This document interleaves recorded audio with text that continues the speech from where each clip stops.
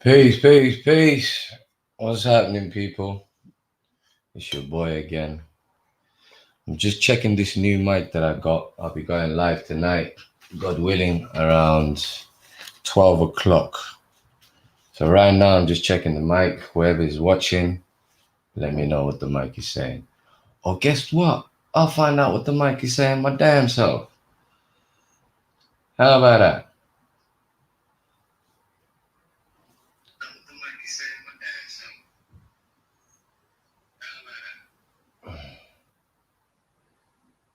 Well, uh,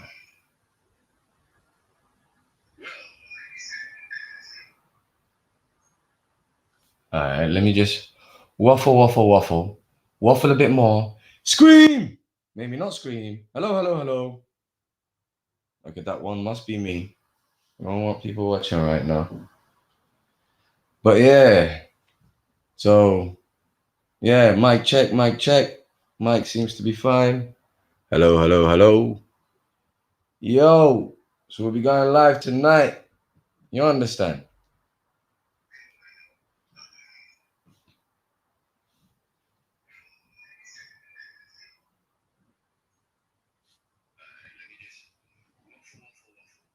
Waffle a bit more. Scream! Maybe not scream. Hello, hello, hello. Okay, that one must be me. I don't want people watching right now. But yeah, so yeah, mic check, mic check. Mic seems to be fine. Hello, hello, hello. Yo, so we'll be going live tonight. You understand?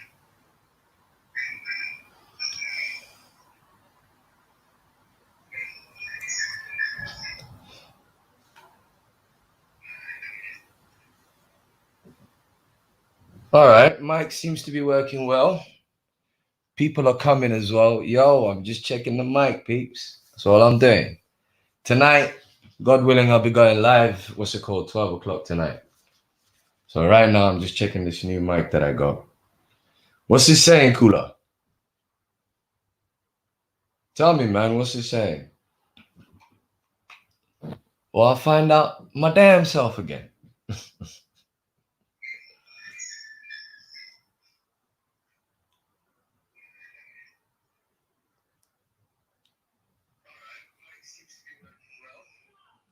People are coming as well. Yo, I'm just checking the mic, peeps. That's all I'm doing.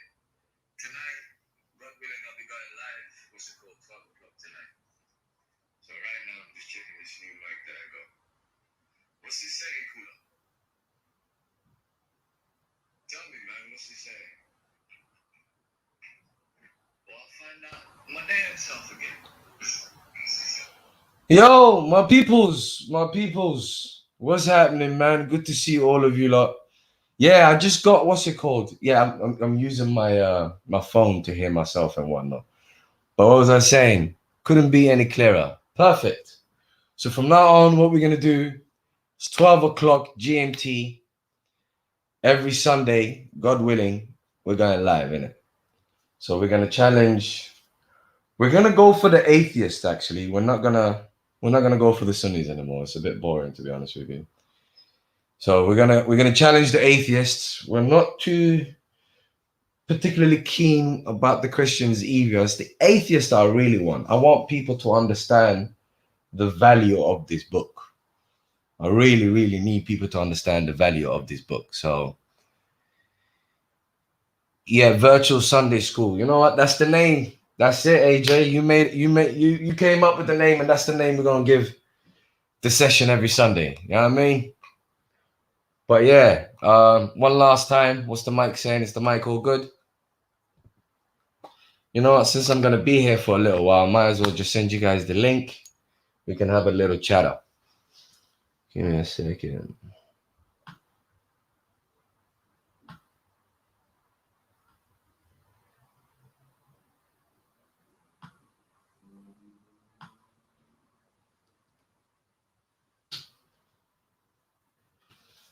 All right, there's the link, peeps. Jump on.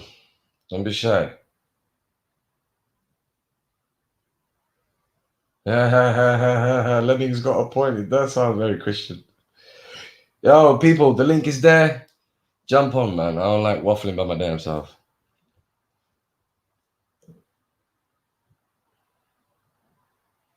But yeah, as I was saying, the plan is for people to really understand the value and potency of the message of God, because it's been covered up, it's been clouded with other stuff. Lemmings in the house. Hey, peace, peace, peace. How you doing, brother? Peace, peace, peace. What's happening, my bro? I have no idea. Good to hear from you, man. It's been a while. How you been? Yes. Yeah. It's this and that. Are in personal things, but yeah, it's good to see you, man. The Yeah, others also, well, good to see you, man. It's been quiet for a while. I don't know if it's been personal things and all that, but yeah, it's good. yeah. I've been busy, Alhamdulillah. man. I've been busy, but I'm here now. I've got You're the only one. Everyone's been I'm, busy. yeah, I'm here now. I've got a lovely mic. So that's it now. It's game over. Oh, our friend Cooler's here. We'll let him in as well. Cooler? Cooler's in the building. Man, Maverick, it's been Yeah. a minute. What's happening, You Cooler? hiding, Peace, you peace, my hiding, brother. How are you you? hiding, man. How you doing, my bro? I'm good, bro. How are you? Alhamdulillah, I can't complain. Let me introduce you Stop to my hiding, though, innit? let me introduce you to my friend, the Lemming over here. Lemming, Yay. How are Cooler. you? Good. How are you doing, Cooler? Hey, Oh, listen, the echo. There's an echo. Get rid of it. There's me? an echo. Yeah. On your Oh, no. phone. It's because he has his phone. Who, me? Yeah, I Yeah. think it's from you. No, my mic, my phone is switched off. My phone is okay.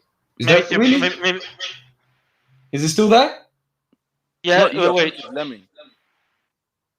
Me? Oh, maybe Is it's it me. me? It's not me. Oh, no, I think it's you. Okay, it you know me? what? Why don't both of you mute? Guys, 1 second. Both of you mute for a second and then hear me in it. We'll check if it's my mic. Yo, mic check. 1, 2. Is there any echoes? No, but your mic was lagging. Huh? Your mic was lagging. Kala, your mic was cracking for whatever strange reason. It was cracking. Yeah. Oh, fuck. Really? No, it's good now. It's good now. I think No, it's good now. It's working good now. but It's good now. Carry on. What's the topic today, Mr. Maverick?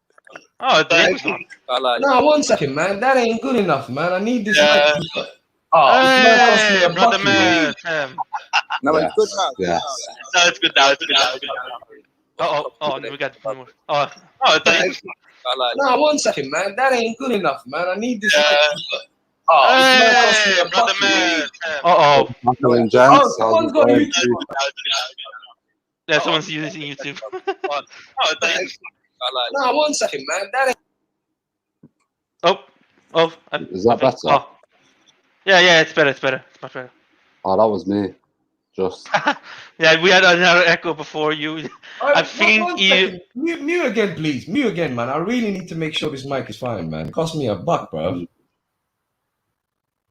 Is it Yo, mic check. What's it saying? Huh. Yo, No, why is your mic cracking? No, I think it knows what's going on. When we mute, your mic cracks, but when we do not mute, it's no. And right now the echo's gone. Now the echo's gone. Yeah, it's it's okay. I gone don't think it's your mic, Maverick. I don't think it's your mic. It may be one of us. Maybe it's me or Kulub. I don't think it's your mic since it's brand I'm new. using my phone. I don't have a mic. Oh, that Kev explained it. But now the echo's gone. It's gone. It's gone. Don't worry, guys. It's gone. Check the beloved Maverick. Let me hear you talk back today. in. I want to hear your khutbah. What? Wait, Kula, are you from North Africa or? I'm from a place which don't worry about it. I'm from Somalia. بس Listen to Arabic. this, Maverick. Carry on, let's start. I want to hear you talk today. I thought you was coming out with some Arabic khutbah. Yeah, khutbah is universal term for like a lecture. Yeah. Oh yeah. Wow. So obviously Maverick's got us gathered today for a TED talk. He's talking Yeah, he about wanted. atheism. Yeah, he wants to. Atheist. If I checked his YouTube stream description. What it's about? It says about something about Masjid, and he apparently wants to also tackle some atheistic arguments. Nah, did you know that Maverick is a supporter of Israel? Have you looked? Did you not know that? What? Yeah, ask him. He's pro-Israel. I'm not, but I want to go in. I do not want to go into that.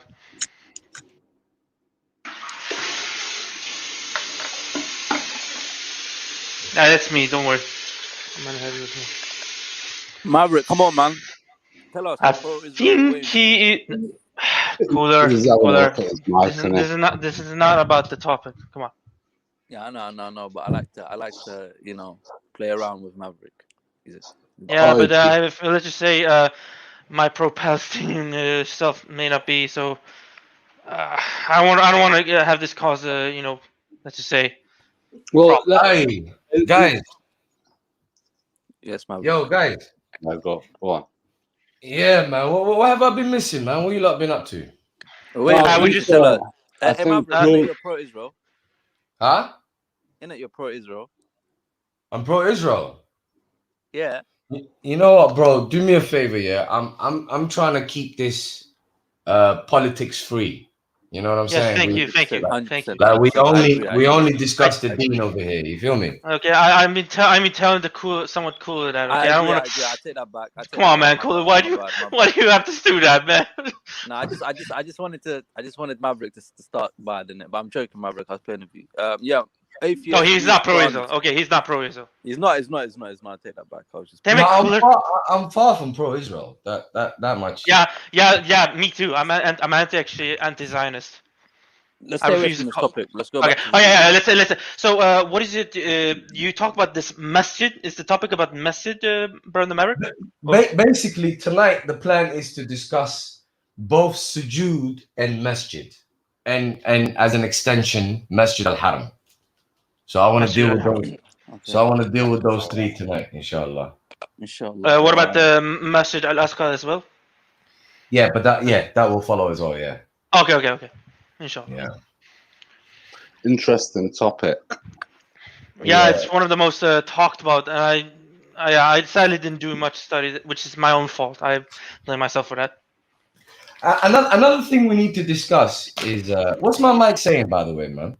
Good, man. Carry on. That's good. It's good. Go ahead. Yeah. What's it called? Yeah. The other thing I wanted to discuss is Sunnatillah and Sunnatil Walid. The way you of got Allah hard and way topics of though, man. the These are hard farmers. topics. Yeah. Oh yeah. But you know what? It's good to tackle these because I think since right now, right now I think I noticed the topic of between the so-called Quranists. I don't like the term. I just simply call myself Muslims, but I noticed it's getting a lot of heat recently. Well, it's getting a lot of heat because people are getting worried, isn't it? If people weren't worried, it wouldn't get heat, would it? Like there'd be nothing to worry about. Yeah, no one's worried about Scientology. Exactly. No one's worried about Hindu, whatever that religion is called, or Sikhism. Hinduism. Yeah, Hinduism or Sikhism. No one's worried about them. Or Hinduism. You see what I'm saying? Yeah. Or even Christianity. Or even Judaism. Like the only thing that there is in this world that can be taken serious is the Quran. Yeah, well, I second what you were saying before, Maverick, about when it comes to dealing with things like sectarians and these other people in religions. It seems to be not a fruitful conversation. No, I agree with you. End up like an argument rather than trying to study and learn.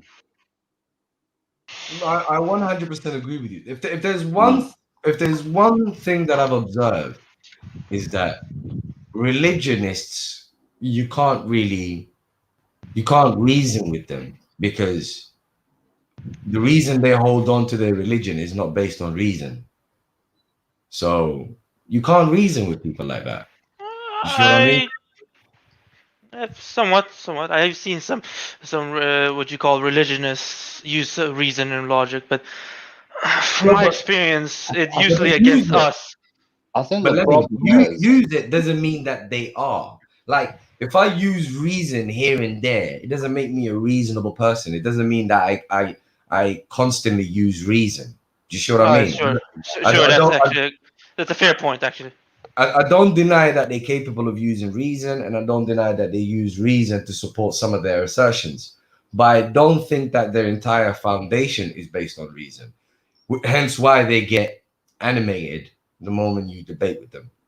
yeah. Which is why, really and truly, the people I want to challenge, and when I say religionists, I'm not just talking about the Sunnis. I'm talking about the Christians as well. It's pointless. Like it's pointless. This is why I'd rather deal with the atheists because they claim to be rational people. So since they claim to be rational people, what I simply want to know is A, how do they rationally come to the conclusion that the universe doesn't have a creator? Or B, how would you come to the conclusion that this Quran cannot and indeed did not come from the creator? That's all I want them to do with rationally. Yeah, I notice how they use rationality and logic. And this is not to be like, demeaning or anything, but I notice from my experience, and this is from my experience only, and I'm not going to say that to every single every one of them, and I will apologize if I did. But I noticed in the internet, especially in the internet, they love to use reason and logic, like their own. How should I put this? Brand or something. I don't know, because I can't help but notice they tend to use that a lot in their discussions and all that, or the And I debates. really want to take that away from them because for an atheist has absolutely no right to claim to be reasonable. Like there's no reason or rationale behind their assertions. Absolutely none. There's Yeah, no when I reason when, for reason. Huh? There's no reason for reason in atheism. Even worse. Even worse. I couldn't put that any better. Like I hope. and I reckon the reason atheism has really, blown up as much as it has, and the reason so many people are claiming to be atheists is because they're confusing being anti certain religions or disagreeing or not being convinced by certain religions. They're confusing that with, oh, there is no creator. They throw the baby with the bathwater. Most of their beef is really certain religions. Yeah. Do you see what I mean? Yeah, I can't help but notice many atheists, especially the new atheists, not all of them, tends to be very obsessive with it. Us Islamic, Deen of Islam. I just can't help but notice that as well. Yeah, but that's because the new atheists, they only find us challenging. They don't find Christians challenging. Jews are just on there with chosen flex. The only ones who proudly stand up and say, look, there is a creator are Muslims. So atheists feel like, you know what? These are the people we need to take down. You see what I mean? But what my issue is this idea that atheists are rational. That really bothers me, and it should bother any sane human being because their claim is literally insanity. Could you explain how so? Well, one Okay, argument I heard. Okay, so you have to. So. One argument I heard that I might be paraphrasing, but it's how the phrase works for me. But I heard Jordan Peterson say that we behave as if God exists. Yes. So when people are looking for proof and they're saying like, "Oh, where's the evidence?" It's like the evidence is existence, and how. Ahmed, I'm glad that you mentioned that because when they ask me, "What's your evidence for God?" I always put it back to them. What will you accept as evidence? They don't have they don't have a particular, you know, direction of discourse that they would accept as evidence. They don't. Like if you ask them, what do you accept as evidence? Do you want empirical? Oh, but the fact that things make Like, are you sense. supposed to see God? But the So what did you say? the fact that they're looking for sense, the Yeah. fact that they're expecting that Yeah. someone is capable of making an answer in any topic, not just in this topic, but if Yeah. any topic can make sense, if I can explain to you gravity or Newton's law, any of those stuff to make sense, it just Yeah. shows that there's some form of order and things are put are they have laws, so that, you know, without causation, why would there be anything that falls into order? Or I agree with you, bro. But I think you see that sort of reasoning goes over the heads of most of them. Like you gotta remember, most atheists aren't really that academic. So I think it's gotta be put simpler. Like I get what you're saying, but that's more in line. That's more debating with people who have some sort of philosophical training. yeah, Yeah, they would. I think I noticed some would use this claim of illusion of design, whatever the atheists use. I heard about this. I think this was from Richard Dawkins. Have you heard of this? we have to use design. So I couldn't just make a sentence up out of random words and then we then make sense of it later. That's not how creation works. It's not creation, like things weren't just lying around and they just fell into order. Out of the blue. Yeah, out of the blue, everything is just the way it is. But Because this it is felt what they're like willing it. to. This is what they're willing to entertain these days. I find it amazing. To be honest with you, another thing I find amazing is, you know how they constantly talk about faith and they say, "Oh, you have faith. We only deal with proof." Blah blah blah. How often do you hear atheists say science will figure that out in the future? Is that not faith? Yeah, in a way, yeah. Besides, No, no, what no. does That's not in a way. It is. yeah, but what does faith mean? That's what another question needs to be asked. What does that mean? I see you. I see what you're doing there, but Yeah, they're I'm not just in. gonna. They're Okay. not in a position. They're not in any position. That's what annoys me. Like, how did they become so popular? No, but why would one want to be faithful? You know, like if we're just gonna die and that's the end of it, then so be it. But you know, Oh, Ahmed, did you listen I'm to the? inclined. No, I didn't. But I'm inclined to come to the conclusion that justice will be served. So, for example, if atrocities happen in the world and there's people gaining off other people's suffering, at the end of it, it's not just going to be that's the way life was for them. I feel that, you know, if children are murdered, there'll be justice served after that. We don't have to do the justice ourselves. Like literally, it's going to happen. We should try and make the world a better place, but we shouldn't see ourselves as, oh, we have to make justice, otherwise that person won't be punished. They're just going to get away with it. Because why wouldn't I see myself as someone who could get away with it? Exactly. It also seems to tends to be very critical against this intelligent design. What are your thoughts on that, Brother Maverick? Have you done? Okay, my thing is this. This is the one point they cannot avoid, and that is, for every effect there's a cause. We already know that. Yeah. Yeah. We already know we cannot fall in infinite regress because we wouldn't have anything.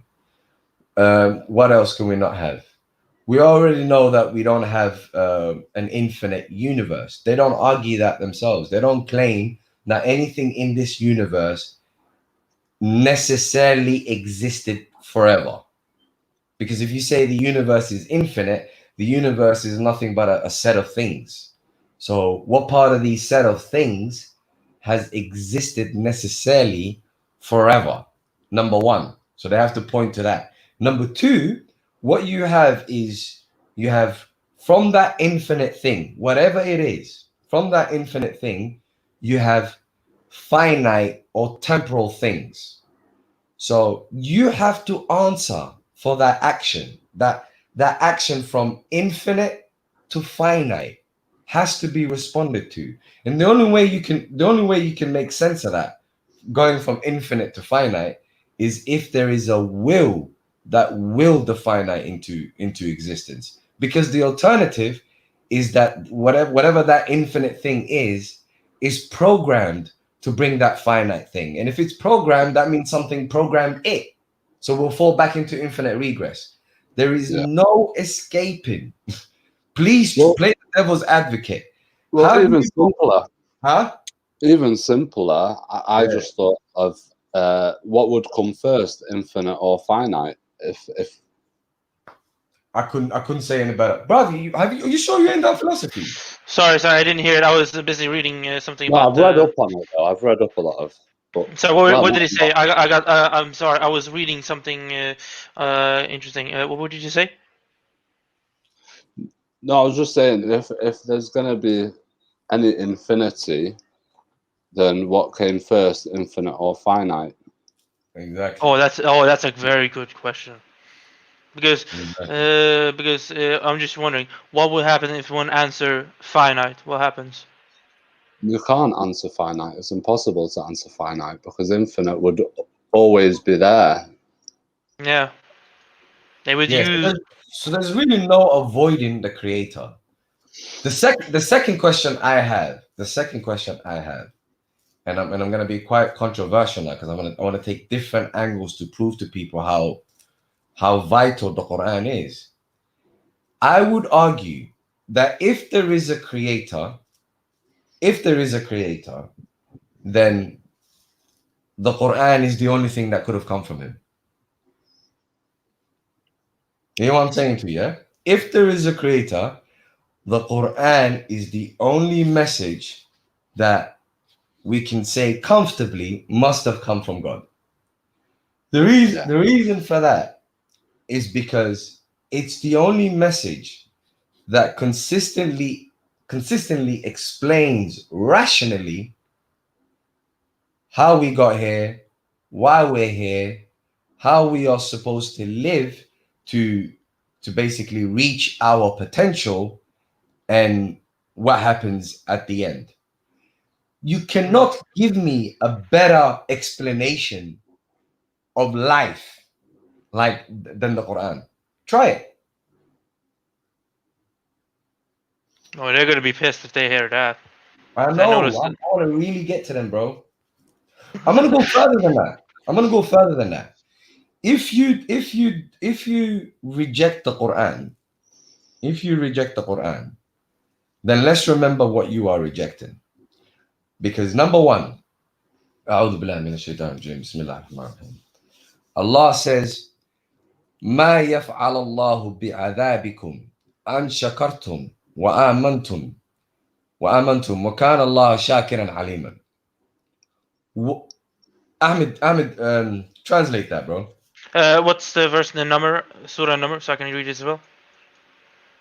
I should remember it.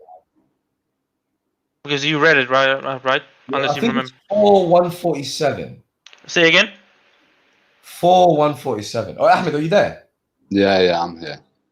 Translate it for him, please, bro. Pulling it up. I'm not that quick with the Arabic. 147, yeah. I can tell you. Okay. What will God God do with punishing you as long as you are grateful to him and you trust in him? He's very thankful and knowledgeable. Yeah. You understand what I'm saying to you? As long as you are grateful to him and you trust in him, what will God do with punishing you? You understand? وَكَانَ اللَّهَ شَاكِرًا عَلِيمًا. God is shakiran, appreciative. Aliman.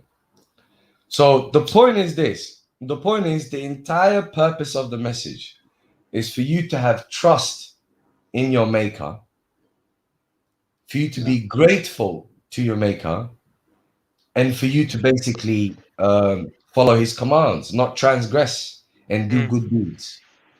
You understand? So to have a problem, and then what happens eventually is that on the hereafter, you are rewarded for your Good. gratitude, basically, for being good. And you and also doing righteous deeds. Don't forget that. It's very Yeah, important. that's what I said, deeds. Oh, And okay, okay, sorry. you're rewarded for your deeds, and what's it called again? You're punished if you was a horrible person. Yep. Now, to have a problem with that message, you have to have a problem with A, gratitude, and B, justice. Yeah. Because what else was there?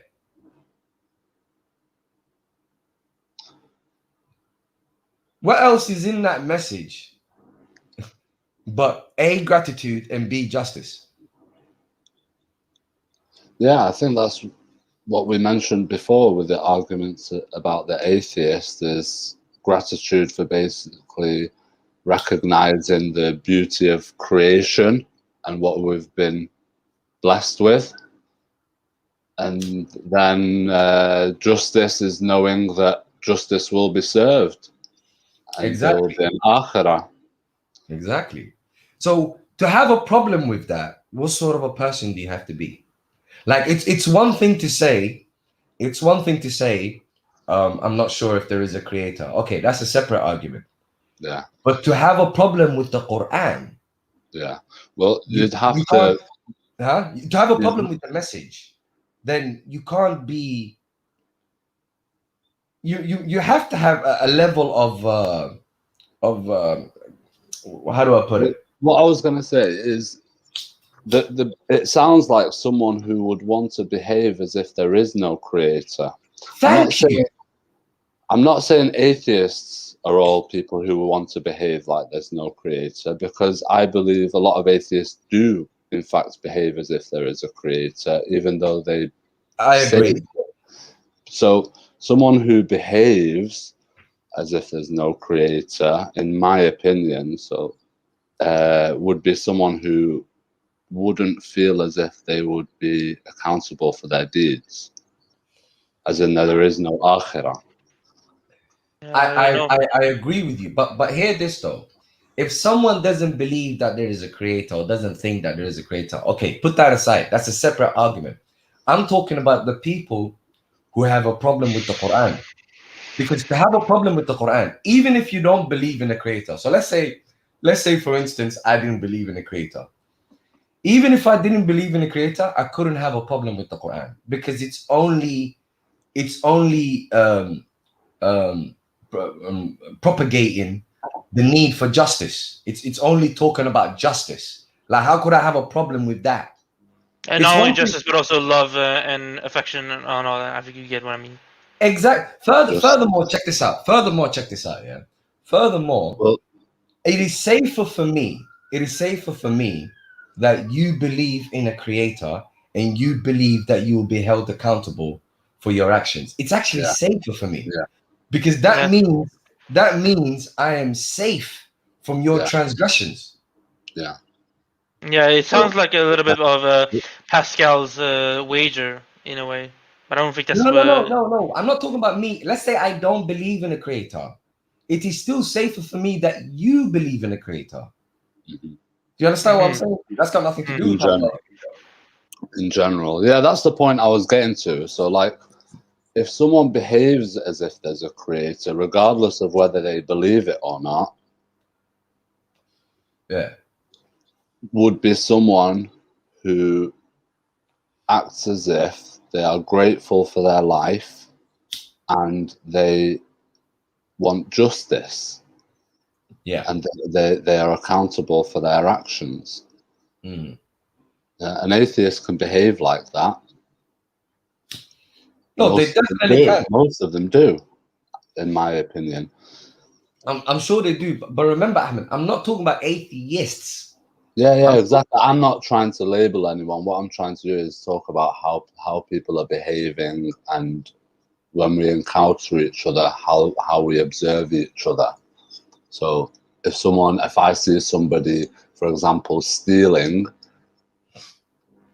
then obviously, on the face of it, stealing is something that you'll do if you don't think you're going to get caught. Yeah, You're not going to steal if you think you're going to get caught. So that person is behaving as if they're not going to be held accountable for that action. agree. Because if we knew we were going to be accountable for things, then we know we have to pay for everything. There's something I have to give in order to receive. Indeed. Word something he said something very interesting. He says, "Some will be able to see and appreciate the evidence and signs of God. Some won't, regardless of how much you point to why."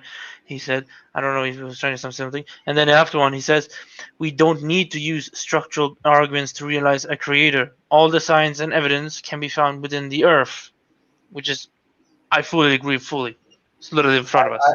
I also agree, but here's the thing, Lemmy. I'm taking a new angle. Like, I want to basically two-pronged angle. One is the necessity for there to be a creator. So that's one argument. The second argument that I really want people to understand is let's just assume we're atheists. Let's just assume we don't believe that this book is indeed from God. At minimum, if people are intelligent, the minimum they have to acknowledge is that philosophically speaking, this is indeed a great message. Because the message at the end of the day centers around three things. One, our origin and where we're going to end up. Two, gratitude. And three, justice. Now, as atheists, okay, we might be like, we don't believe in this story of our origin. However, philosophically speaking, I still have to acknowledge that it's a great argument. Like, where is the argument against? I haven't found one so far. Well, can I put something to you? Because Yeah. it's something that I've been thinking about. Yeah. I understand. Right, so I'll just put it to you and then I'll explain after. Okay. So do you think every human being should accept the Quran if it was presented to them? I think every rational. You asked me a very tough question there because at the end of the day, I can't ignore the fact that there will be people that are going to reject it. Hell exists for a reason. Well, no, I'm not looking. I'm talking about the intention of the book itself, not whether or not everyone will. But I'm saying, should everybody? No, the book also intends to expose those who are really against the message. So Yeah. everyone will basically anyone that is rationally consistent and cares about being, like cares about their conscience, I feel they will. But I don't think you could say that everyone will be rational or, care about their conscience either. Right. Well, the reason why I asked is because from my understanding through different parts of the book, I felt like it was intended for certain people that were able to achieve certain understandings, because I think it's a book that's sent for people to be able to understand it over time as we develop as societies and new problems come up. I think it addresses more specifically for people with knowledge. Yeah, exactly. Well, the people that are able to access that information through introspection and receiving inspiration, like I think Allah's Well, I agree with you on that. contact with all of us. Look at Surah 3, verse 7. Your point is actually somewhat supported in Surah 3, Right. verse 7. Well, I had a conversation with someone a few months ago, and I was saying, look, if you meet a heart surgeon or a brain surgeon, do you think that person's going to have enough time to study the Quran and come out of all the understanding? They've got other studies to do and brain surgery and lives to save. Well, actually, let me just say this. I think the Quran has been made to be difficult or sophisticated or whatever. But I don't think, you see, there's a reason the Quran mentions the age 40. Now, I do agree with you that in time we are supposed to develop and, be introspective, and then also, and in time we start to understand the Quran. I do agree with you on that, and that's probably why it mentions the age of 40. However, I don't think the Quran is too difficult to understand for anybody that wants to understand it. Because at the end of the day, number one, we're talking about 114 chapters. It's really not, it's not rocket science. And second, we're talking about a very consistent message. This is why I want to discuss the Sunnah of Allah. Because once you understand the Sunnah of Allah, and you understand the Sunnah of the previous people, Sunnah of the ancients, you pretty much understand the whole Quran. Yeah. So now I wasn't trying to say that it's too difficult to understand from a textual perspective. I meant an implementation of the text. So what it actually means to societies. Whereas an individual reading it, yeah, definitely. Most people, as long as you can read books and understand books, you can pick up the Quran, and that's a really good book to read, and you'll get guidance from it. However, to make it relevant as a book for society, I don't think it should just be. I don't think that it should just be taken from everyone and what everyone thinks is the usage of the guidance.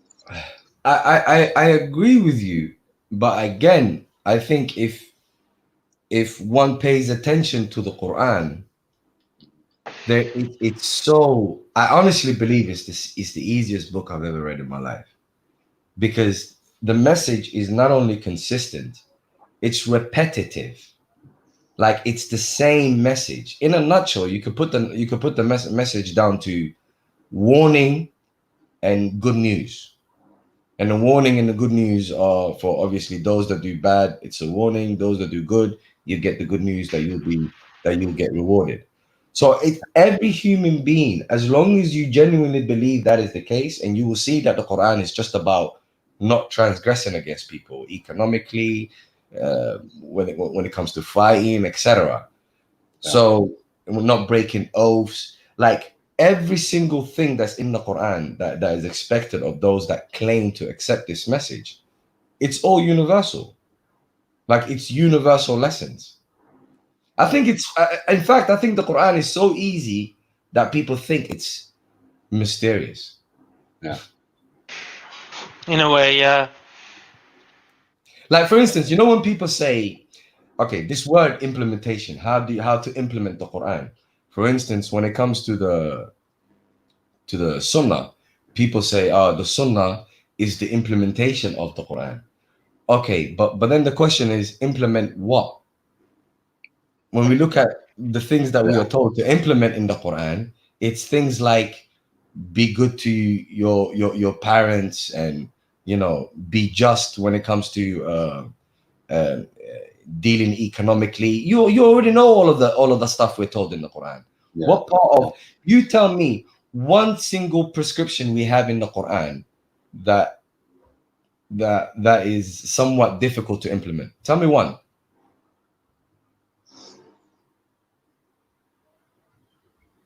Right. So the implementation side of things I meant was on the side of implementing, as in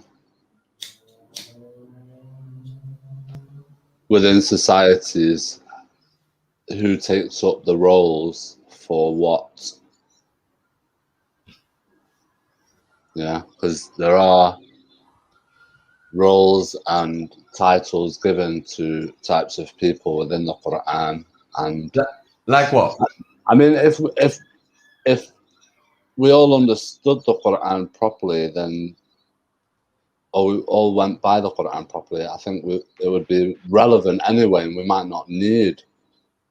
But as we said before, the way it has been is that the understanding of it has been getting better, at least during my lifetime, I feel, and maybe a few generations before, because through history there was a lot more war, and now there's a lot less war, and there's more peace, which I feel is the intention of what the Quran is to do. Oh That's yeah, the but whole there's point. That's the whole So, point of the Quran. yeah, Is yeah. to create peace. So if we Yeah. look at how, when I meant the implementation, we'll come away from Islam and the Quran, and I'll explain rather in society and how we can understand in today's world. So we understand that things aren't perfect in societies. People have problems with things like religions and politics and the way societies are structured. So it's getting better, but it's not perfect. And the best changes, or the most drastic changes, are made by a few people, and those people who are like what could you say? You know, like the likes of people who made these big movements in societies. You know, my mind's going blank, but you know, like Martin Luther King and No, but even Einstein, what he did to science. It's a small number of people who implement a change for a majority of people. no, but see, the Quran is not like an ideology.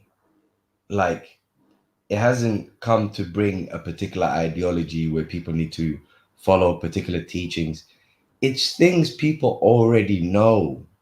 Yeah, Like, that's why I said that's why I made the reference to society, because it's exactly what's happening now. Like, so when it's saying about the people of knowledge, the people of knowledge are becoming more powerful now. let me So give you an example. the kings and queens have less power now than they did 200 years ago, and people in science have a lot more power now than 200 years ago. So I'm not trying to say it's only Islam and only Quran. I'm saying this happens regardless. Yeah, I agree. I mean, this is what I was gonna say. Let me give you an example. Here in the UK, for example, Okay. like if we look at UK law, much of it follows the dictates of the Quran. Mhm. Much of it. Like, obviously, you can't defraud someone, you can't cheat someone, you can't murder. All of those things are already there. Do you see what I mean? Yeah. Now,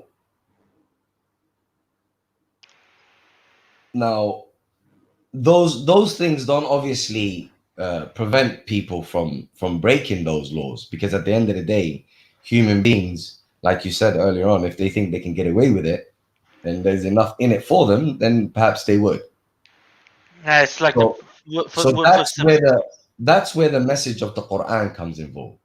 It's society. You can make whatever, all kinds of laws. You can make all of the laws in the Quran. You can implement them. But at the end of the day, I, as a human being, if I choose not to be conscious of the fact that God sees me, then I could still break those laws. Do you see what I mean? Yeah. So it's a society message and an individual message, but it's more the individual that upholds the message of Islam.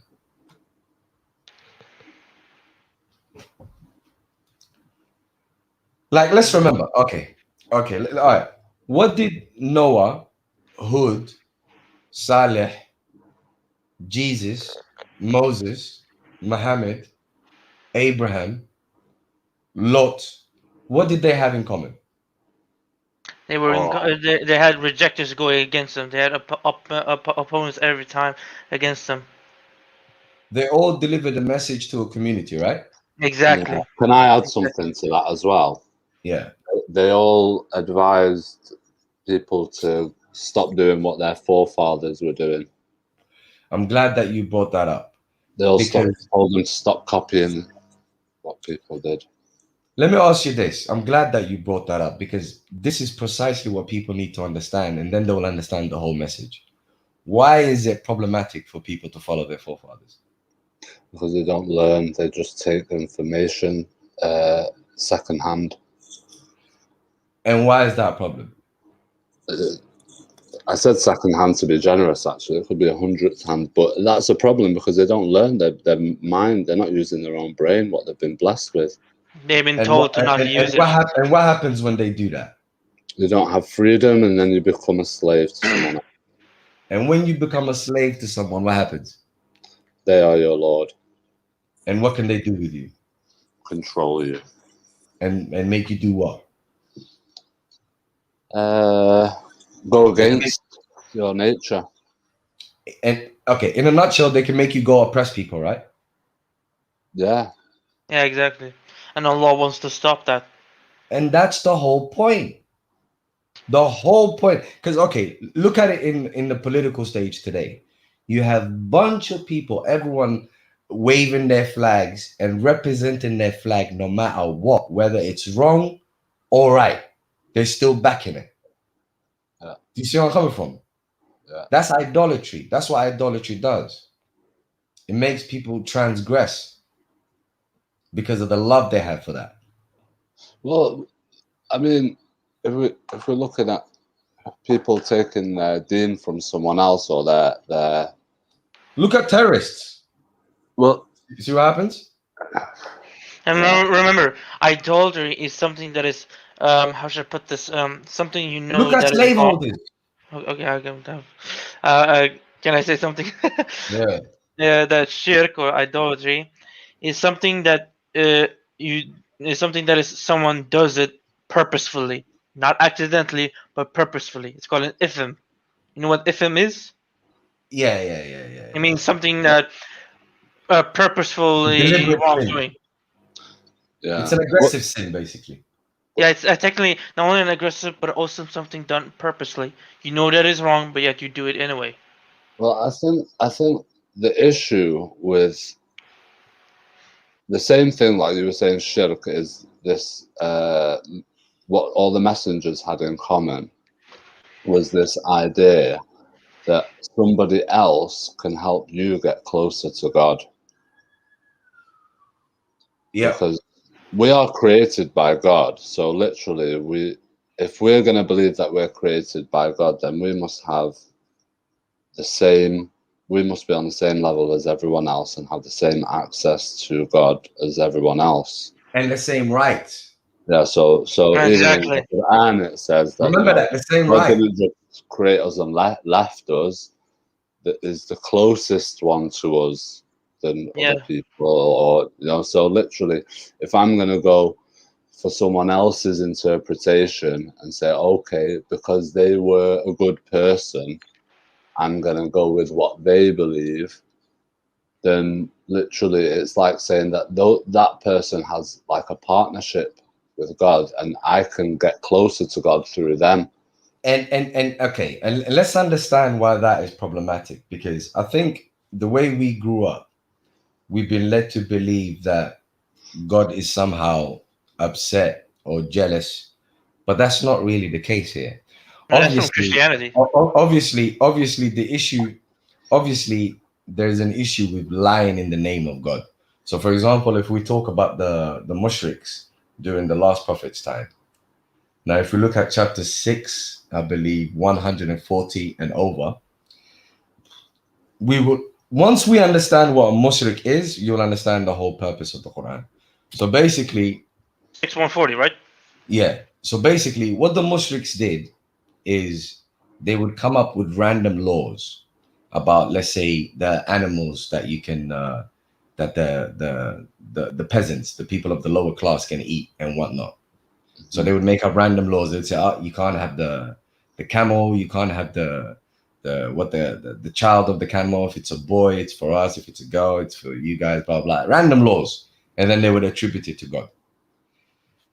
And also they would say God's angels are females, whereas they would be upset if they had daughters rather than sons. But they had no problem attributing it to God. Now, the reason that's an issue is, understand, if you take God out of the picture, us as human beings, there is nothing that makes us equal. The moment you take God out of the picture, there is nothing that makes us equal. It becomes a survival of the fittest. There is absolutely, I have no incentive to be just towards you. Yeah, exactly. I hate survival of the You fittest. understand what I'm saying to you? I really hate that philosophy. I really hate that philosophy. So wait one second. So the moment you have some charismatic men, yeah, the moment you have some charismatic men and they tend to convince me bullshit and they attribute it to God or whatever, or I see them in that kind of godlike, in that sort of status, then not only do they oppress me by giving me random do's and don'ts, but they can then use me against other people. This is what we see today. If we look at nationalism, racism, if we look at all the isms there are, what are they? It's just people trying to convince themselves that they are better than others by oppressing those others. Do you see what I'm saying? Exactly. Or convince them to go against them. As soon as a person feels that, like you said before, God's out the picture, and literally whoever has the power is the Lord. Yep. Whoever, like in this country, it'll be the state will be Like the Lord. for example, in North Korea, that's a good example. Yep. Or, for example, in a religious aspect, people would say, "Oh, I'll go to a masjid and speak to a sheikh, and that person will be able to get me closer." It's like I've got respect for people with education who have dedicated themselves, and I'm not saying that going to a sheikh is a bad thing, but it's not the place that's going to get you closer to God. No one's going to get you closer to God, but at the same time, anyone can get you closer to God. So it's not specifically a certain person. It's the fact that I'm interpreting through my life that God has blessed me, what God is showing me.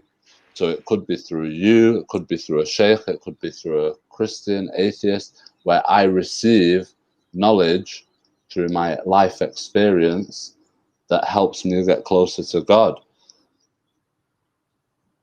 Whereas the point is, the moment you take God out the picture, you go to a mosque, or you put man in that level, then you are, you're subject to that man.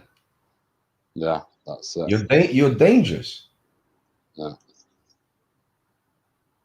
I mean, think about it. You show me today, and you can't even blame them, because if you take God out of the picture, how else would human beings identify themselves other than competing with you and going, yeah, I am the person that's better than you? How else do you expect them to get some sort of identity? This is why people are so egotistical.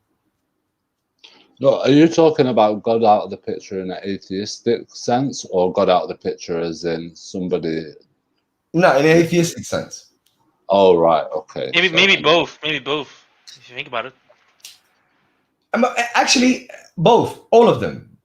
Because the point is God and Judgment Day. That's the point.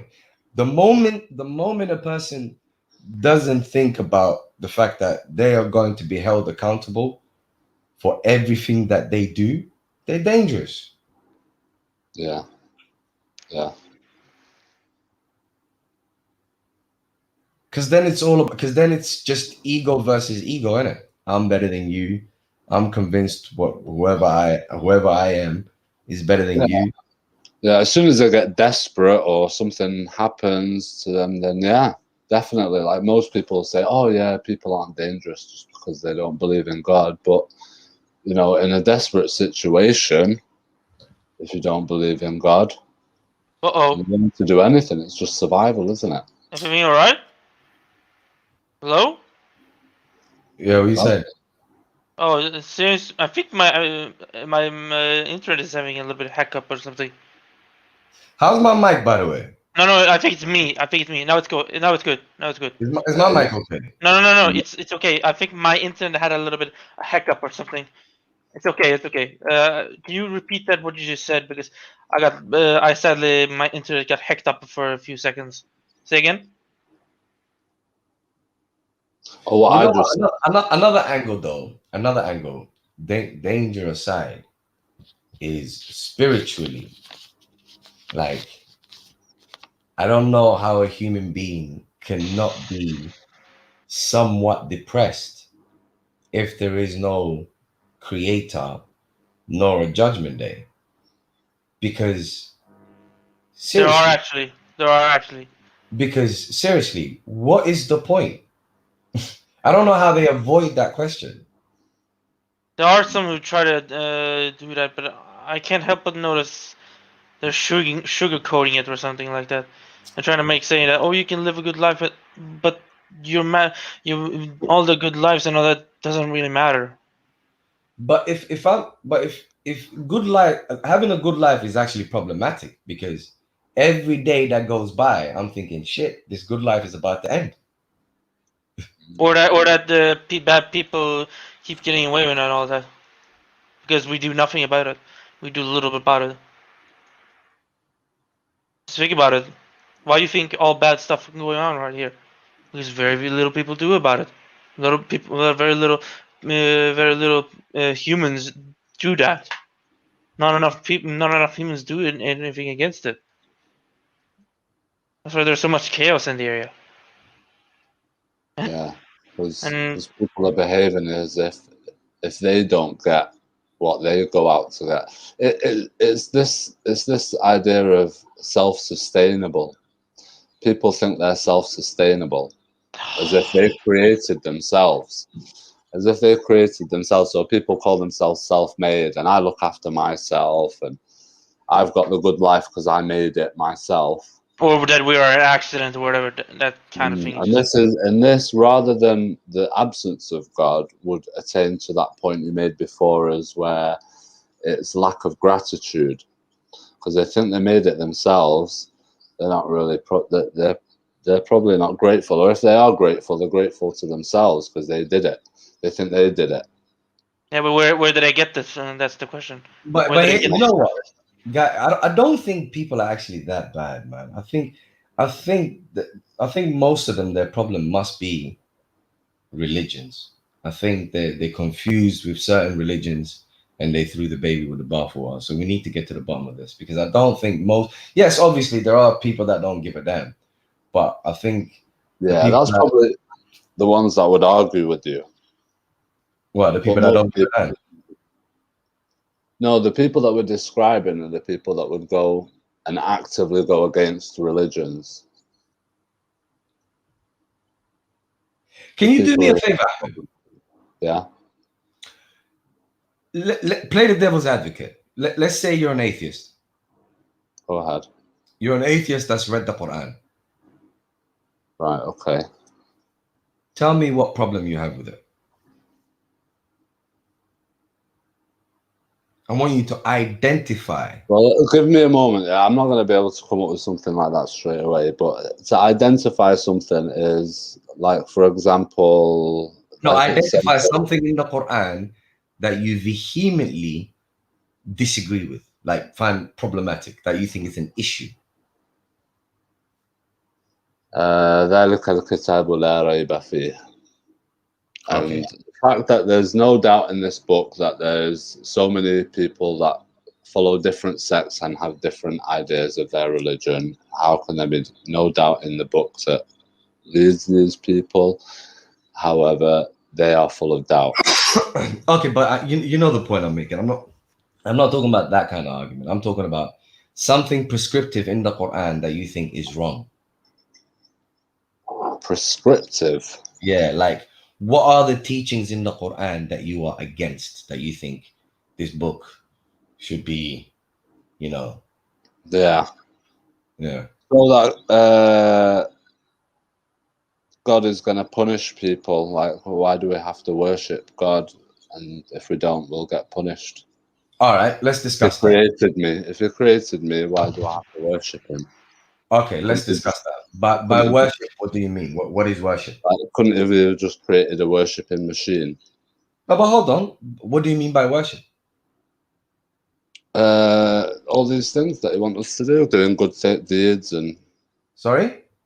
like doing good deeds and Okay, what is a good deed? Allah and Wait. One at a time. Let's discuss. I'm What saying is a good deed that as you in found? what the Quran says. Okay, give me an example of a good deed that you think no one should do this. Like, what is a good deed that you think is wrong? Like, why do I have to feed the poor? Why do you have to feed the poor? No, I'm trying to be a devil's advocate. Wait.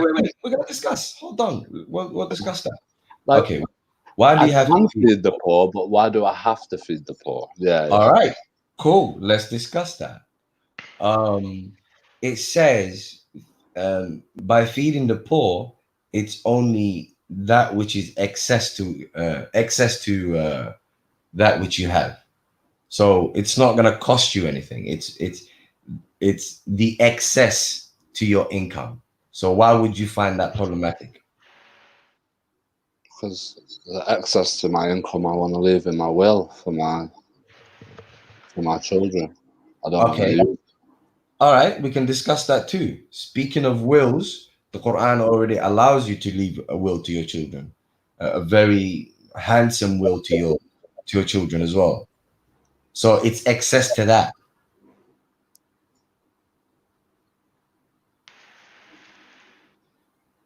So it's dictating to me what I have to leave to my children. No, it's telling you that you can leave a will to your children. You should leave a will to your children. Do you find that problematic? Do you saying you shouldn't be told to leave a will to your children? No, just that I should be controlled. How I don't know. Like, why are there rules? Like what? Like, leave a will to my children. Okay. Do you find that problematic, leaving a will to your children? Like, I see loads of holes in this. I'm sorry, I might be making a bad devil's advocate up because No, but I'm glad. No, you're not making a bad devil's advocate, because notice the absurdity of the arguments people have to come up. Do you see? Do you see the absurdity of the arguments people have to come up with to have a problem with the Quran? Like, people have to say things like, "Why do I have to feed the poor?" and "Why do I have to leave a will to my own children?" Yeah, that sounds so bad. That makes me look like bad. I mean, I was cringing at myself. I was cringing at myself, honestly. No, but do you see how messed up you have to be? Yeah. And they don't want to. They don't want Like, to. they want to live in a jungle. If you don't want to adhere to what the Quran's advising us, literally, we should just. You know what? We should get that. Honestly, that should be what we should ask them. That's our question from now on. What in the Quran do you have a problem with? What part of the teachings in the Quran can any sane human being have a problem with? They would say, "Oh, the killing and all that," but here's the problem. Well, all right, let's discuss killing. Killing who? They would say, "Oh, why do you think that the Quran says that it's just to kill the non-believers?" But if you look at the Quran, what does it say?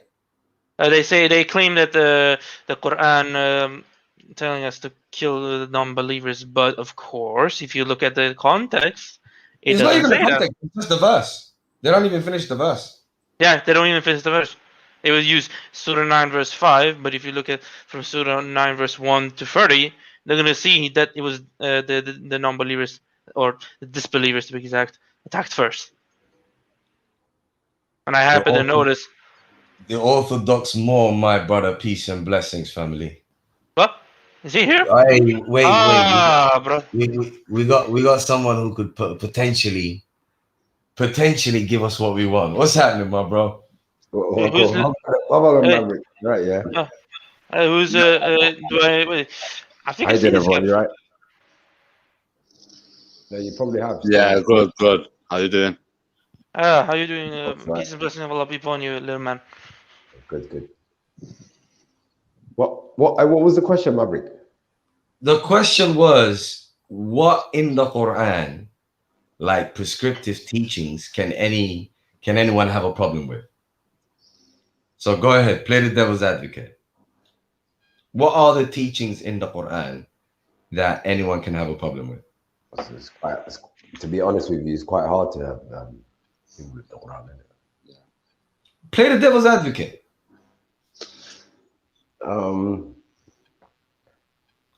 There's a couple things in it, like Juj and Majuj behind the wall. No, I said prescriptive, but well, okay, I can give you the Juju Majuj. Juju Majuj, basically. All right, okay. There's this thing called the Sunnah of Allah, where Allah Subhanahu wa Taala, Allah has two ways to deal with a society when it goes messed up. Either A, He sends another society to go at war with them, or B, He destroys that society using nature once they don't accept the message. So Juj and Majuj was simply a tribe, if you like, that were bothering this other particular tribe. And then this other particular tribe asked, what was it, Dhul Qarnayn, to put a barrier between them. The barrier was put in between them. However, them coming back is not them as in like, you're thinking Juj and Majuj as in two individual creatures, but it's No, I understand. Maverick, Wallahi, I understand that it's like it's meant to be a tribe, so they're actual human beings, yeah, that will act in a certain way. They're just aggressive, basically. People. Yeah, aggressive and whatever, but they're not animals. They obviously the hadiths make them out like they're just anti-peace. The Quran is simply about people for peace and people anti-peace. Peacemaking. Now, what I meant is like the point I'm trying to make is like obviously in the Quran you don't have the reason why I can't ask you like the reason why I can't have that much of a problem with the Quran is because with the Quran it doesn't really like I don't mind, you know, if someone's a Quranist, I don't mind because the person is not going to be violent or he's actually going to add to society and be a better person. Like the Quran makes you a better person. But like there's only like little small details, like for example, that when I said the Juj and Majuj, what I meant by that is like we've got all this technology now. We should be able to see this so-called wall that's been built, but it's nowhere to be found. We've got all these satellites, you know, like before, okay, but all right. This is what I was gonna explain to you. Check this out. Okay. Check this out. Okay. This so-called wall is not a wall that's gonna be there forever, my brother. Yeah, I never said that. I don't think it never said that. And the thing is, like, see on the end times, when everyone dies, the most evil of people are going to be revived. You see what I'm saying? They're going to be resurrected. They are going to experience the end times, basically the whole moon splitting and all of the disasters that are going to happen in the end of time of the universe, including those aggressive tribes of Juj and Majuj. You understand? So, in a nutshell, in the end time, the most evil of people are going to be resurrected, and they're going to experience basically anarchy, and they're going to experience the end of the universe. So that's what it's about. Now, what I meant is like that because obviously Juju and Majuju are so many. Like apparently there's so many of them that when they do come out, they're gonna be like taking all the water. Basically, like just going to be like apparently five to each person or something like their population is a lot. I think you're like the Quran only mentions Oh, yeah, Juju I'm and adding the Juju hadith. twice. I'm adding the hadith. Yeah. Yeah, I'm adding the Look, hadith. See, this is where it gets forget hadith for a confusing. This is where it gets confusing. No, it gets Listen, no. listen. Believe Maverick, Forget. it gets Okay, confusing. wait. Listen. Think about it this way, yeah. Think about it this way. Okay, reason with me. Do you think good people are going to experience the end of times, like the universe literally finishing? Yeah. I suppose, yeah, because Why? obviously, because he says meant to come and save them. Again, you're adding hadith, my brother. Jesus is So dead. this is not in the Quran. Jesus This is is dead. not coming back in the Quran. Jesus is dead in the Quran. He's not coming back. He didn't say that. He says that the good people are going to be saved in the judgment day. Yeah, on Judgment Day. I just generally think that there'll be good and bad people all the Yeah, time. that's what I thought. Yeah. Well, okay. Let me tell you because the Quran talks about the end of times. You see, when the Quran talks about the moon splitting, Yeah. you know that's the end of times, right? Yeah. And it talks about And one people of the witnessing, signs. huh? Yeah, one of the signs. Yeah. Yeah, one of the signs, and it talks about people witnessing it. Yeah. The only people who experience natural disaster, as in like from Allah, that is not the natural disasters that we see today. The only societies that get destroyed by nature are the people who reject the message, not the people who accept the message. The people who accept the message, Allah saves them, and then He destroys that society. For example, with Lut, he took Lut's family and his followers. Same with Noah, Noah and his followers, and then he destroys those societies. Do you understand? Yeah. So the end times, the only people that are going to be destroyed are the most evil of people. Yeah, I'm glad. For- I'm glad you mentioned that. Yeah, but sorry, brother, go on. I was just saying that that Lut's people committed horrible crimes. They thought that they committed small crimes, but unfortunately, that is not the case because they have committed serious crimes. There's a verse that confirms about what I'm trying to say. Hold on, I'm trying to find a verse. Apologies, it's going to take time. So you can continue what you're going to say. I'll let you know what it is. Yeah, thank you for that, brother. I was gonna say, until you find that, yeah, I was gonna say, I'm glad you mentioned that as well. That's another thing that couldn't go in my head yet about the Noah thing, about every what do you call it, animal, like in pairs, and it's like it's sort of like the calculation is sort of like impossible. The reason for that, little man, is because again, people confuse the Bible with the Quran. Like when apparently in the Bible, that's like the whole earth. But when the Quran talks about Noah, when the Quran talks about Lot, when the Quran talks about any messenger, it's talking about a particular society. That's it. So it's the society of Noah who rejected Noah. So certain people accepted, obviously. So the people that accepted went with Noah, and the others got destroyed. No, I mean, I'm not even sure. Does it even mention animals in the Quran? I don't think it does. No. I'm not sure. Actually, it says 2 pairs to the boat, but I don't think it says about animals. That technically, if you think about it logically, that could just be what they need to survive since they're leaving the society. And does it say in the Quran that the whole world got flooded? Nah, it's just about societies. So only the land of people of Nuh, because he was punishing the people of Nuh. He never said the entire earth Got flooded. Okay, so the way they make it out is like the entire world. That's the Bible. That's the Bible. I mean, even when they're using Hadith Yuha, they make it out like the whole world got flooded. Yeah, but Allah never said that. They said, "Oh, a bird or something told them when, like, there was land or something." Yeah. By the way, I found the verse I was talking about. Surah 21, verse 74. And pay attention to a certain word. Al-khaba'atha. Al-khaba'atha. I don't know if you can understand what I'm saying, but look at the verse and look for the word al-khaba'atha. It means something that is extremely foul, horrible, like the worst evil thing, or something like horrible, disgusting things. Like it's something very extremely bad, very horrible. What verse is that? Surah 21, verse 74. It speaks about Lut's people and his Lut Yeah, and his yeah. town. They used to do horrible things, extremely horrible things.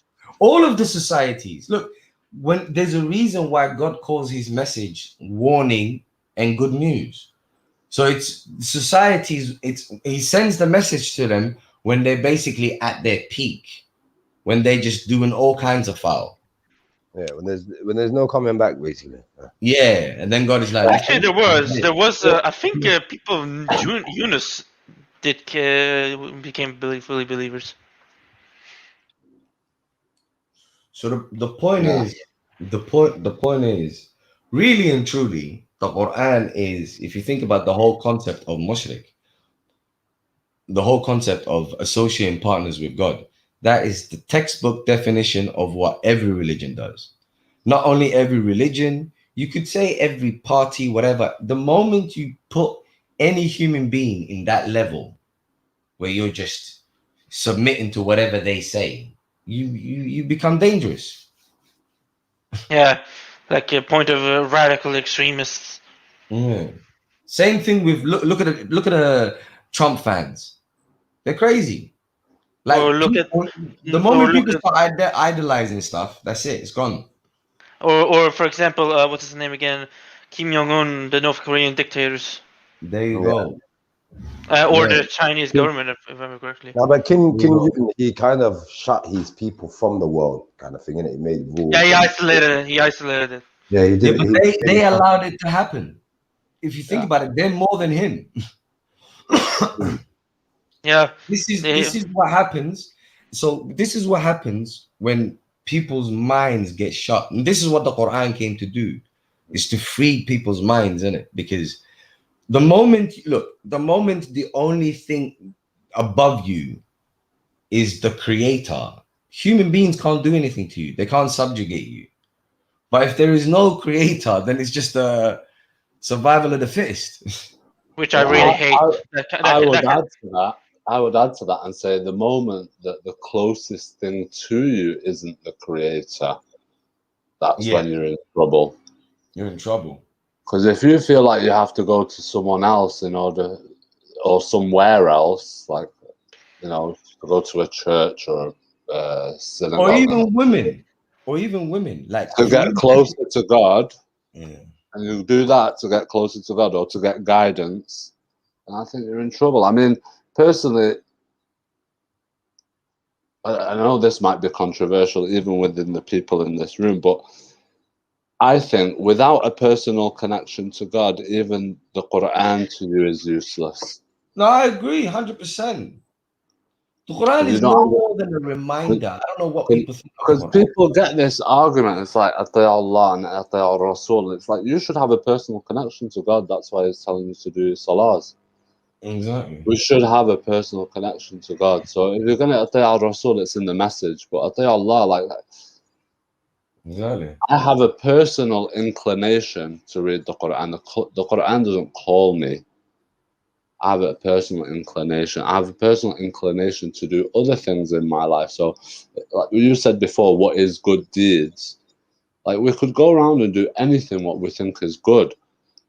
But if we've got a personal connection to God, then we should be in tune to that frequency that we know what good deeds we need to do.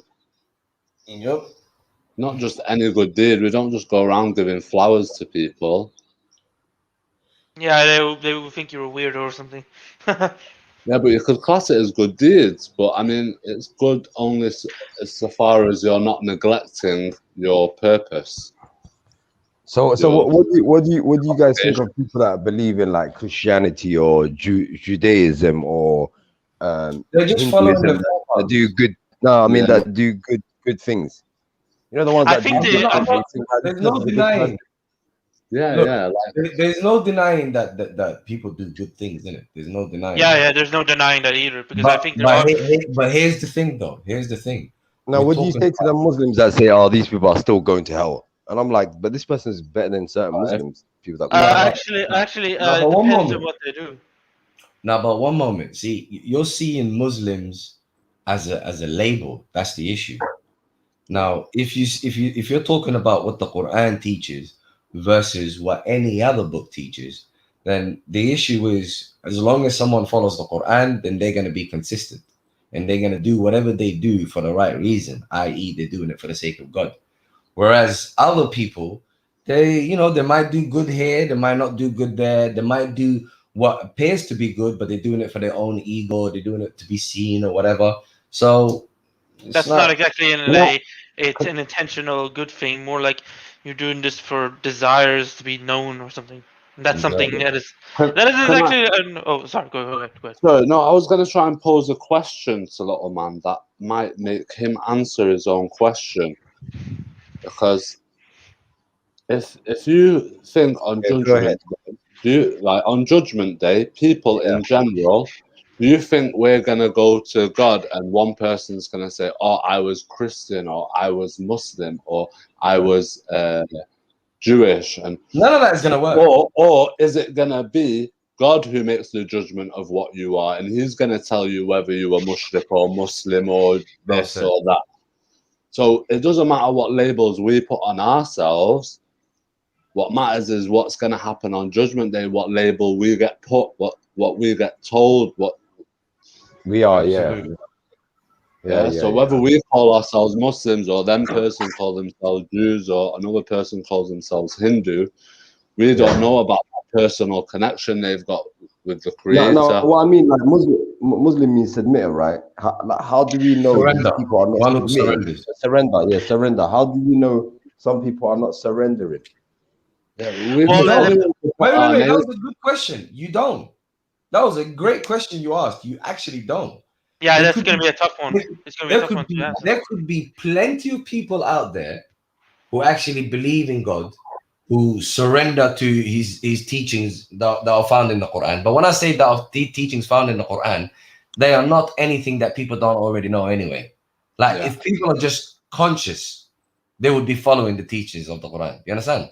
So we can't say, I'm not going to say. See, this is why it's difficult. I really cannot tell you who's a Muslim and who's not. Only God can. This is what makes it beautiful. If you're a Muslim according to the Quran, yes, it will be seen, like I will see by your behavior. You see what I'm saying to you, yeah?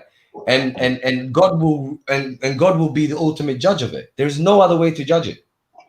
Yeah, exactly. I mean, we could use the word Muslim in a way to say whether or not you're peaceful to me. Very beautiful, man. That was lovely. Yeah, So and I can hear Marek. I can hear you crying a little bit. Nah, just kidding. Nah, but for real, man. That makes more sense compared to someone that will tell you, "What is he? Christian? He's a kafir." And I'm like, well, how do you know you're not? To someone. How do you know you're not? Like, who told you you're not? But they've got this, I don't know, sort of thing like we're definitely going to heaven. These But guys, that's the thing about religions, isn't it? You know what, Lil man, you just reminded me of something. You know, earlier on, I was having a little prayer moment.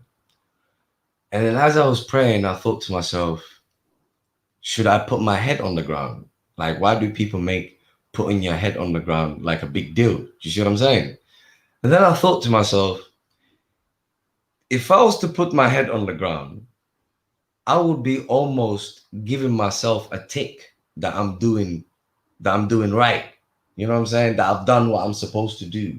Like, or as though my connection now, because I've put my head on the ground, is better. And then I'm like, who am I to determine that? Like, my sincerity when I'm praying to God can literally only be known by God. It can't even be known by me. I can only intend it, but whether my intention was pure, it literally can only be known by God. The moment I start to associate certain physical actions. The issue I have with that is the moment I put my head on the ground, the moment I lift it, I'm almost giving myself a pat on the back, saying, "Yeah, I've done it." Like you can give yourself a tick. Does that make any sense? Yeah, it could lead to OCD. I mean, I wouldn't say don't do it. No, I wouldn't that's say what don't do gets it you either. going, if that's what gets you going, then go for it. But I wouldn't say I wouldn't say for you to go and advise to everyone they have to do it in order to get the same results you're getting. You know what? It's just I feel like associating your connection to God with a specific move or a specific word or a specific time of the day. Who am I to judge that? I just have to be true. That's all I can do. That's You see it. what I mean? Yeah, you try your best to be true. Yeah. Yeah, I mean, like some people like to have order and discipline and do things physically. It might be what works for someone, but I just wouldn't. I would say that for them to then go and say everyone else has to do it because in order to get the same results, I would say that's when it becomes problematic. Ahmed, read the chat. Read the chat. I'm so glad he put that because that is precisely why people are going so crazy about this topic. Look, What? what Word said, the uncertainty and not knowing if the creator is pleased with you and what you're doing is the right way is scary. See, Oh it's yeah. wishful thinking. I knew it. Oh yeah. I knew Yeah. it. That's. Yeah. Oh, but even when you're praying, like when I was doing like the Sunni way type of Islam, even when I was praying, I would be worried about my prayer if I had even prayed properly because I'd have thought of certain things and I'd have, been in a Exactly. rush.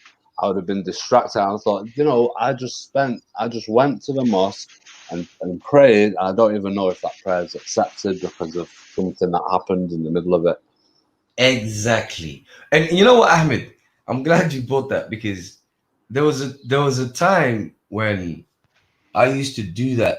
I used to do that.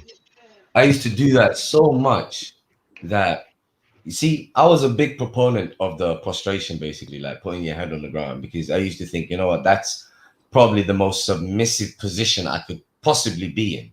You know what I mean? Yeah.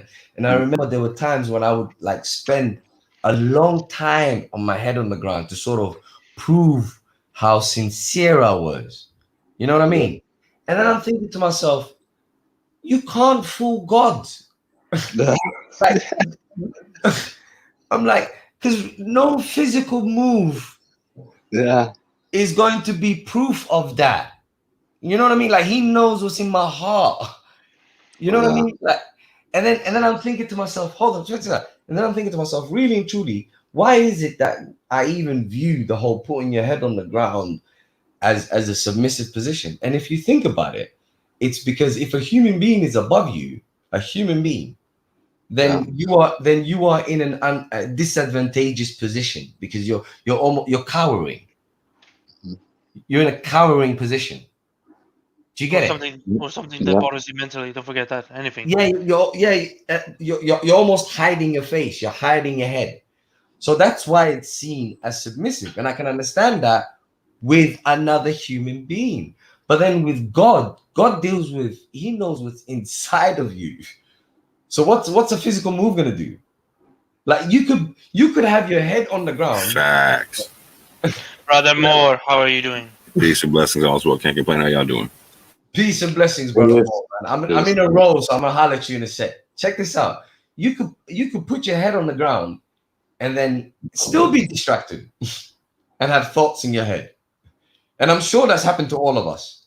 Yeah, I Oh, actually have. It happens to me many times. Actually You happens. understand? It happens So, today right now. I think Brother Temzamani knows what I'm talking about. so, so, I'm, so I'm the not gonna, but point, I'm not so gonna the say it. point is, I'll wrap it up. So the point is, the brother said the uncertainty of not knowing if the creator is pleased with you is what if what you're doing is the right way is scary. I think the uncertainty is precisely what is supposed to humble you. You're supposed to have that uncertainty. I'm not and supposed to everyone know. has it. I'm not supposed to know whether God has accepted my prayer. How can I know that? Yeah, well, that brings me to a point that you were mentioning before about not being able to speak to certain people because the conversation doesn't get anywhere. I think that's because people are uncomfortable with uncertainty and they want you to come up with an answer that's going to give them faith. If you don't give them an answer that's going to give them faith, then they'll run back to what they were doing before. But the So uncertainty, are they really seeking knowledge, or do they just want to be spoon fed? the uncertainty is part of faith. God is the Exactly, one that's supposed to have the absolute knowledge. That ain't me. exactly. And Besides, it's and also something. Remember, it's not blind faith. It's faith with And conviction. wait, and the other thing, he said, pleased with you. I don't think they understood the relationship between us and God. Mm, We can't please God. yeah, Where do they get that from? yeah, From the Bible or something. yeah. Is there And anything we can do to please God? well, the answer, this is again devil's advocate, is worship. Well, the question, worship as it pertains to the Quran, really and truly, the word is serve, because you will not find any description of quote unquote the traditional understanding of the word worship in the Quran. So the only thing there is in the Quran is serve. Exactly. So But it goes into the psychology of thinking that our creator needs us to worship. yeah, Yeah. And again, even when you're talking about the prescriptions, what we're prescribed to do is basically look after ourselves properly.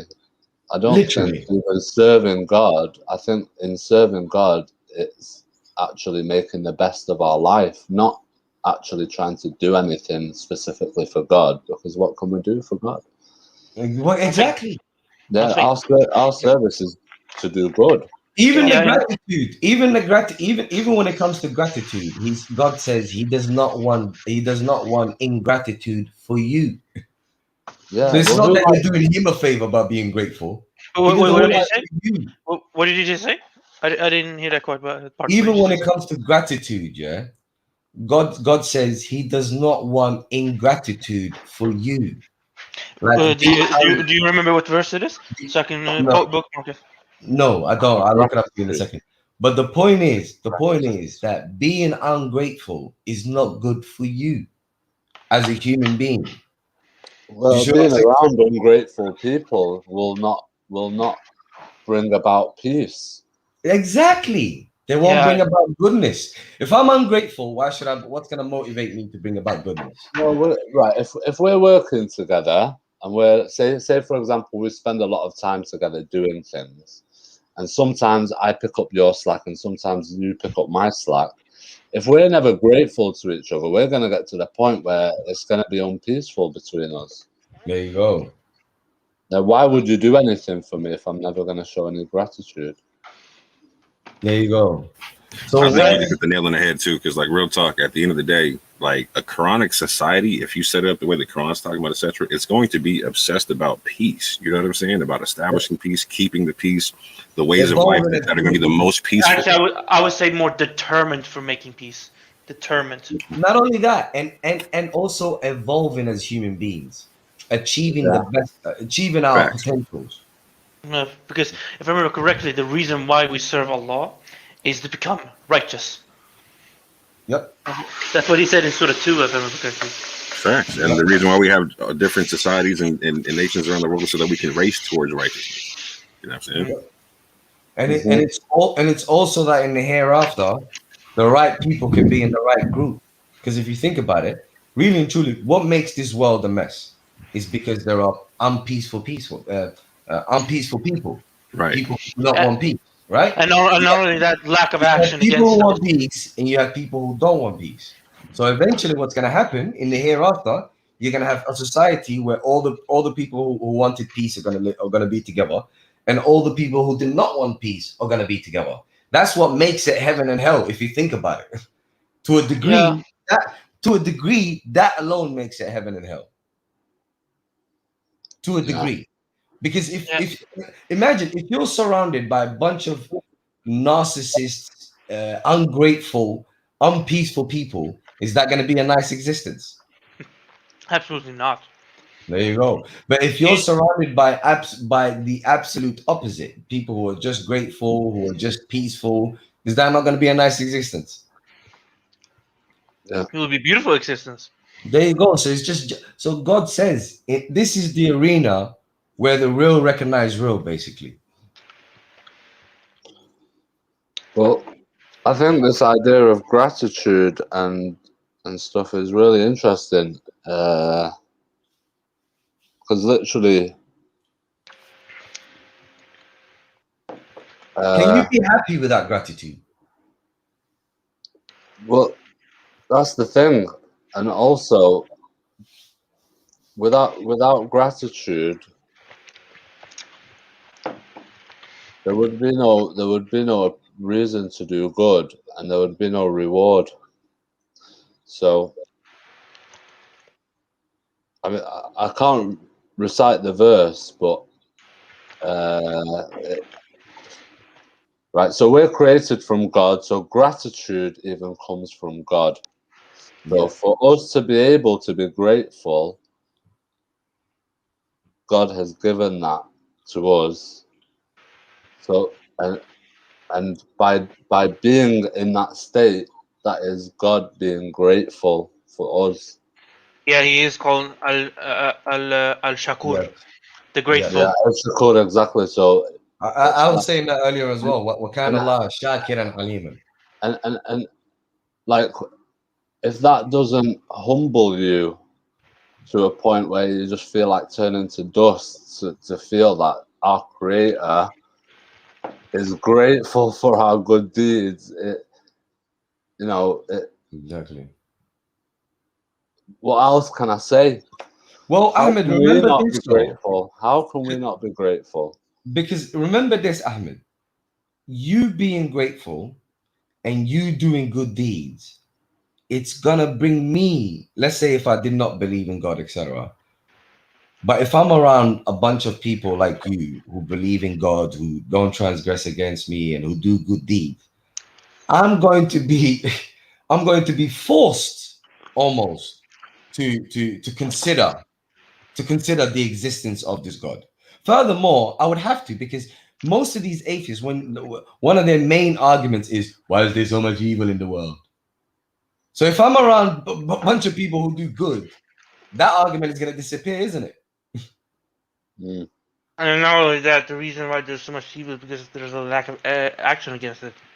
Not enough people doing it. In fact, we've been ordered by Allah to fight against the cause against those who fight in the cause of evil. Well, my answer would be there would be no reason for us to be alive if there was nothing bad going on. We perceive it as bad, and it gives us the chance to do something good. Exactly. And that's what Allah wants us to do. It Exactly. just is. Basically, we're given a chance to attain an identity. Like, who are you really? This is what this life shows. Who you really are. Who are you when times are tough? Who are you when times are good? Who are you when you can make a change? This is what it all comes down to, isn't it? And would also, I would add to that is, with this opportunity, are you going to do you, or are you just going to do what you're forced into or what you're compelled into? Yeah. What are you going to do? They're going to use it's called instinct, whatever. Guys, 5 minutes and I got to bounce, but we're going to do this 12 o'clock tonight, yeah? Oh, I will be sleeping 12 then. o'clock. Sorry. 12 o'clock. Yeah, I'll probably jump on in too, bro. I'll try and jump in. Yeah. I'll bounce as well now then. I'm going to make it regular as well. 12 o'clock point every Sunday. Alhamdulillah, regular 12 o'clock. Oh man, I won't be able to join your stream then. Guys, do me a favor, yeah? We're going to make this regular every Sunday. Every Sunday midnight. And I'm going to try to do a Wednesday as well. But get some atheists in that, man. Let's talk to these atheists. Because Well, if we're going to be... I want two things. Either A, obviously they accept the Quran must indeed be from God. or B, Muhammad was the greatest philosopher of all time. They're gonna have to take a pick. Yeah, so you already know what that is. Go to the G Block or you know what I'm saying? Grab Rob, you know what I'm saying? Nah, they're gonna No, have to come, they're gonna have to come here, bro. You know how their channels be. yeah, I'll try to stay away from debate. To be completely honest with you, Maverick. And plus, Huh? if we are gonna have some, if you're gonna have some atheists here, try to at least be respectful or something, and try to Yeah, also. of course, it's gonna be moderated and everything. And not only that, there are gonna be some atheists that are gonna try to play with your emotions. I have noticed that. Not all Nah, of them do. it's not. I'm not gonna. It's not that type of party. Trust me, I got this. Okay. The point. I just want the message of the Quran to be completely and fully understood in it. Because right now, people are not giving it the due credit that it deserves. If you're gonna tell me it's not from God, you're gonna have to tell me Muhammad was the greatest philosopher of all time.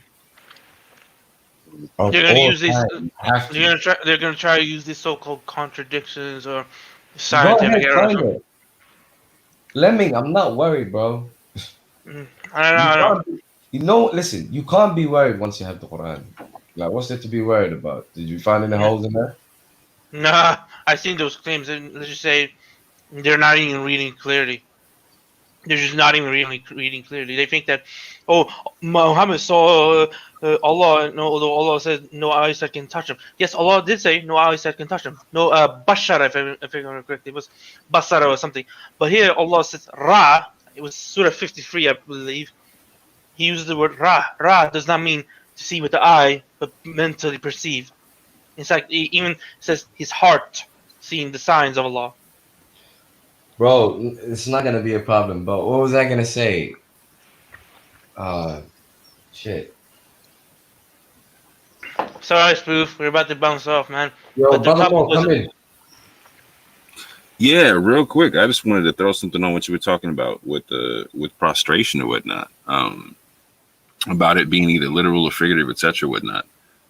It would be literally pointless if it was 100% physical, right? In the sense to where there's no place you can occupy in existence to where you're not technically underneath the law in some way, shape, or form, right? On top of that, though, like the Quran says the funniest thing to me in the sense where it talks about the people of the previous scripture having a mark on their head and it being mentioned in their scripture, right? Now, I know a lot of people here don't mess with the previous scripture. I'm a rare Quranist in the sense that I do. When you go to the previous scripture, it literally mentions this 3 times in the previous scripture, this mark on the head, right? But the mark on the head is figurative. It's not there's no prostration anywhere when this mark is mentioned. And as a matter of fact, it's literally the Hebrew word for tawaf. Right. I'm just curious to do you use the Quran as a Well, judge over the speaking of head, the okay. Quran says face, by the way. It never even says head. When it talks about the mark, it talks about face. It's a mark. It's in Right, their faces. yeah. And It's in when their it's faces. mentioned Not and on when their it's mentioned faces, in the but in Torah, their the faces. interesting part is that it's about wrapping or binding the law of the Most High to your head. Right. You know what I'm saying? It's a figurative concept. Like, so it's not even like if I get it. bottom line is like, do you think Allah would be more he would prefer to watch you put your head to the ground and just say something in repetition, or would he prefer to see you sincerely trying to bind his law to your mind? Well, bro, there's a verse. There's one verse that basically ends this whole argument. I can't remember the exact verse right now, but it was something along the lines of the stars, the sun, the moon, the trees, and yeah, the trees and some people prostrate to Allah. Mm-hmm. Facts. So if it's prostrate physically, then you have to say the trees literally physically prostrate, the stars somehow physically prostrate, the sun somehow physically prostrate. You couldn't have all of that. Mm-hmm. So if you say it's okay, the sun submits, the stars submit, the trees submit, everything submits. But then when it comes to human beings, it's a physical prostration. You can't say that because it's the same one word in the same verse. So that one verse destroys the whole argument, to be honest. Just one small question to Brother Moore. You say when you go to the spirit scriptures, do you use the Quran as like the overseer or the judge over it? In terms of the criterions, like the Torah and the Quran, I use them equally. In terms of the other parts of the Bible, I use the Quran as a Like an overseer criterion. as the protector. Not. I don't like saying overseer. I just say protector. It's Surah 5 verse 48 I'm referring to. It's Yeah, called I got you. Muhaymin. It means I know exactly Muhaymin what means you're talking yeah. But still though, if I would go to previous scriptures, I use it although as the guardian. Yeah, 100%. yeah, I would use like the guardian or overseer, I would say. Do you hold on real quick? Do you accept that the Torah is also a criterion? The Torah? You The mean Quran. Al Torah? I'm still studying on it. I'm not gonna say no or say yes because I Are you have familiar Quran with the fact that the Quran says that it is? yeah, the Torah is the Al Torah is the Is a criterion. criterion sent for guidance? Yeah. Can you remember? Do you know what the verse in which verse or the verse? Because I need to make sure. Because I have to make sure that what you're saying is accurate. I'm not saying you're wrong or anything like that. I have to check it for myself. Sure. So, Give me 2 seconds. Because I have some also some little bit uncertainty if the Torah or the Injil is the Bible and the Torah. Two videos. Yeah. Surah 2, ayah 53. That's one. It says in at least 2 or 3 spots. Sorry, what did you say? Surah 2, ayah 53 is the first one that's mentioned. Surah 2, ayah 53. Okay. Yep. Hold on. It's mentioned at least 2 or 3 times, like as such. That the Torah, that the criterion, and the Torah as a criterion was given to Moses and Aaron. Actually, Musa was given the book and the criterion. The book. Okay. It didn't say the Al Torah. Okay. I'm not saying you're wrong. I'm just saying. In fact, interesting enough, is the Torah like multiple script? Because I remember there are actually 5 books. 1 minute, guys. Oh, sure. Guys. Sorry. Go ahead. Guys, 1 second. This is very simple, man. What does the word Torah mean? It means law. It means law. 100%. Yeah, it means Okay, law. and what's the difference between law and criterion? There is none. Facts. Surah 21, ayah 48 is another one, Brother Mayor. So it's just another word of saying that he received the Torah, bro. Yeah, but And as a matter of fact, if you go to, you just mentioned Surah 5, ayah 48. If you go up just a few ayats, it literally calls the Torah the Book of Allah. hold on. And then Surah 5, ayah 48, it calls the Quran the Book of Allah. Say, hold on. So just go up a few verses from Surah 5, ayah 48. I believe it's 44 or 43. I mean, go down, not up. Go down, like previous. Yeah, but however it makes sense to your brain, brother man. If you go from 48 to 43 or 44, you'll see that the Torah is called the Book of Allah. I don't know who these spoof videos is, but he's well informed, man. He says the Torah is within the Quran. Facts. Yes, the Torah is Al Torah is in the Quran. 1 second. The word Torah simply means law. Yeah, fact. So the laws that Moses received are also the laws found in the Quran. Musa, yeah. Although I'm just saying that let's just say I'm a little bit uncertain if the Torah, then we know today, I mean, of course, and the one in the Quran is talked about, may be different because remember the Torah is singular, right? The Arabic word is. So have you singular. done the comparison yet? If I remember correctly, there's mention of stoning a lot of in the Torah. Okay, there's a simple question. Have you done the comparison yet? Guys. Yeah, I know. I apologize. Guys, please. Let's understand our mission in it. Our mission is for the propagation of the Quran. So Absolutely. let's not divert into other subjects. Yeah, I apologize. This isn't another subject if the Torah is in the Quran. I understand, but the topic is about spreading the word with the Quran. That's it. The point is, I want atheists. I want the whole world, whether they're atheists, whether they follow other religions. I just want people to give the Quran its due diligence. Give a chance to understand it. Yeah, understand it. Even if you reject it, you have to acknowledge, and I stand on this. You have to acknowledge that it's the greatest philosophy ever. Oh, absolutely. No, at minimum. So that's all I want. It's gonna be better than God had a son. It's gonna be better than it's gonna be better than Hinduism. It's gonna be better than atheism. It's gonna be better than any, not just religions, but it's gonna be better than any philosophy ever produced to mankind. Right. So here's the problem with trying to just wait for atheists, though, right? Is because I'm having this issue myself, right? I can't get discussions with them either. And so what they're telling me is like, well, yeah, go talk down the Sunnis because they're running the thing and whatnot.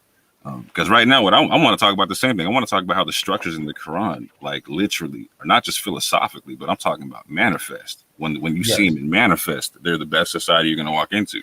Like, not like real talk. Like, I haven't met a single person, like when I break down Moorish Spain to them, who wouldn't prefer to live in Moorish Spain now than their current country they're living in. And that's before they had electricity. You understand what I'm saying? That, like, can you imagine a spot where it's illegal for people to go hungry? Yeah, it's a whole nother ball game, right? Yeah. But at the same point in time, like people don't even want to admit that kind of stuff's in the Quran, right? Or that the Quran has social structures to it or whatnot, because we're too busy. You know what I'm saying? If I talk to a Christian or whoever, any kind of apologist or atheist apologist, what you know what I'm saying? Like, okay, now we're gonna talk about, okay, was Aisha 6 or 9 or this, that, and the third? Like, it's all kind of nonsense. Oh yeah, I've seen them many times.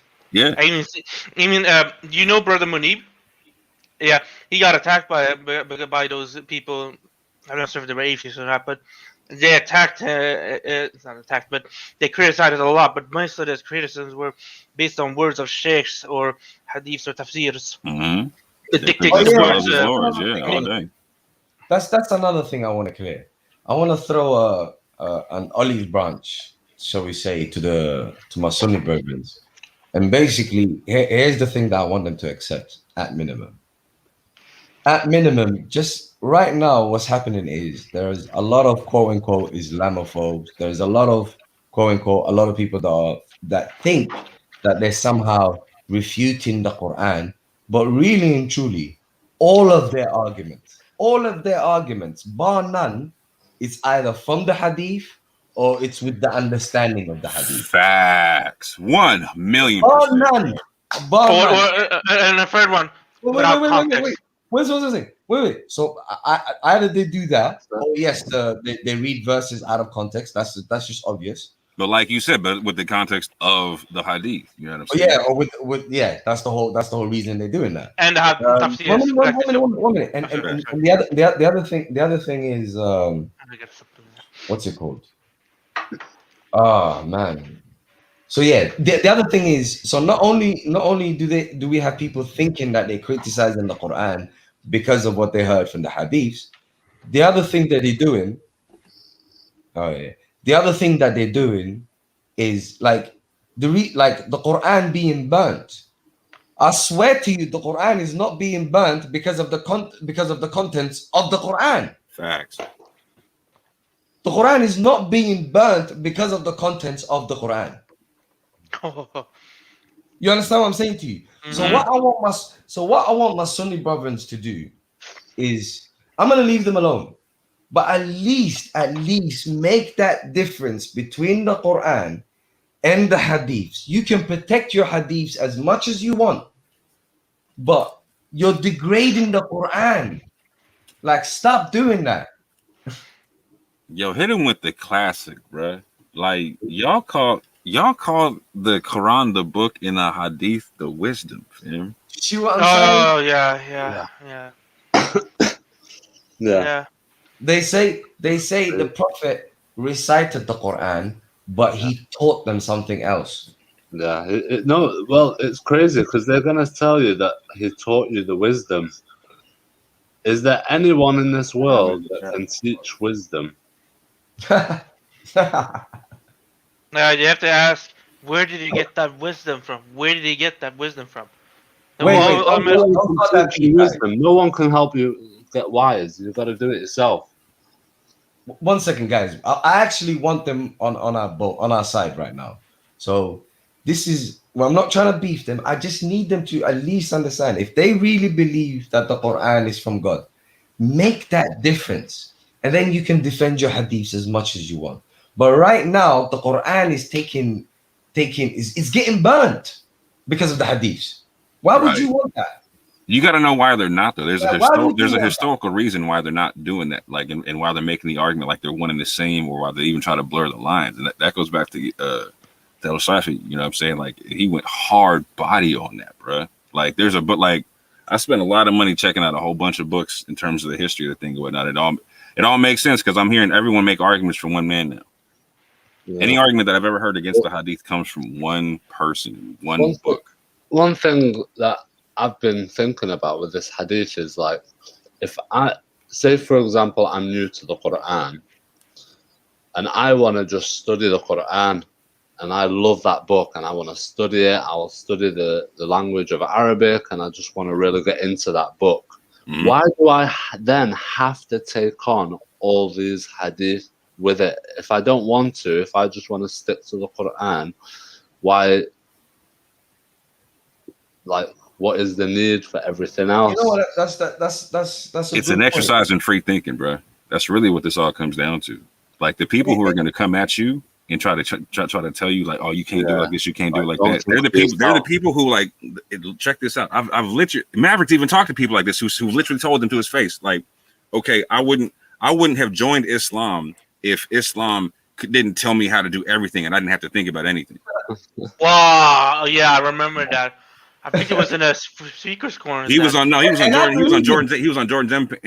panel and whatnot. And there was a dude that kept laughing his head off over nothing. He was like, "Yeah, I wouldn't have joined it if I had to think about it." Are you serious, bro? Like, okay, cool.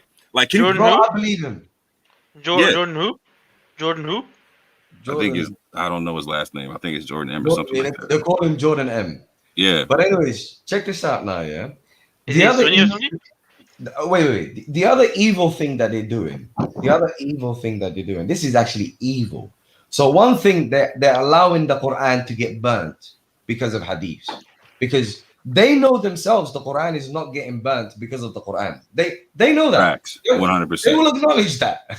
You understand what I'm saying to you? Yeah. So that's foul number one.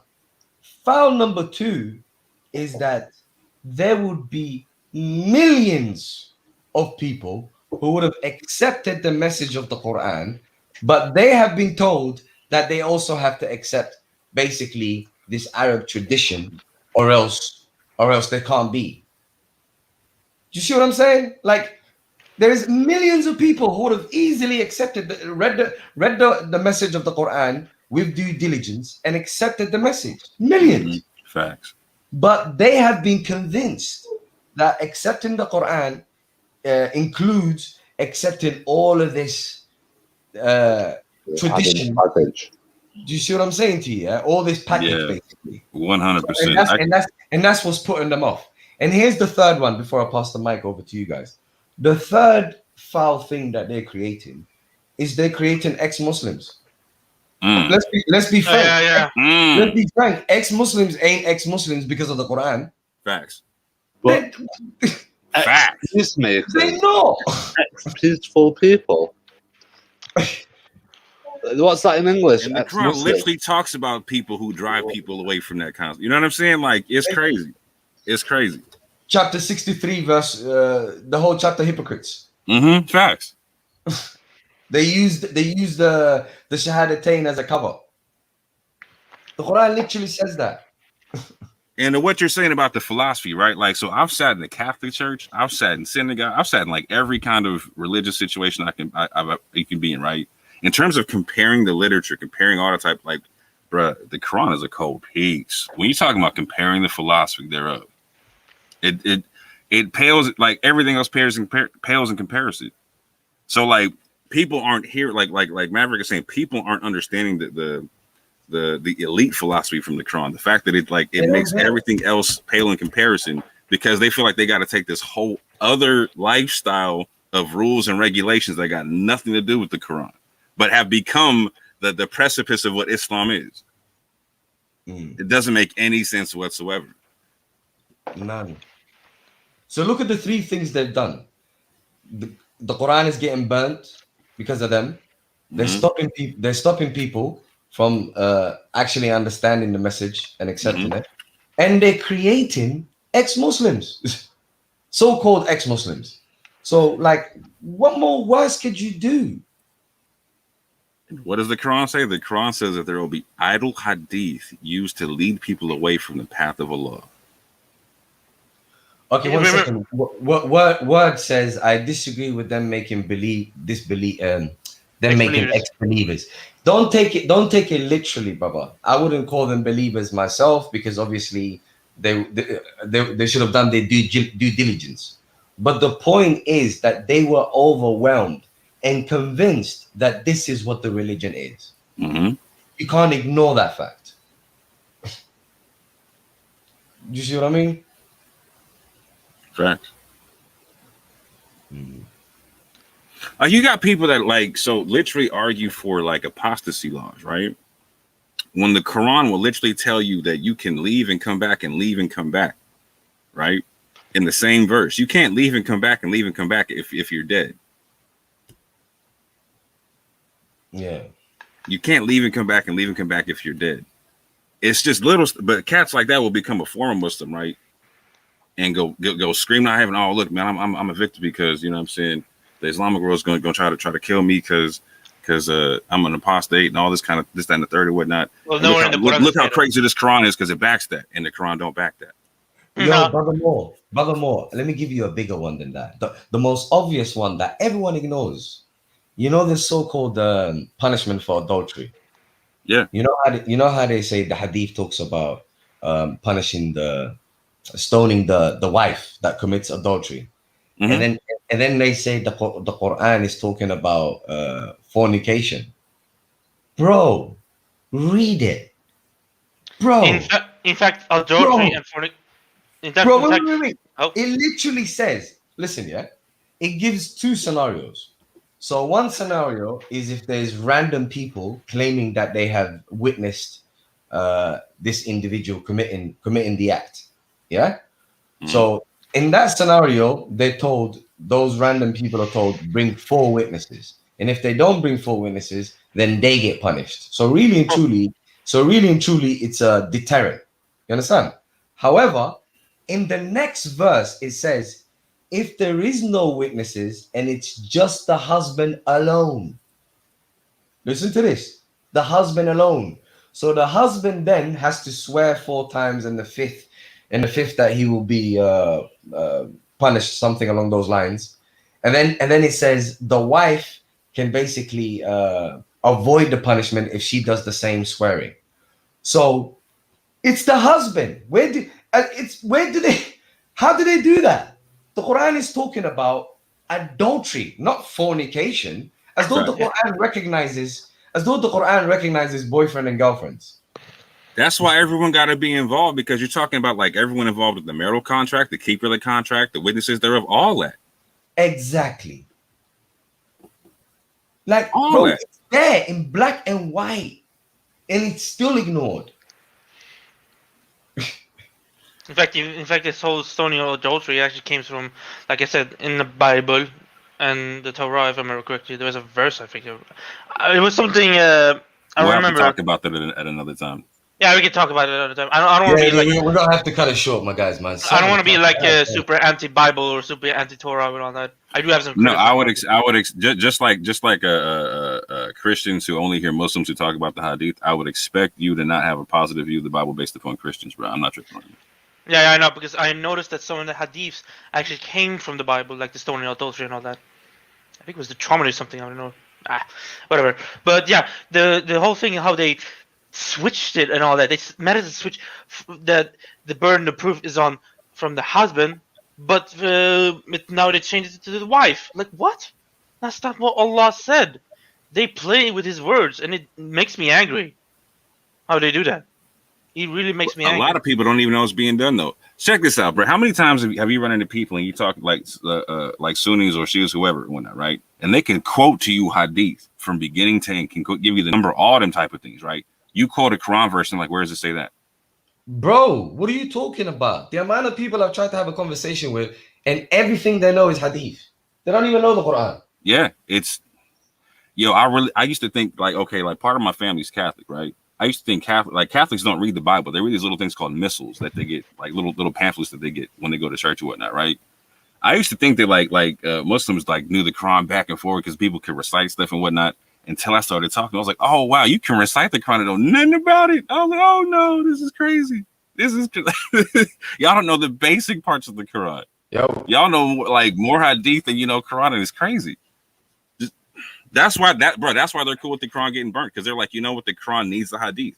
Their whole mindset is like, well, this is the part that's necessary. These are the details. For them, the hadith is the part that's necessary.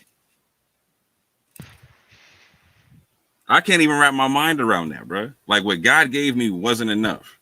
Yeah, it amazes me and it disturbs me because this has happened many times. In fact, this has happened before the Al Quran was revealed, before the Injil, before, I think even before the Zabur, and during the when the Tawrat came. This has happened before so many times. In fact, it's the same pattern. In fact, I wouldn't be surprised. Exactly. And that's what the Quran stipulates, that whenever this comes down, that there's going to be an opposition coming into it, right? But the pattern is the same. They idolize the messengers and the prophets. In fact, I wouldn't be surprised if, for example, not only that, bro, what they do is they say what Allah gave us was insufficient, so therefore we have to replace the gaps with our own knowledge, right? Like that's the whole point, is so they can put what they want to in there. You know what I'm saying? Like Murad did with Karim Lewis. Remember him? Yeah. Shout out to Karim Lewis. Yeah. What was this? What was I going to say? Yeah. For example, I need to interview that guy. Who? Karim Lewis. I like that dude. I need to interview him. I was just watching a debate with him earlier this morning. Yeah. What was I going to say? You know that in the Quran, Allah said that He sent messengers that were not mentioned by name, of course, to all communities of this world, right? And if we think about this pattern, how they've been idolized, the messengers and prophets have been idolized. Think of much of these polytheistic pantheons, like, for example, the Greek pantheon. How Zeus is the most high of them all, or something. The hierarchy and all that, yeah. Hierarchy. I think there was the Titans before that and all that, but yes, there was. But there was a lot of Chronos, etc. Yeah, but think about this. Do you think one of those idols, or I refuse to call them deities because that name, God, rightfully belongs to Allah alone. My point is, do you think there's a possibility one of them could be a messenger of Allah? Could it be a possibility? Oh yeah, 100%. I believe that there's probably a bunch of people that were sent as prophets that were taken for gods at one point. You know what I'm saying? I would say messengers. Allah said messengers. Messengers, sure, too. Yeah, messengers, got you. Yeah, because there was a lot of people that became like that, and I think they even worship jinns, because there's a verse in the Quran that I think was Surah 6 verse 101. Correct me if I'm wrong. That even jinns became worshipped. There is, and I wouldn't be surprised there are some good-hearted jinns. There are good-hearted jinns. There are good jinns. Sadly, became worshipped. And I think they were trying to stop it, but unfortunately, they couldn't do anything about that. And there were some bad jinns, of course, religion about it. But anyway, my point is, unfortunately, people became people, and even angels became messengers. They became idolized, and this is where a lot of these idols came up. Then even the Slavic pantheons, the Nordic pantheons, I think some African pantheons, even Arabian pantheons, because I think there are some in ancient Arabia. That's I believe. Anyway, even some other pantheons, and I think even during the ancient Chinese days or Japanese and all that, everything over all the world, and I think even in the ancient Americas, had messengers all over the place. Like, it's mind-boggling. It's mind-boggling how this has happened so many times. The pattern is the same. It's the exact same. Even though the methods can be varies, the pattern is the same. You idolize a messenger of Allah, and they became like idols to you, and you worship them, and that's scary, disturbing. That's why Surah 3 ayah 64 is so it's so basic, right? What makes you a Muslim? What makes you a Muslim? You know what I'm saying? Yeah, what makes you an actual Muslimin, or a mu'min to be exact, a mu'min. Because I noticed some people think that mu'min and Muslims are the same. I would say not exactly, but they are connected. They have some connections. There is a verse in the Quran when Muhammad spoke to some people of Al-Arab. I don't think it's Arabs, but actually someone of, because there's an extra alif in there. But he said, "You did not believe, but you became Muslims or something." I remember. I don't remember the full, but I think it was Surah 9 something. Mhm. But yes, it amazes me how this is going on, and I think not enough people have noticed it. Because if a lot of people notice it, they're going to try to stop it and make sure this pattern would not happen again, or try at least the best. I mean, have you also noticed that in other pantheons?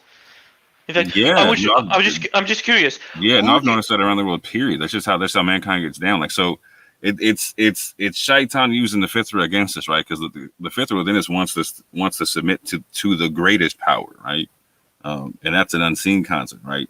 And so Shaitan uses the seen to make us to lead us to submit to something other than the unseen, right? Yeah, So like for example, materialists do that. yeah.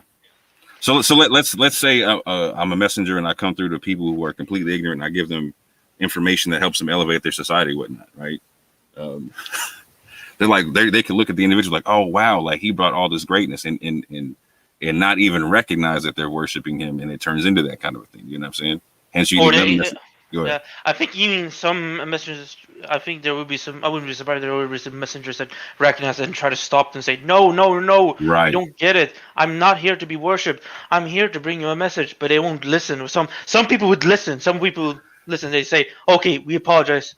I think that's actually a test for a lot of for a lot of the messengers and whatnot. Yeah, I think so. Yeah, I think so. And sadly, many failed the test because they're not using they're not using their akal. Facts. And I'm just curious, who do you think could be a possible messenger that is not mentioned by name, but who do you think could be a possible messenger of Allah? I would say someone like Buddha. Yeah, I think so too, because there's a lot of things he speaks about. In fact, a friend of mine, I will not say his name because I don't want to bring like a lot of tension and all that, but he thinks Zulkifil, you know who Zulkifil is? No. Zulkifil, or like Ezekiel, or it's in Arabic. Yeah, Zulkifil. Yeah, he thinks Zulkifil is actually Buddha, because I think he said something about that Buddha lived in Keppel or something. I don't remember fully. Hold on, I gotta check. Because You might have his dates off, but okay. I don't know. It was something he said. I could be messing up a little bit. Hold on. I gotta find it. I apologize. I gotta find it.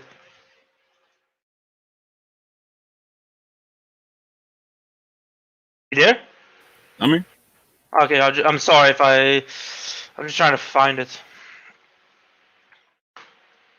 Yeah, he said that Buddha was actually come from a very tiny village come from Kapil, and he even denounced the Hindu polytheistic, and he went to the desert. In fact, he says this hence why his teachings and Jesus are almost aligned, and Jesus taught the Torah and all that. By like all this, the people worship and all that. Yeah, because the Gifil, he thinks the Gifil is actually Buddha, because he says the name translates to one of Keppel. Buddha was from a tiny village called Keppel. What do you think of that? I actually did a deep linguistic study on this a long time ago, to where I was comparing Chinese and Japanese to Arabic, and if you actually look at the term Shaolin, Shaolin is how you say the Mandarin. The older forms would be more like Silum. It would be like it would be spelled SLM if you take out the vowels. Very similar to Islam, and it has this concept of meaning like it took on the concept of being like a growing tree or a growing forest, but it's like the concept of an unfolding of something or a completion of something, which actually falls into some of the concepts of what SLM means in the Semitic roots of it. And so when you look at like the Shaolin temples and all them type of things, or like the monasteries in Asia, whatnot, you can see a lot of overlap in certain practices or whatnot. You can definitely see there were like some other cultural stuff seeped in and whatnot, but you can see some stuff to like, okay, I could see where there's certain aspects of this Buddhism thing that would not be adverse to Islam. You know what I'm saying? Sorry, I was looking at. I'm so sorry if I didn't fully understand because I was looking at the Wikipedia of Buddha. I'm so sorry. I'm so sorry. But you were something about Shaolin, Shaolin or something. Yeah, I was talking about a linguistic study I did comparing Semitic roots to the Chinese and Arabic language, or Chinese and Japanese language to Arabic or whatnot. In that Shaolin is the Mandarin form. The older form would be like Solum, which would be like SLM. And You even remove the vowels. yeah, exactly. And an aspect of SLM in the Semitic roots is like a coming to completion of something, or completeness. And I was noticing that there's different ways of looking at how to translate that term for Shaolin, but it has this connotation of being like at one point it became like a growing tree or a growing forest or whatnot. But when you really go into it, it has a concept of being like something coming to its something completely unfolding, or something coming to its unfolding state, or like basically like a state of completion. It's complete unfolding. So I was like, oh, okay, I can see where there's a lot of linguistic overlap into where. Again, when you go amongst the monasteries or whatnot, you could see to where, like, if you go, there's a lot of aspects of Buddhism that would not be adverse to Islam. You know what I'm saying? There's a lot of practices and a lot of things that are very, very similar. So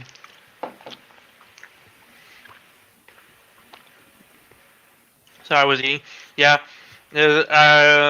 Everything. It speaks about how Buddhism speaks about a lot of peace and all that. Although I think it's a pacifist. Some say Buddhism is like a non-theistic, but actually there is some verses speaks about the one or something, if I remember correctly.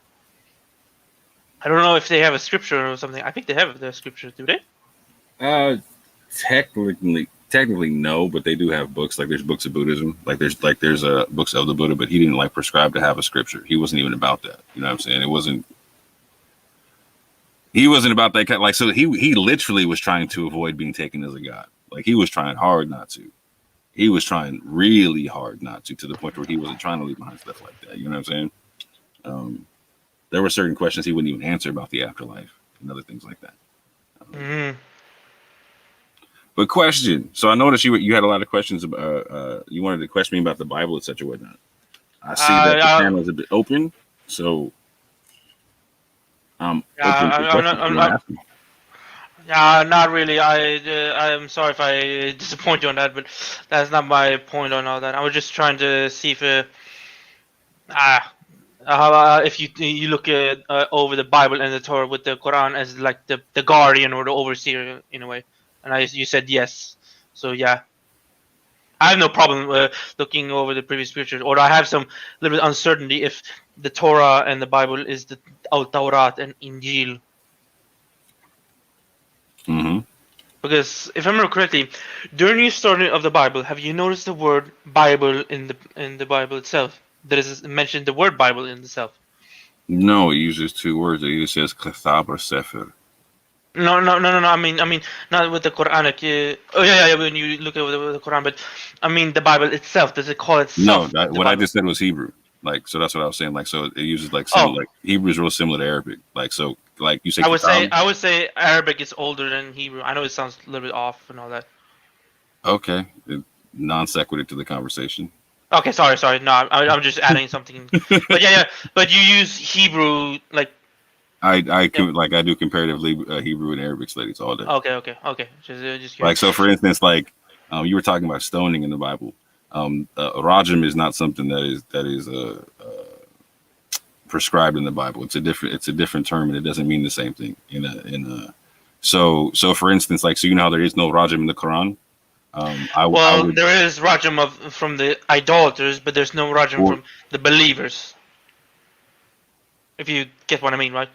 Because there's no Allah never prescribed us to do stoning idolaters and all that. So break down what you're saying about stoning of the non-believers. Help me understand what you're saying. Stoning of adulterers, if I remember correctly. Oh, there's stoning of adulterers in the Quran. No, I didn't say that. I said there's stoning of adulterers. So where is stoning prescribed in the Quran? No, I'm saying that the stoning of adulterers is in the Bible. I said That's what I said. I said you will never find in the verse in the Quran right. says So that you are to right. stone So adults. if you That's listen what I to what meant. if you listen to what I just said, there is no the word for rajam, right? That would be correspondent in Hebrew is not there when it comes to the adultery concept. So I actually answered that for someone in the chat. They asked about like the 80 lashes or whatnot. Do you feel like that's a good thing or a bad thing? I actually told them what the previous scripture says about that, right? To where when I line up the language, etc., whatnot, to where it's not the same thing.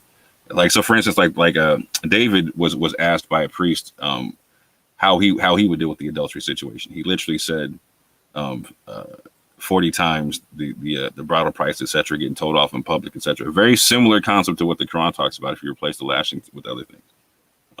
I think the word is jald, right? Huh? The word for the supposed lashing is fad al-jildu. Yeah, and so if I do some comparison, like so, I would argue with somebody if it means lashing in that particular situation, right? That's me. I don't think it's necessary to argue that thing, but to be clear, what I'm trying to tell you is in the previous scripture, stoning is not prescribed for adultery. No, you will not find in the Quran that says you are to stone adulterers or anything. No. Yeah, it speaks about you are to al-jildu fa. It says interesting. It says fa al-jildu, fa al-jildu. It says fa al-jildu. Yeah, it's a resumption particle. yeah. It's to me, it's a trip that people went through so much to actually put stoning back into Islam. Oh, you have no idea. Like that part blows my. Like there's literally. Stoning back into Islam? Yeah, in terms of the hadith, like there's like the whole concept of like where Aisha's talking about like the verses about stoning were eaten by a goat. You know what I'm saying? Like like in the they got hadith. That's BS. That there's parts of the Quran missing. You know what I'm saying? That's BS. I don't even like that part. Blows my mind. Like in fact, some Islam folks think it's true. They think it's true because it's from their traditional sources. That is, how should I put this? Sahih. Even some hadiths claim that Uthman burned the Quran, burned Qurans. Like what? Give me all the Sahih hadith you want to. The Quran is mutawatir. You know what I'm saying? It's the ultimate mutawatir. Right. It's the ultimate. But here's the cool part. There's even mutawatir hadith that talk about Rajam. That's one part. But again, they're from Abu Hurairah, right? Who narrated it.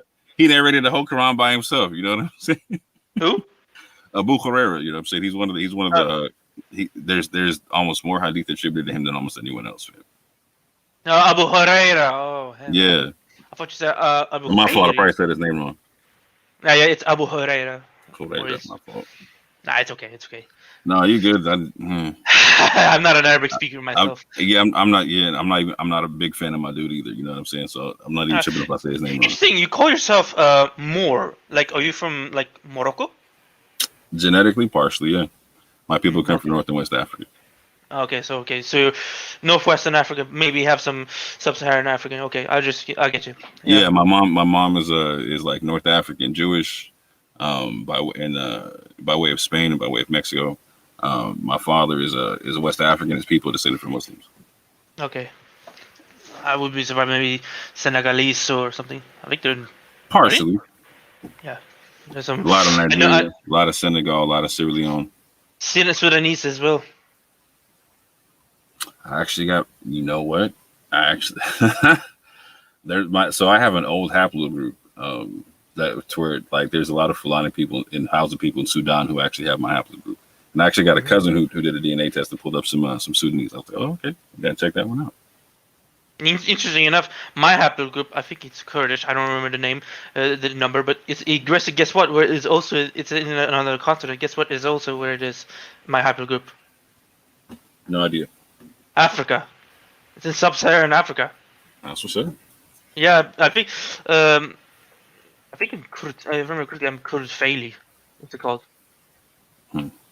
Yeah, Kurd Faili is a tribe, and it's actually a tribe within the Kurdish tribe. I'm just gonna check out what is the haplogroup for Kurdish haplogroup because I remember it's seeing it in another country. Let me see if I can find it. It's it's part of the group members of G2A, G2A3B, 1, I1, J1. Yeah, you get what I meant. So your haplogroup is G. There's loads of many members. I'm trying to read it, but There's G in sub-Saharan Africa. I don't know. I know remember. it's part of North Africa. Remember, this was about. I was in a lot of interest in haplogroups when I was in 2012. This is I'm just recounting what I remember 9 years ago. Okay. But yeah, there's I'm gonna see if I can find it, and see if because I remember vividly that there was a haplogroup that that I shared, the Kurdish shared. Well, also there was also it was in Africa. I don't remember where, but yeah, I remember that. I know G is in North Africa. Yeah, G is in North Africa. Yeah, maybe I don't know if it's in sub-Saharan Africa though, but yeah. If it is, it's in really, really, really, really small pockets. I haven't seen any information to it that would show that. Oh no. There's definitely no doubt that I'm gonna check for if I can find it though. Yeah, but haplogroup G actually, it originates north of the Caucasus. So yeah, it was technically Kurds are considered Iranian and all that, but I think But anyway, interesting enough, there's a lot of I find it interesting how haplogroups spread out a lot, and I say that I see it as a sign from Allah because He did say there's various colors and various tongues, lisan speech. It's very amazing how it been spread out and all that, and that I see as a sign from Allah. And unfortunately, some people decided to twist it into racist belief systems and all that. Yeah, they're supposed to though. I think that's because they want to fulfill the desires and all that. If I remember correctly. Yeah, I mean, like when Shaitan stipulates that he's going to come at us from all four sides, right? I mean, basically, he's talking about like, all right, I'm gonna make my whole shadow religion to your true religion. You know what I'm saying? To Allah's true religion, right? Shaitan, right? In the Quran. Oh, the devil. Yeah, the devil, he right? Fat neek. When he asked for permission, when he literally asked for permission to come at us from all four sides. You know what I'm saying? Like, this is what people are doing. Like, they're doing what they're supposed to do. They're supposed to take the plan of Allah and turn it into fitna, and then we're supposed to take the fitna and turn it into peace. Yeah. By the way, I found the information in Africa. It's haplogroup G is rarely found in sub-Saharan Africa or south of the Horn of Africa among the places. So yeah, you're okay. Yeah, the devil wants to twist around all that, and I hate them so much. Okay, I hate him so much. He's a fat neek that's messing around with many people. Tell people to kill each other. In fact, he's been messing with me for a good while and all that. But alhamdulillah, I've been resisting it. I'm pretty sure he's trying to mess you up as well and mess your family with you as well. Wouldn't be surprised he tried to kill some, like he tried with mine. Yeah. And he failed, of course. Alhamdulillah, Allah saved him. SubhanAllah. Yeah, man, I made a deal with the devil when I was a kid. I told him whenever he come as much as he wants to. I'm not gonna give in. You know what I'm saying? It just is what it is. Like. I tell people like this, man. Like, if you're dealing with the concept of shaitan, right, of the devil, right, then you're doing something good. You're only going to see him when you're on the right path. You know what I'm saying? Yeah. He's supposed to distract you from being on the right path. Like, that's his job.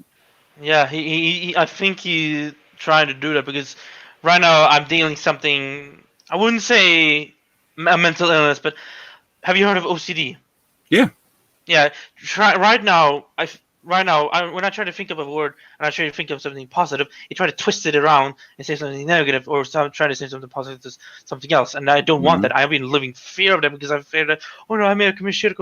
Even tries to insult Allah, and I'm not happy about that. I'm just gonna be honest with you. And this OCD thing has been messing with me since I think.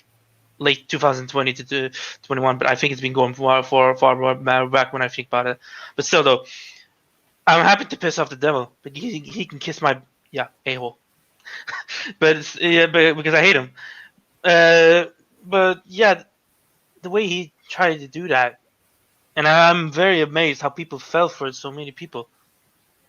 Like, look how messed up things are right now. See, I'll say it like this: I don't even think he's worth your hate. I don't even think he's worth the energy, right? In the sense to where like he's not forcing anyone to choose anything. Yeah, that's true. Surah 14 verse 22 says he has no power over people. Yeah, Those who facts. accept his invitation, which I would say, go F yourself, devil. You can go kiss my bottom. I refuse. I But I don't need to appreciate say the that. invitation because it gives me a choice. Yeah, but I would say go F yourself. To him. Yeah, and that's what I say to the invitation. Like, hey, I choose to wave my middle finger at you or stick two fingers up at you, depending on where you're at. Yeah, or I just give him a bullet because I hate him so that much. Yeah, I mean, but see, that's what I'm saying. I'm not even gonna waste the energy on hate, right? Because I'm gonna look at him and be like, okay, you're doing your job, fam. You're doing what you signed up to do. I ain't tripping on that, right? And not only that, you can't force people to choose anything, right? So Yeah, he has no power. He has no power. So instead of using energy to hate him, I'm gonna use that energy to love the people that he's given the choice to. You know what I'm saying? Like you and me. Yeah, or even other people. Like let's say I believe you were talking about like there's a lot of evil in the world and stuff that just because people don't do anything about it, right? Yeah, very little people do about it. Right. There So are people have done about it, but unfortunately, the way very people do anything about it because they don't hear about it or they think it's hopeless or something like that. And that kind of thing is very dangerous. And it leads to people some like nihilistic behavior and all that. And unfortunately, that kind of behavior can lead to bad things. There was a serial killer in Australia, I think it was in the 30s or 50s. He was a nihilist, or he had nihilistic reasons and all that before he got executed. Nihilists and sociopaths aren't too far apart on a lot of things, right? Yeah.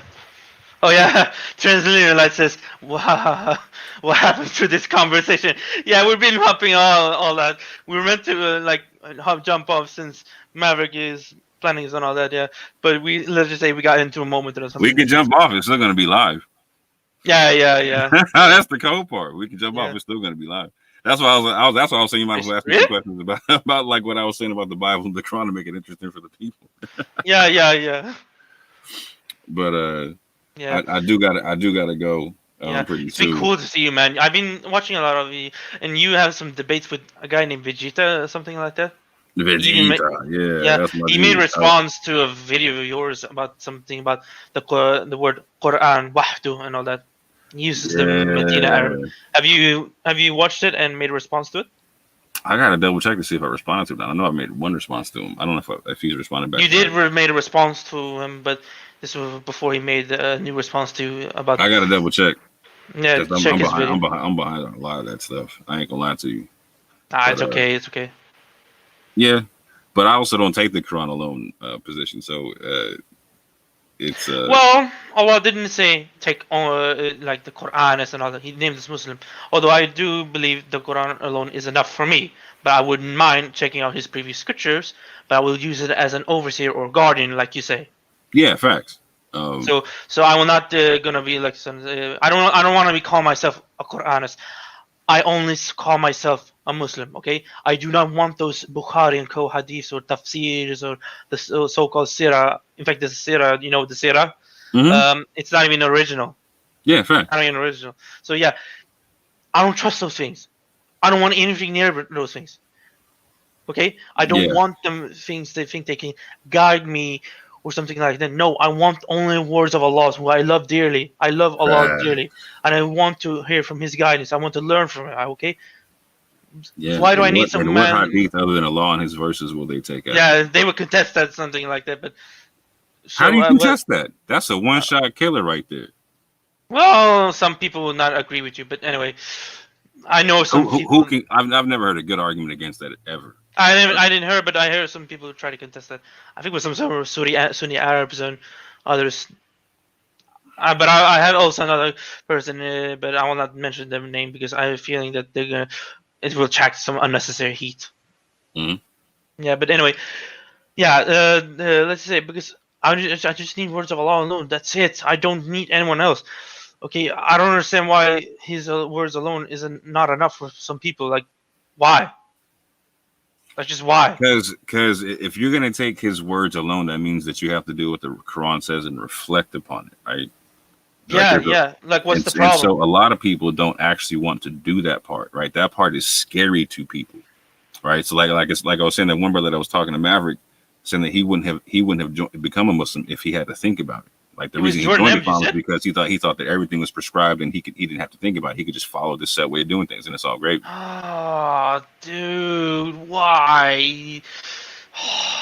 That it was Jordan M. Those You said, people, right? like, check this out though. Those people are here for a challenge, like for people like you and Maverick, right? So it's your job, or people like my job, or whatever, to actually show them the prescriptions in the Quran so they can understand what that actually. I'm just trying to stay away from I'm just trying to stay away from the debates because I know it's just a waste of time. Because also not only that, I'm very nervous and I get a bit scared. Oh, I'm a debater, fam. I've had over 30 times. I've had 32 time debates in the last. Oh yeah. There was some guy. I remember. I didn't watch the whole video, but I remember you had some debates with some. I think it was some Hebrew Israelites claimants. A bunch of I've debated. I'm mad because a lot of my debates got taken off the internet. Which I'm hot about that. I've debated atheists. I've debated Muslims. I've debated Christians. I've debated Israelites. I've debated everybody. Yeah, you debated a lot of people. I've debated. Like, I'm mad because my debates against the Muslims on the Hadith aren't on the internet no more. I'm like, oh man. Wait, I'm just wondering. Did you record them? No, that's what I was saying. I made a playlist where I would link the videos that I was on, but then like I saw that the sites themselves, the YouTube pages were getting taken down or whatnot. I was like, oh man, at this juncture, I'm recording everything that I do. Yeah, that's but good. There's a lot of my old ones that I lost. Yeah, because you may need to do that, and in case someone tries to take down your videos, I recommend downloading them. And That's what I'm doing now. That's exactly what I'm doing. I got Alhamdulillah, that's good. A whole bunch of thumb drives just for that. You know what I'm saying? Because man. I lost. Oh, it's crazy. Like, bro, when you debated over 30 times and you've only got like maybe 10 of them, like you you start downloading everything, bro. Everything. I've had to. Oh man. Your gigabyte's gonna take a killing though. So you better prepare I'm hot too because my best debates aren't on there anymore. Like my debate, like I got debates with Israel, or not Israelites, but atheists, just doing the coldest backtracking. I'm just wondering, have you had debates that is not involving religion but something else like politics or? Yeah, I do politics all day. Okay. I'm just wondering, have you actually done a debate with some so-called race realists or segregationists and you know what? I was trying to, but on modern day debate, I was trying to debate some ethno-nationalists, and they kept running, fam. Yeah, because I'm wondering, because I didn't realize. I know this is going to be a little bit off topic now again, but no, you're good. Have you heard of race realism? Yeah. Have you heard about it? Okay, so you know what the deal is, that how this IQ thing, genetic thing, and all that race thing and all that. I'm wondering, do you know where you're? I want to see if somebody debates actually with this race realist things, because I think this whole thing is a sham. It is a sham, and I promise you, I could show it to be a sham because I can promise you, my IQ will be a lot higher than the people I'd be debating. Yeah, because they think the sub-Saharan African IQ is the lowest, what they claim. Yeah, and I actually come from people in West Africa who test at the highest when they go to Europe.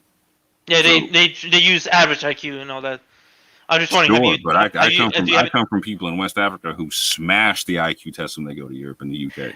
And I noticed many people go after the mixed race, the so-called mixed race. I only call them humans with multiple ethnic heritage, which I think they should be proud of. And unfortunately, they get hacked a lot from both sides, which is not good. And I think they need support and all that, because unfortunately, they got to learn how to support themselves. As someone who comes from a mixed background, you got to learn how to support yourself on that thing. Yeah, but anyway, they attacked the so-called mixed race a lot more. They think that IQ goes down or IQs, and where did you get that information from? It's cherry picked. It's not. No, you're talking about their information, the stuff I was talking about. No, their information, because they think that IQ is fully genetic, 100% genetic, and it's 100% heritable. Now, I might not deny that there's some genetic play with IQ. Oh, there's a lot of genetics involved with IQ, 100%. Yeah, it's true. But are they the main deterministic thing? That is the question. Okay, so here, let me say it like this, right? So their concept of what IQ actually means and how they test for it is skewed. So, for instance, an average pygmy in Africa, right, will test so low on an IQ test that they wouldn't even be admitted into a U.S. military squadron. Like they can't join the army, they can't join the Air Force, none of that type of stuff, right? They have a threshold. However, if you were to drop that same pygmy off in the middle of nowhere with the people who tested high and got into the military and told them to survive for a week with no training, the pygmy's the only one walking out. So what is intelligence, and what are they testing for, really? Yeah, it depends on the environment. If you think about it, 100%. Like so like when you look at the people who actually make the IQ test or whatnot, are they Africans? Are they Asians? Are they Europeans? Who are they? And this is what their word. I'm just quoting what they said. They said it's mostly Asians and all that because they think they're the smokers because of their genetics, according to them. In the history of IQ tests, no, they weren't the ones making the IQ test. That's the whole point. That's what I'm saying. Like, so there's an aspect to IQ tests in and of themselves that are so-called racist in a sense, right? Just I'll say it like this too. Like, so if I was to take like an aptitude test in America, right? And I'm going to take like the SATs, like a college entry exam or something like that, right?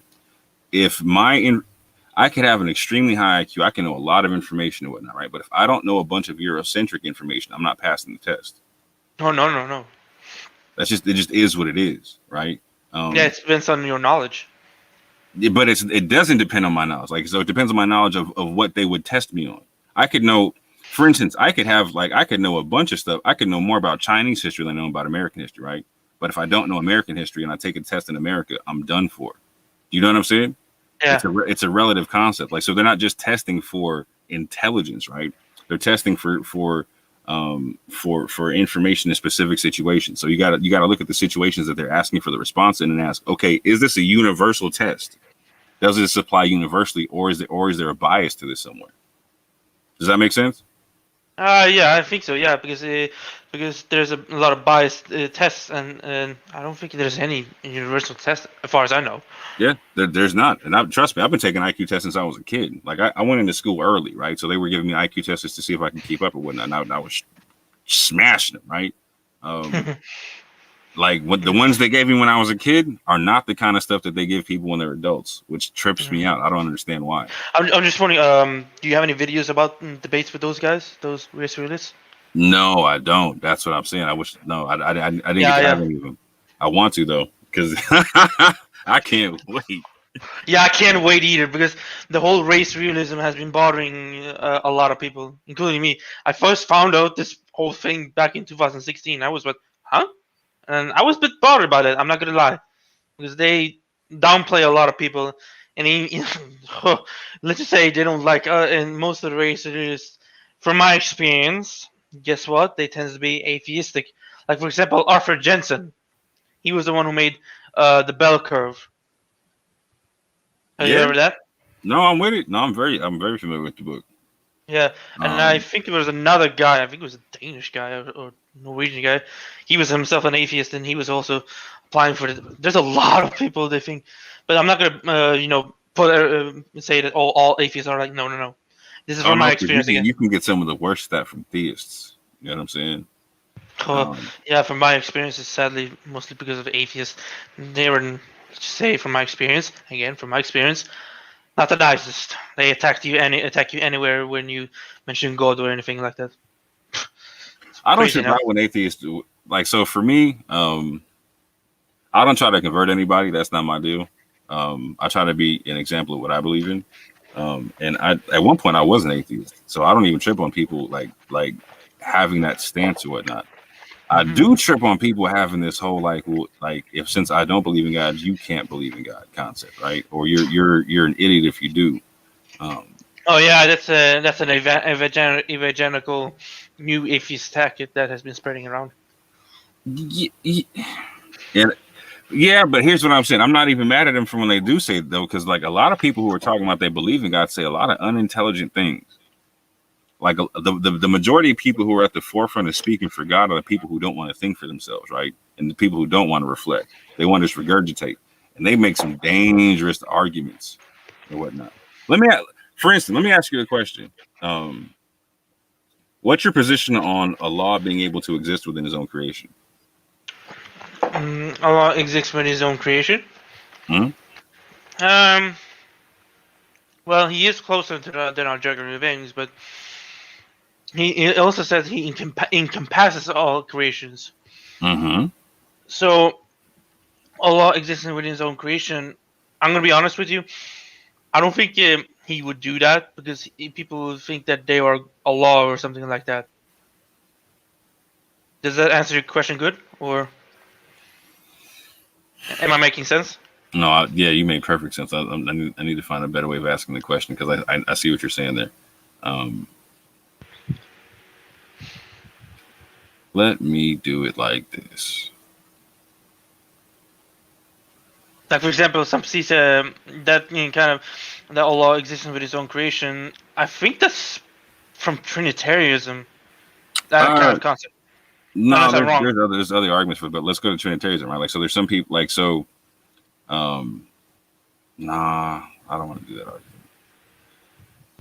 I'll just say it like, okay, we'll use the Aisha argument, okay? In the sense to where like there's the majority of the Islamic world, and particularly the Sunni world, right? Because we already know she's or the minority, whatnot. That the majority of the Islamic world actually holds this whole Aisha being 6 or 9 concept, right? To the detriment of the entire Islamic world, right? Yeah. And don't recognize it like so. There's no good way to defend pedophilia. And there never was. Allah never defended it. Right, exactly. And that's the crazy part. So Allah never defended pedophilia, never sanctioned pedophilia. In fact, I would say, in fact, it could be considered al-fahisha. And not only that, it's completely clear in the Quran. There's no way you can muddy the water on this topic. And you got people like Muhammad Hijab who be like, oh, well, if you take the Quran by itself. Oh yeah, that guy pissed me off. Look, I have some small respect. Like he stuck up for a guy who was being bullied. That he stood against a guy who was bullying. But when he said that made me not happy about him. When he said that to Cameron, right, I thought he's just taking a piss, right? Got you. He's just taking a piss, right? But when he said it to Kay from So-Called Films, right? I was like, okay, bro, you doing wait. Now you done went got super dangerous with it because you just went and told the Christians if you took the Quran by itself that it would back pedophilia. I was like, okay, that's crazy. Yeah, if I seen him do that, I would literally jump and say, no, you're absolutely wrong. Read the context, read the words what Allah said. Now, if I make a video about it, right, he's about to flag my joint. Like him and I, I already got one of my channels taken down by him and Ali Dawa. You feel me? A long time ago, before I was recording all my stuff. You know what I'm saying? Oh, Rabbi Alamina, that's just... They came at me hard by it. I was like, okay, I got you. Ali Dawa, right? Yeah, Ali Dawa knows exactly who I am. Oh, you must have met him in the He sent me messages and all that type of stuff. You know exactly. He said he literally sent me messages before my channel got deleted. I was like, oh, it's like that. Yeah. He kind of he sent me the message to let me know it was him, and then my channel wasn't there. I was like, oh wow. Yeah. In fact, like, okay. Yeah. In fact, I remember you actually had a debate with a guy named who, Christian Prince. A long time ago I did. Yeah, because we actually had a conversation about that. I think about 3 years ago. Remember that in Facebook? And I can't find that video nowhere. I'm mad about that, bro. Yeah. I wish you did. You recorded that time because if you did that, I would love to watch it because I've seen some other videos that responds to a Christian Prince or C Pig. Have you watched Ultimate Truth? Have you watched Ultimate Truth? The guy videos. What? Ultimate Truth. No. You know who it is? He's also a fellow Muslim, like you say, Quranist, but I like. He did some debates with Christian Prince, and let's just say it is so funny. He did that, and how this Prince guy reacts calling us donkeys and all that, you know. And then the way he denies things that is actually in the Bible, like and all that. It amazes me. It's like what when we say he denies things in the Bible, like what? For example, those who don't believe in Christianity, whatever, they are to be killed. I think it was he Ultimate Truth quoted verses like, for example, Deuteronomy 13:6-10 and all that. Mm-hmm. And there was other verses, and of course, all Prince said that when he quoted those verses, but there was other reasons. He said, "You're a liar," whatever. That's what he said. Oh wow! Yeah, he technically and Proof was said, "You call me a liar. I quote your own verses. I'm quoting your own verses, and I'm a liar." Oh my god! It was super simple to actually show how much he doesn't know about stuff, right?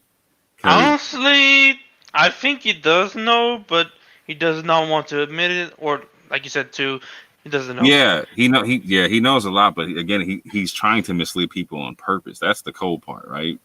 That's the thing I found crazy about him. Was like, that's what got me about a lot of the apologists out there, period, on both sides. It was like they're willing to mislead people on purpose. That's what's scary to me, right? One difference though is that it's in the Bible as well. Romans 3:7. It says that anything that falsehood that is good for the Christianity. You know, I don't know if you read that verse. In context, what are you talking about? Just so I understand. Romans 3:7. Okay, let me look it up right quick. It was a Bible verse. I remember it was something about if anything good falsehood for the truth of Christianity, whatever. Real quickly, the words perfectly. I'm sorry if I messed up the words. The truth of God has more abounded through my lie unto His glory. Why yet am I also judged as a sinner? That's Romans 3:7. Yeah, if I remember correctly, yeah. Because basically, if I remember correctly, it's saying that why would you lie for the truth of God? That's not good. You don't lie for the truth of God, right? You tell the truth, right? Unless I'm missing something, of course. So I'm confused as to the context of how and why you're bringing this up from a Christian. Yeah, sorry, but this is that many apologists tends to lie about that from both sides, and it sickens me. Yeah, and the only thing that I've ever been able to see to where like God didn't punish the lying from was the concept of if you're actually trying to protect your life on something, right? They say it's called taqiyya, but taqiyya actually means to safeguard something from evil. Yeah. Okay. So again, like the literal. And it's interesting enough, a lot of apologists from the Christian side say that we're practicing taqiyya, but that comes from Shia Islam. That's a Shia Islamic concept. The actual concept of taqiyya, being able to apply it to everything is a Shia Islamic concept. That's what damn sure. But here's the thing: when Allah uses the word taqiyya, it comes from the root word waw qafiya, means obviously safeguard something from evil.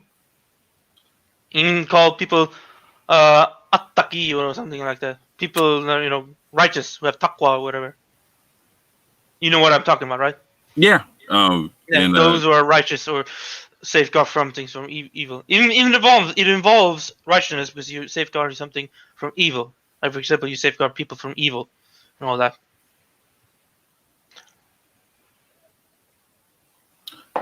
Sure.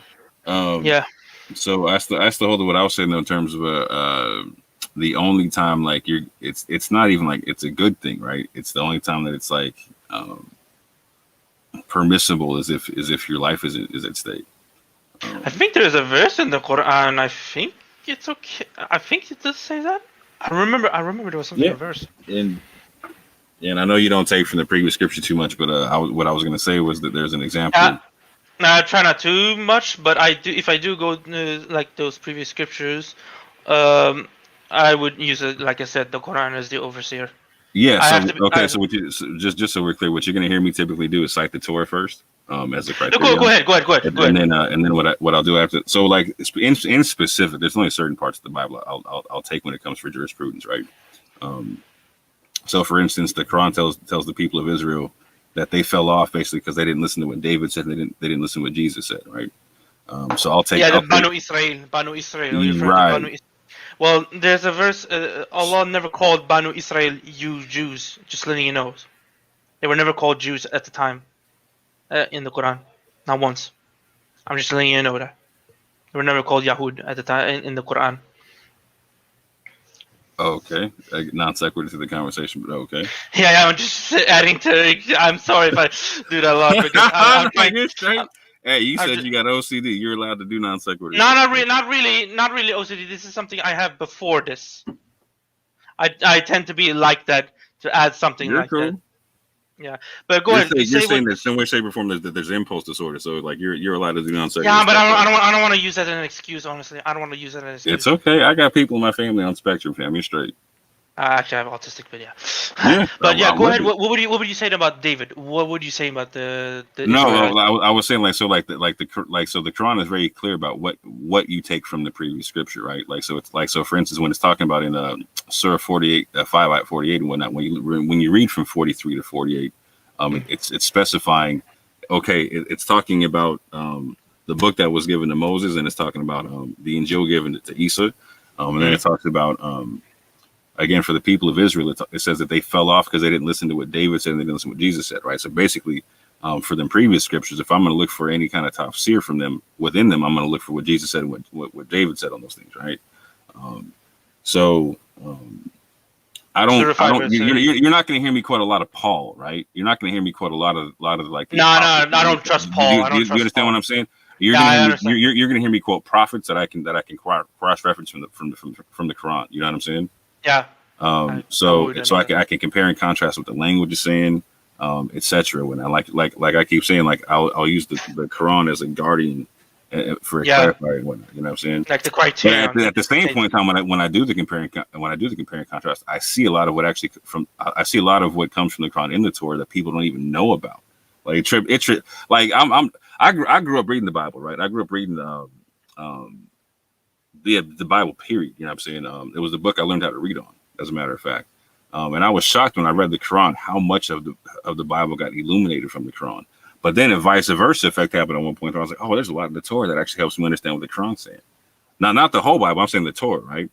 And one of these things was this concept with Taki and whatnot, or Taki and what is this like? So in the Torah, right, in the books of Moses, it talks about there's a couple of occasions to where Abraham is going to situations and he tells his wife, okay, say that you're my sister because I'm afraid that they're going to look at you and kill me.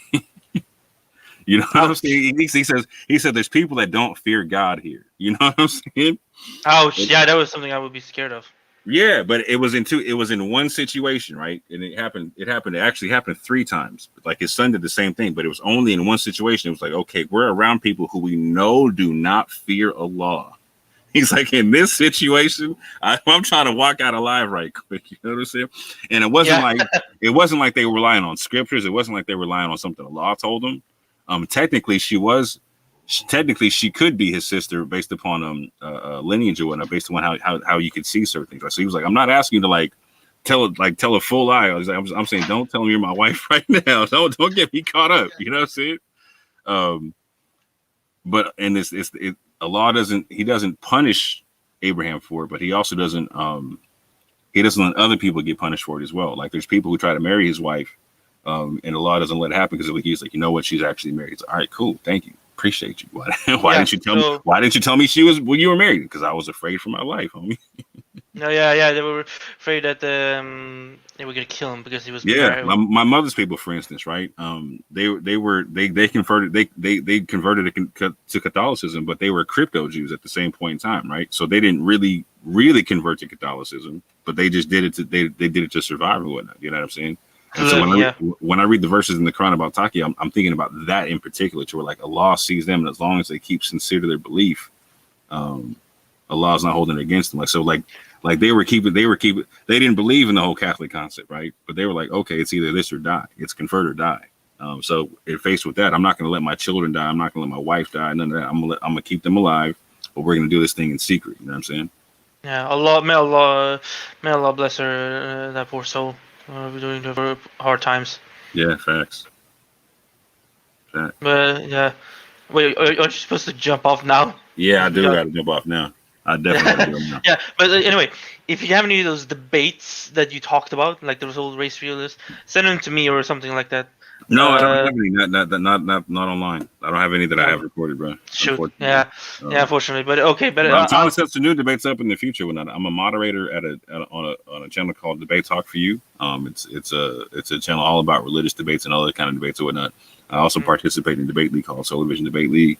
I've also been on modern day debates. I'm trying to get back there again, to actually get towards the people like the race realists, because that's where I got to go to get at them and whatnot. Because I was actually just talking. I was just talking to the apostate prophet about doing a debate on is Islam true on modern day debates. But be careful with this guy. This guy is, let's just say, is not very honest. If you get what I mean. Yeah, I'm with it. Like, I'm completely with it. So, like, have you debated with him? No, I've talked to them. I've watched his debates. I'm familiar with him and whatnot. Like, like for example, what are your main critique on him? Like, what is your critique, for example? So first and foremost, when I see atheists sitting down with Christians to go at Muslims, I'm already saying, okay, there's a bit of dishonesty going on here. You know what I'm saying? There's a bit of hypocrisy going on, to where, like, you got the atheists sitting down with Christians to go against Muslims and vice versa. Yeah, that's something I noticed a lot recently. Yeah, it's a secret atheist polytheistic alliance. That's scary. Yeah, 100%. Like, it makes sense to me whatsoever. Yeah, why would they do that? Like, why would they do that? Oh, Elusive, you got a fan. Elusive One says, "More, your channel has fantastic information." Well, I thank you, Elusive One. I appreciate you. I don't put out enough info at the moment, but I definitely will be trying to get on that. I'm a bit bogged down with a bunch of rods in the fire that I need to get taken care of. Also, 7A Films also agree with you. Free Palestine, man. Big up, man. Big up. I would love to see how. Yeah, go ahead with your critique. I'm sorry for interrupting. I apologize. Well, okay, I'll critique this right off the top. Like, so I initially responded to him when he asked for a debate, because he put out a blanket post on YouTube, and so I was responding to him and whatnot, and we were going back and forth and whatnot. And I asked him if he would be willing to debate, is Islam true or is atheism true? And he refused to debate that. He didn't want to debate if atheism was true or not. That's weird. Yeah. So right off the top, he doesn't sound like he believes what he's saying. He's not willing to defend atheism as a perspective or whatnot. That's not a good sign from that guy. Yeah, 100%. So, like, he's not willing to defend atheism, and he teams up with Christians to go against Muslims. So, what the frick? Yeah, 100%. There's something that doesn't make a lot of sense there, right? Yeah, so I noticed that as well, because I noticed not only atheists pairs up with Christians, but other polytheists that attack us in a way. Yeah, but it's crazy because Islam is the evil religion out of all of them. I don't understand. I'm like, word? Okay. Yeah. In any rate, I seen a lot of horrible things about they call us. But here's what doesn't make sense, right? Like, so again, when you listen to apostate prophet talk about stuff, right? He's going to be attacking the hadith all day. He does attack the Quran. He tries to, but you can't. With what he's saying doesn't make any sense. Okay, like, so for instance, if he wants to talk about, for instance, one of his big things is like the apostasy laws, right? Okay, not in the Quran. And again, the Quran literally talks about people who leave the religion and come back to it, leave and come back to it, right? Yeah. You cannot do that as a dead person. Yeah, he likes to use science and all that. Attack the Quran. Yeah, and he tries to do the whole scientific stuff or whatever. Cool, got you. They try to do the whole the child marriage in the Quran and whatnot. Needs to be addressed and all that. You know what made me mad? So who ducked me for a debate on modern day debate? Made me hella mad was David Wood. I literally went on modern day debate. That cross-dressing freak. I literally went on modern day debate to debate that guy. They had me do a debate as a warm up just to see if I was a decent debater or whatnot. Once I did the debate, they contacted David Wood, and David Wood refused to debate me. I wanted to debate him on child marriage in the Quran, and he refused to debate me. Of course he. I was like, wow. And you know what he did? He literally flagged my video on the joint. Are you serious? I made a video where I called him out. I didn't say anything bad about him. I just specified. I showed what he did where he tried to use one particular version of the Quran in English to make it seem as if Let me guess. Surah 65 verse 4. Yeah, to make it seem as if it 100%. So I went through it in Arabic and I went through it and all the Quran verses talking about the waiting periods and all that type of stuff, breaking down the fact that if it wanted to say a prepubescent girl, there's words in the Quran to say such, and it didn't. Yeah, it was tifl, right? It could have said el khulma or khulma. Hold on, let me check it out right quick. Yeah. Hey, Mav. What up, pigs? I'm back. Yeah, we're technically speaking about how they would duck more for debate and all that. How he lied about Surah 65 verse 4. Yeah, and flag my channel over the whole thing, and I had to remake the video without saying his name. I was hot. Who was that? David Wood. You know that guy? Really? Literally ducked me in a debate on modern day debate. He ran from a debate on is there child marriage in the Quran, and then flagged my channel on the joint. I was like, bruh, okay, you're a cold one for that. You're a cold one for that, man. I think he even challenged anyone who show him that Islam is true and all that. And I think there was someone to try that. And I think you know what it is, bro. Hamza Abdul Malik. Hold on, did I say his name backwards? There we go. Yeah, he made. Okay, I finally found it, bro. I was trying to figure out why were they stuck on Quranists and whatnot. So you got Sam Shimon, you got David Wood. And they had another one of their homies, James White, right? They actually got into a phone call on a radio conversation with Brother Malik, right? And he was smashing them on why the hadith weren't easy. Because again, all the arguments were coming from Hamza Abdul Malik. Hamza Abdul Malik. I think within the 90s. Say his name to Sam Shimon or David Wood, they start flipping out, bro. They start flipping out. David Wood actually respects Hamza. Right, because of that phone call, bro.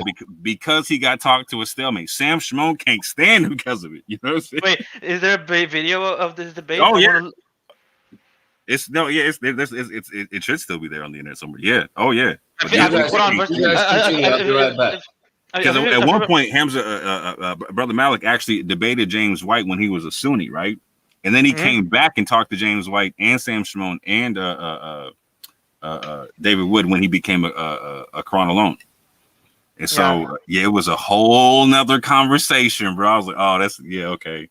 I want to see the reactions when Hamza Abdul Malik is mentioned. I would just pay for a lot of money. Type in Sam Shimon Hamza Abdul Malik, and you'll see he got a bunch of videos talking about him, bro. Where he's talking all kind of stuff about him, the Prophet, all that type, bro. It's crazy. It's crazy.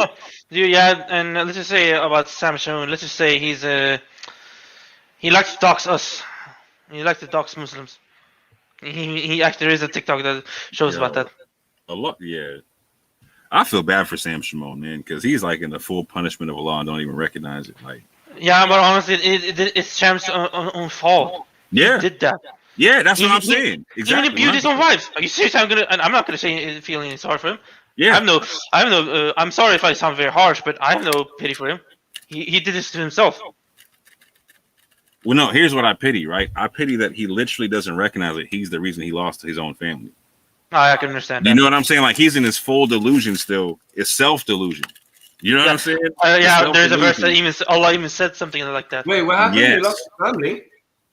No. Sham Samoon didn't, his family didn't die or anything. No. His wife left him. And it took his kids and whatnot, and it took the house and married another dude, and stayed in the same house that she was living with Samuel. Oh, but that's just called being in America. That's not. Yeah. That's not. Oh God! Okay, that's a bit harsh on Americans, but okay. No, but it's true. No, but not just America. Although America does. Yeah, that's Western society. Period at this juncture. Yeah, that's just society these days, man. That's not special. Yeah, but when you look at Sam Shimon's life, okay, like my man. He be streaming all day from an empty apartment. He doesn't no car. He lives in his brother's. He lives in his brother's house. He lives in his he lives in an apartment. He don't live in a house, bro. He He don't even live in no, bro. No. His job is he streams on the internet, bro. That's what he does, and he asks people for money and tells people to feel bad for him because he doesn't have. He'll stream on Valentine's Day like, oh, this is the worst day ever because I don't have my wife, I don't have my kids, and blah blah Oh blah. my god. Yeah, since there's a reason why, because he abused his own wife. He literally did. There's divorce papers in online about how Shamoon actually abused his wife. It's not joking. But like, so yeah, there's fam like The other one got caught. Ravi something. What's his name? The Ravi guy. He got caught for being a major sleaze. Oh, that's a code. A major what? Sleaze. Forgive me, but what does that mean? Help me out, brother Moore. He was less than righteous with the ladies. Oh, you mean he was like a fornicator? Yeah. No. He liked a little. He liked massages with happy endings and whatnot. You know what I'm saying? No, actually, I don't. I'm kind of happy for you and sad for you. Wait. Don't tell me he actually went after the prostitutes. Don't tell me he actually went that. Everything. Did he actually? Oh, everyone went mute. Yeah, I was partaking in some medicinal refreshment at the moment. You're taking. Let me guess. It begins with C and ends with S. No. Come on. Okay, man. I'm sorry. That was offensive. I apologize more. Because when I thought about medicinal, he must be referring to the green stuff that is actually good for your health. Say her name properly. What? Her name. She has a name. She has a name. Wait, your wife? Come on. Yeah, well, the original one, yeah. What's her name? I have no idea. I don't know his wife's name. I'm sorry. Go on, brother Moore. Hit him up. Mary J. Yay! Mary J. Oh, your wife's name is Mary J. That's cool. I like this. Well, I am dim-witted, and I actually have a buckled head, so that could be a reason why I'm not so Mary intelligible. Jane is another name for cannabis. Have you not heard of it before? Oh, no. Actually, no. Actually, when I heard the name Mary J, he must be referring to us. But then I said, oh no, it's marijuana. Yeah. Yeah, but to be fair, marijuana when it's not smoked, you can use for medicinal purposes. There's a system in our bodies called the cannabinoid system, by the way. Mm-hmm. Correct. Just check it up. Yeah, which is an genius creation of a law. A way to heal ourselves. Hey, man, but anyway, it's in my Torah, bro. I ain't mad at it. You know what I'm saying? Yeah. Well, I don't use it. I don't use it because I never. You know what? So if you actually looked into the CBD, right? Not even like you don't have to smoke it, none of that type. Yeah, you don't have to smoke. You can drink it or eat it. Yeah, if you looked into that, in small doses or even more, it would probably help you a lot with your OCD. Yeah, but I think the OCD thing is more like a mental thing that I caused myself to it. I just try to ignore it, and alhamdulillah, some of that is also brain chemistry though too. So I think it's because of me. I think it's because of me, honestly, because I didn't have this effect until I think about since 2018. But anyway, it's very amazing how Shamoon asked for money and all that. How you feel sorry for. They all make money off Islam, bro. That's all. But I'm talking about Shamoon, how they feel sorry for him and all that, pray for him and all that. Isn't that a little bit narcissistic? I could be wrong on this part. No, it as far as I'm concerned, it's idolatry, fam. Oosh, yeah. Hold on. One second. You know, even these Sunni Dawa guys and whatnot. Ali Dawa. Notice during Ramadan, especially, although it actually happens every day, they're constantly asking for donations. I was just telling someone that too. Now, my question is, who oversees these donations? Like, how does anyone know what's happening to their money, where it's going, etc.? That was the video that got my channel shut down by Ali Dawa, right? I was challenging him and Muhammad Hijab to prove that a portion of their zakat went to freeing slaves. The what? Oh yeah, Portion. yeah. And if they couldn't prove it, like, you know what I'm saying, they need to get on it. You know what I'm saying? Mm. Yeah, the portion went to free in the States, right? It's free. It's free in captives for Yeah, stuff. free captives. So Yeah, it could be even someone in debt. Yeah, in like a debt or something, Yeah. or actual Yeah. slavery. Someone in debt that's struggling with their debt, you have to help them out. Yeah, it's anti-usury if you think about it. Mm. And they flagged you for that? No, I didn't. No, my channel didn't get flagged. My channel got deleted. What was your channel name before you got deleted? So I had two channels, as a matter of fact. One was called SLM TV, and I had another Orthodox More channel before this one. Yeah, and My second one, Ali Dawa sent me the message before it. He literally sent me the message before it went deleted. I was like, "Oh, you're code for that, bro." It's like YouTube has since gotten a little bit better in terms of how it deals with certain things. Because at that time, I'm just curious. What do you remember the message? What did it say? he was he had said something. He was like, because okay, so what happened was Tommy Robinson ended up retweeting one of my videos, and yeah. Oh, that guy. Yeah. I don't like him. When Tommy Robinson, so I was talking about Quranism, etc., whatnot, and some other things and whatnot, and Tommy Robinson asked the question. He's like, "Is this guy for real?" Because I was talking about some stuff against what the Sunnis were saying about like Aisha and some other stuff, right? And so Tommy Robinson was actually getting curious. He was like, "Is this guy for real? Is this thing for real?" Right? This is a time where he was actually going around talking to Shias, etc., when they're trying to figure out some Islamic stuff, right? So he got curious about my stance. And I was literally his last tweet before his Twitter got shut down. Yeah, and then so Ali Dawa sends me this message on YouTube saying like he's like, "Oh, so I see like you're finally making it. People starting to know who you are and blah blah blah blah blah." And then he said smiley face. 10 minutes later, channel done. Channel gone. Wow. Like, what? No. But what I don't understand is, like, can they do that? Can they just take your channel? I don't get it. I don't think they can do that no more. So right now, it's not the same now. At the time, but what they were doing is they were complaining about.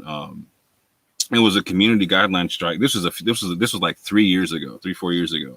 Oh yeah, I remember that period. That period was crazy. Yeah, it was, bro. It was crazy. Like they were making all kind of claims, and I couldn't come back on nothing. Like they were trying to say that I was saying all kind of stuff about Islam. Like I was making a religious claim, like I was going against it. I was like, no, I'm a Muslim. I was literally writing. I was writing YouTube saying, no, I'm a Muslim. I just don't deal with the hadith or whatnot. And they're like, no, I'm sorry, blah blah blah. Basically, because they were a huge channel coming down on the small channel lost. That's how it worked a few years ago. Now it's different. Now I can go through a whole appeal process I couldn't really go through back then. You know what I'm saying? Yeah. They were very gangster about it. That makes sense. But that was back when I was making a whole bunch of videos about Ali Dawa, you know what I'm saying, on my SLM TV channel where they were going at people at the park or whatnot. And I was actually like, I was making videos and putting music to them and repeating where they were going off and where they got messed up or whatnot. It was getting passed around a lot of people at the park. So he knew me from that. But then when Tommy Robinson retweeted my joint, he was like, yeah, let me pour some water on this fire so my man don't blow up no time soon. You know what I'm saying? It's amazing and disturbing. Yeah, it is.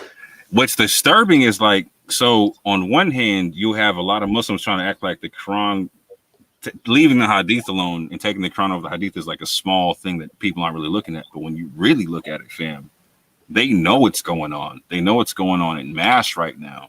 And there's a lot of videos that they're making going against it, trying to pretend like they're not doing it. They see it happening. They see it happening all day. And like Maverick said one day, man, he's like, yo, the Quran made it to the West. It's done for these guys. It's already made it to the West. And so rationalism is gonna come out at one point. Yeah, I wouldn't be surprised someone would try to They kill replaced it us. for identity politics, man. They replaced the Quran for identity politics. Oh yeah, Maverick. Interesting enough, I remember and this was a long time ago. It was during the time I was looking into this so-called race realism. there was one African nationalist, a Pan-African nationalist, says he left Islam because he couldn't be, he couldn't follow the nationalistic identity politics. If I remember correctly, it was something like that, and it was like, huh? So you're basically telling me that you left Islam because you didn't want to be racist? You couldn't be racist? No, I wouldn't say racist. I was no. Oh yeah, but it's something like that because he wasn't like very friendly towards. I think what he was trying to say. I think what he was trying to say, because I've met a lot of people like that, is basically they felt as though the hadith was I think what he was trying to was burdening them with Arab tradition and stuff like that. No. Is that there was the guy? The guy said that the Quran wasn't allowing racism, and he didn't like that because he wants to, I don't know. It was something like he wants to preserve his race or something like that. So, it was Pan Africa. Right. In terms of nationalism and racism, there's a bit of a difference. The Quran is not against being Pan anything. Like you can be Pan African, Pan Asian, Pan Europe, whatever. Exactly. That's not a problem. The Quran's not against nationalism. The Quran.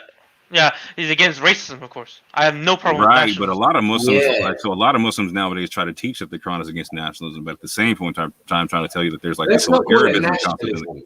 Let's call it patriotism, not nationalism. Yeah. There's nothing wrong with. There's a lot of people of different ethnicities are patriotic for their same country. Like for example, USA, right? I don't have an issue with the term nationalism though, just because the Quran literally uses the term nation when it says like we could have made you one nation, but we didn't, or we made you into many nations and tribes out of a single pair of male and female, right? With the same concept, so that you can single soul actually towards righteousness, or the one closest to righteousness is the one closest to Allah, right? Yeah. 1 second, guys. Let me welcome Translinear, bro. What's happening, Translinear? How you doing, mate?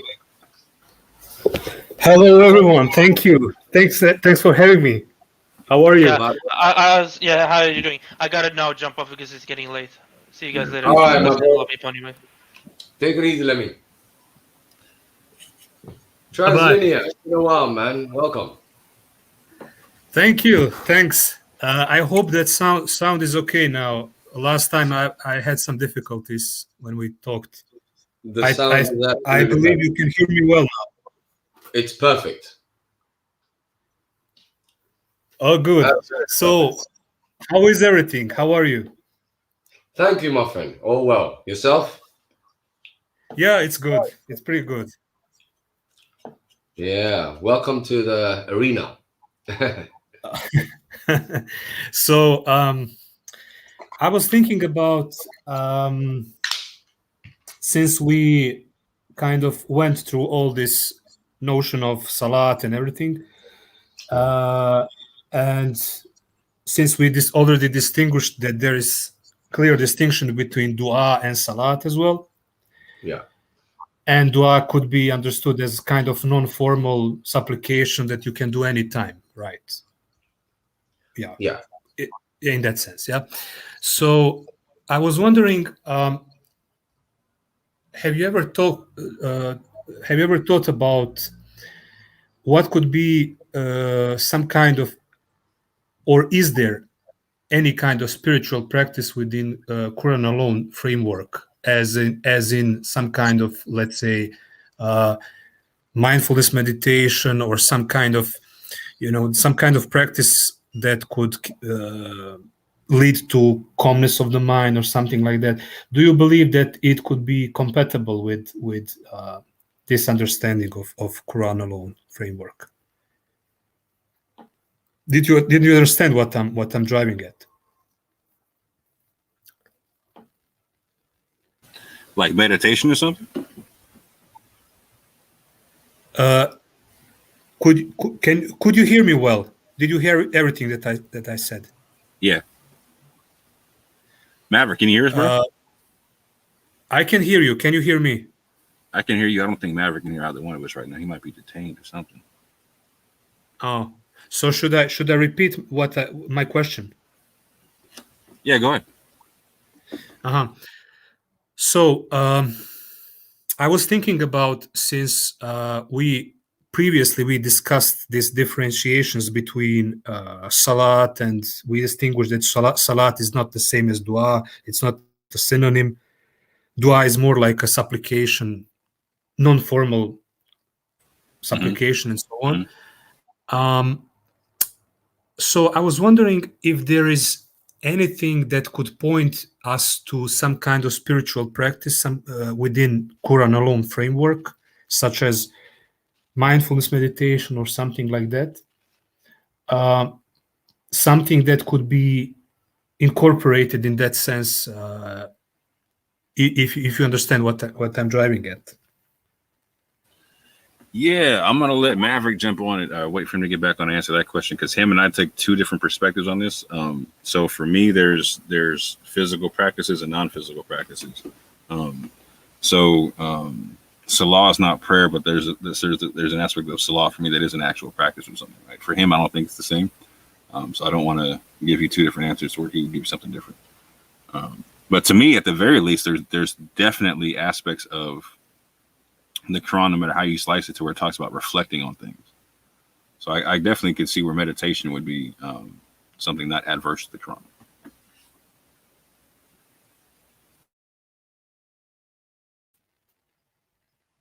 Can you hear me? I can hear you now. Maverick had to jump off. I think he's going to jump back in.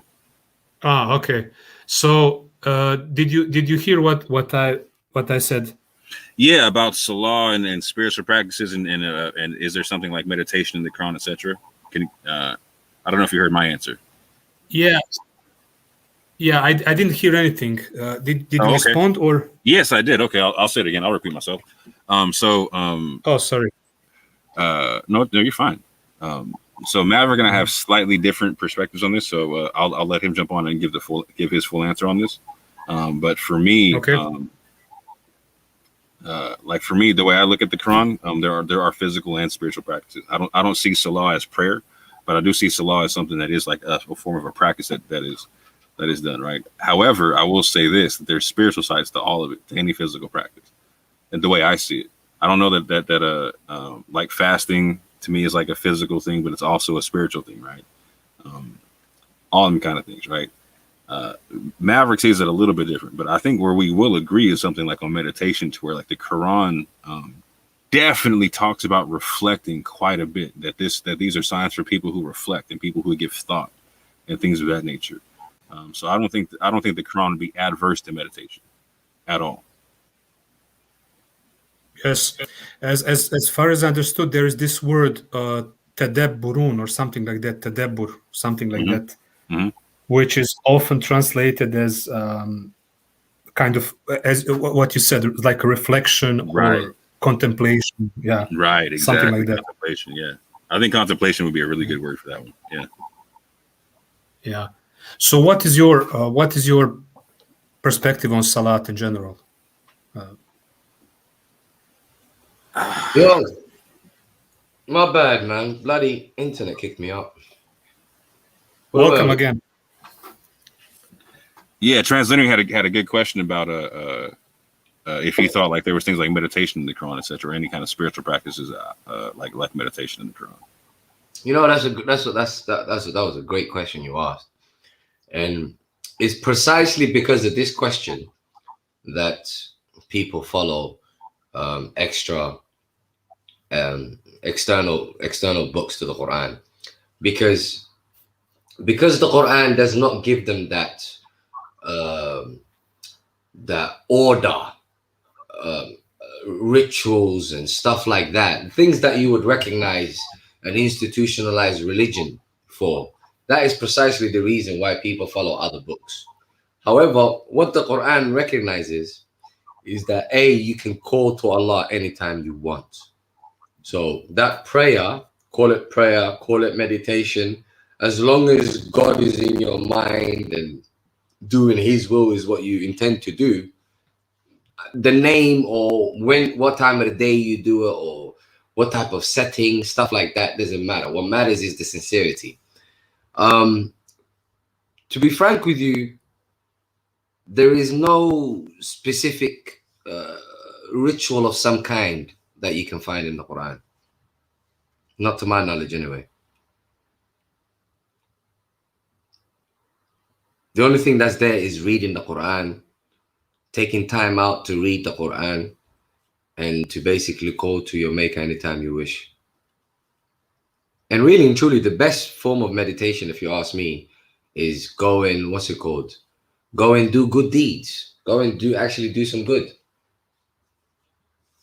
What do you reckon?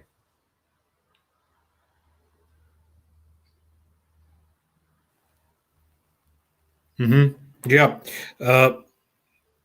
I agree, and I would like to just to go through one ayat that I just found that I was thinking about the other day.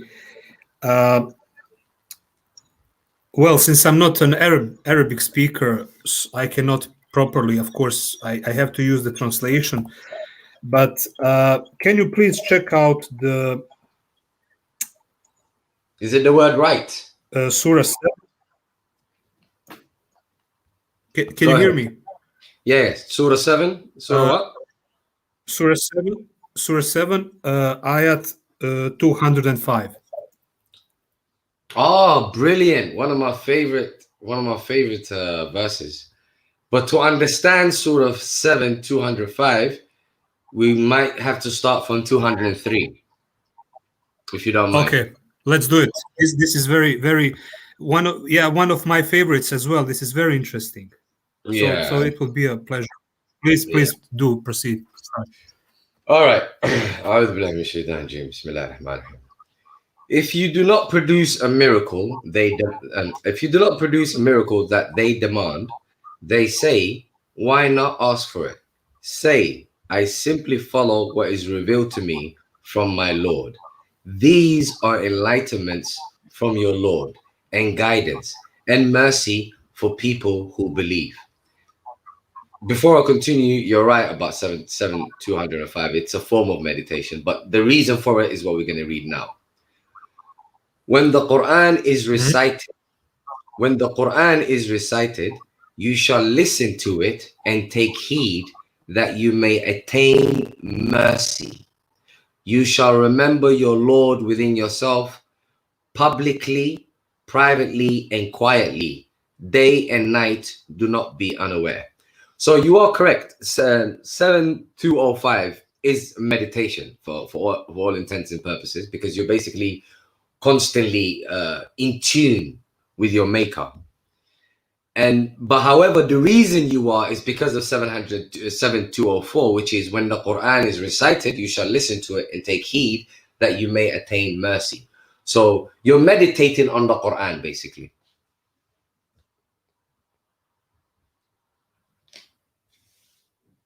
Does that make any sense?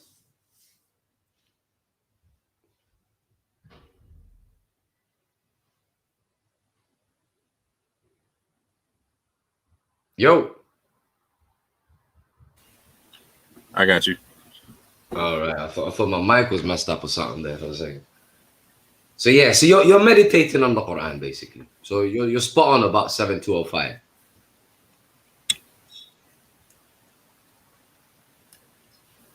He'll probably come back. Yeah, he'll probably pop back in. And furthermore, this is actually the reason why I don't think Sunnism can be defeated. I really don't think it can be defeated, because Sunnism offers a religion. It gives them that camaraderie. It gives them those rituals and those tick boxes, if you like. Yeah, a team to play for. Yeah, exactly. You know, with training and stuff. You know what I mean? With a home stadium and everything, you can't defeat that. You can't defeat it, but it's also containing itself at the same point in time, because there's only so far it can expand with that mindset, right? Like, so you're seeing, like, you can see the speaker's corner all day. We're like, okay, even the Christians are like, let me the Sunnis and the Christians are creating Quranists at the moment. You know what I'm saying? Or Quran alone people. You know what I'm saying? It gets crazy watching the conversation, but like they're making it happen. The Sunnis in particular are making more people believe the Hadith, because the more you actually analyze the thing with a rational mind, the more, okay, this doesn't line up, and if it doesn't line up, how can it be from Allah? No, it's just straight up following your forefathers, sort of a thing. Yeah, facts. That's it. Yeah. I feel bad. I feel bad for a lot of people who are raised Muslim because, like, man, I don't have any of that baggage going. So I just got like my man from Sri Lanka just gave me the Quran. He didn't even tell me there were hadith. You see what I'm saying? He just gave me the Quran. I was like, all right, cool. I was like, straight, got you. He was expecting I was going to come back with questions or what. I was like, no, I just read the book. You know what the funny thing is, brother Moy? You remind me of I remember there was these dudes talking about how they should give da'wah, and they were talking about new tactics and whatnot that they need to develop and whatnot. And I said to them, really and truly, all you need to do is give people the Quran. Like you couldn't do better than that. Just give people the Quran. Yep. They laughed at me. Yeah. They laughed at the idea that the Quran would be enough. But the funny thing is, most of the so-called converts have been convinced by the Quran. Yeah. And it was literally in spite of the arguments I was hearing from other Muslims. You know what I'm saying? It wasn't their dawah. It was just the Quran that got me. Because when the Quran gave me the falsification test, like, yeah, prove me wrong. I was like, oh, word? You feel me? Like, when I heard that, I was like, you know what? Any God I'd rock with would say that. I'm down. Let's go. You feel me? You know what I'm saying, bro? I felt like, I was like, yeah, my God would be a little saucy like that. Like, yeah, I dare you to prove me wrong if you can. Go ahead. Just right there. Do you know what I'm saying? Go ahead and prove me wrong. You know what the funny thing is? Just the other day, there were people, they were talking about how the Quran says, you know what, if this book had come from other than Allah, go ahead and produce even a chapter like it. All of you get together and produce a chapter like it. And I was thinking to myself, honestly, who would have the balls to say that? And then he goes on top of like, okay, like if all the oceans were ink and you exhausted all the oceans, you still couldn't come up with the Quran. I was like, my G. Okay. You know what I'm saying? I was like, yeah, I gotta read this thing. Let me go through this thing. But when I started comparing with like so for me, when I first got in the Quran, I was like, okay, this English translation sounds crazy. I was like, let me really go in and what it's actually saying, right? Because I was like, first of all, like, there's not one English translation, there's a bunch of them, and they're all contradicting each other. Like, well, that can't make sense. You know what the funny thing is? I'm glad you mentioned that, because I always thought to myself, even the so-called converts, the ones that supposedly got convinced by the Quran and then they go over to the hadiths, I always think to myself, how on earth did you understand chapter 2, 187, chapter 2, 196? Because there's a few verses that the translation basically makes a complete mockery out of. So I know they haven't understood those verses. So I'm like, so I'm like, it's one thing to follow your forefathers, which these people are doing, but you, the supposed convert, how are you letting things slide? You know, as a convert, surely you're not meant to let things slide. Like, you just came from bullshit. Like, surely you want to make sure you don't enter into another bullshit. But a lot of them don't want to make waves, and I really don't care about that. I'll make all kind of waves. I'll splash. You know what I'm saying? Like, I don't care. Like, I got questions I got to get answers. You know what I'm saying? Like, I'm not 100%. that. 100%. Yo, Translinear, my brother, come in.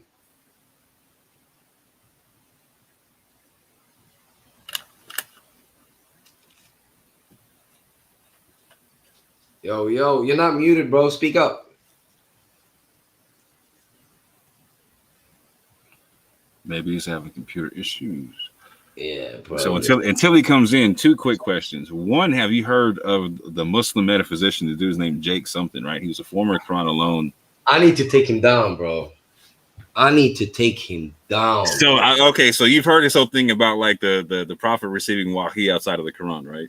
His argument is so bad, bro. I've had a chat with him on Facebook, like private messaging and stuff like that. I've not only me, plenty of people have showed it to him. Look, all you need to do is just read a verse before you see the context. You understand what I'm saying to you, yeah? And the context never speaks about prayer in the first place. Do you see what I'm saying to you? So basically, once he was shown the context, bro, he doesn't care. What Jake Brancatella has understood is he understood his audience, because he used to be with Hamza Abdul Malik, and he realized that and he realized that he's not gonna shine next to Hamza Abdul Malik. Do you see what I'm saying to you? He's always gonna be that student. And two,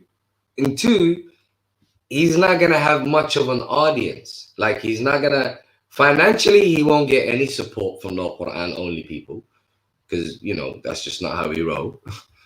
And two, what's it called? He's not gonna be famous. He's not gonna gain any attention. I'm telling you, bro. He literally went over to this whole Sunni stuff because he found it beneficial, like worldly wise. I can't even disagree with that. I will say this though. I think that he does have some good questions for certain Quran alone people, right? Because I think there's different levels to this thing. You know what I'm saying? Like you got the Hamza Abdul Maliks, and then you got like the dude he was. Okay, so there's some people that come to the park that he was just talking to about. What was it? Was it about Hajj and about Ramadan and the holy months? Yeah. He's basically all right. There's levels to this. You know what I'm saying? There's definitely levels to this. There's no denying that. Basically, what you got is you got people who are suspicious about the hadiths. Now, just because they're suspicious about the hadiths doesn't mean that they know the Quran in its entirety. Do you see what I'm saying? They're just suspicious about the hadith, so they go in with their gut feeling. And then you have other people who are somewhat learned about the Quran, but they just cannot let go of the rituals. Like the rituals are just too inbuilt. It's too deep that they cannot, they just can't deal with the reality that the rituals was never part of the deen. You understand? Now, personally, I think that group, I think I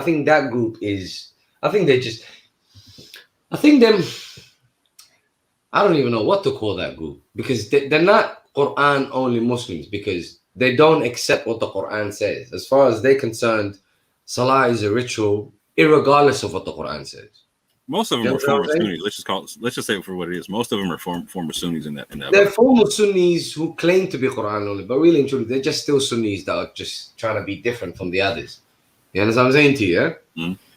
So what Jake does, and not just Jake, all of them, what they do is they go for those kind of people. Yeah, agreed. They know who to target. You know what I'm saying? Because really and truly, Jake's only argument, let's be frank, Jake's only argument is the word Qibla. Now, he assumes the word Qibla has something to do with prayer. However, the verses that he cites says nothing about the word prayer. Literally nothing. As a matter of fact, it's chapter 2. Chapter 2 is mainly about the children of Israelites, especially the beginning portion of it.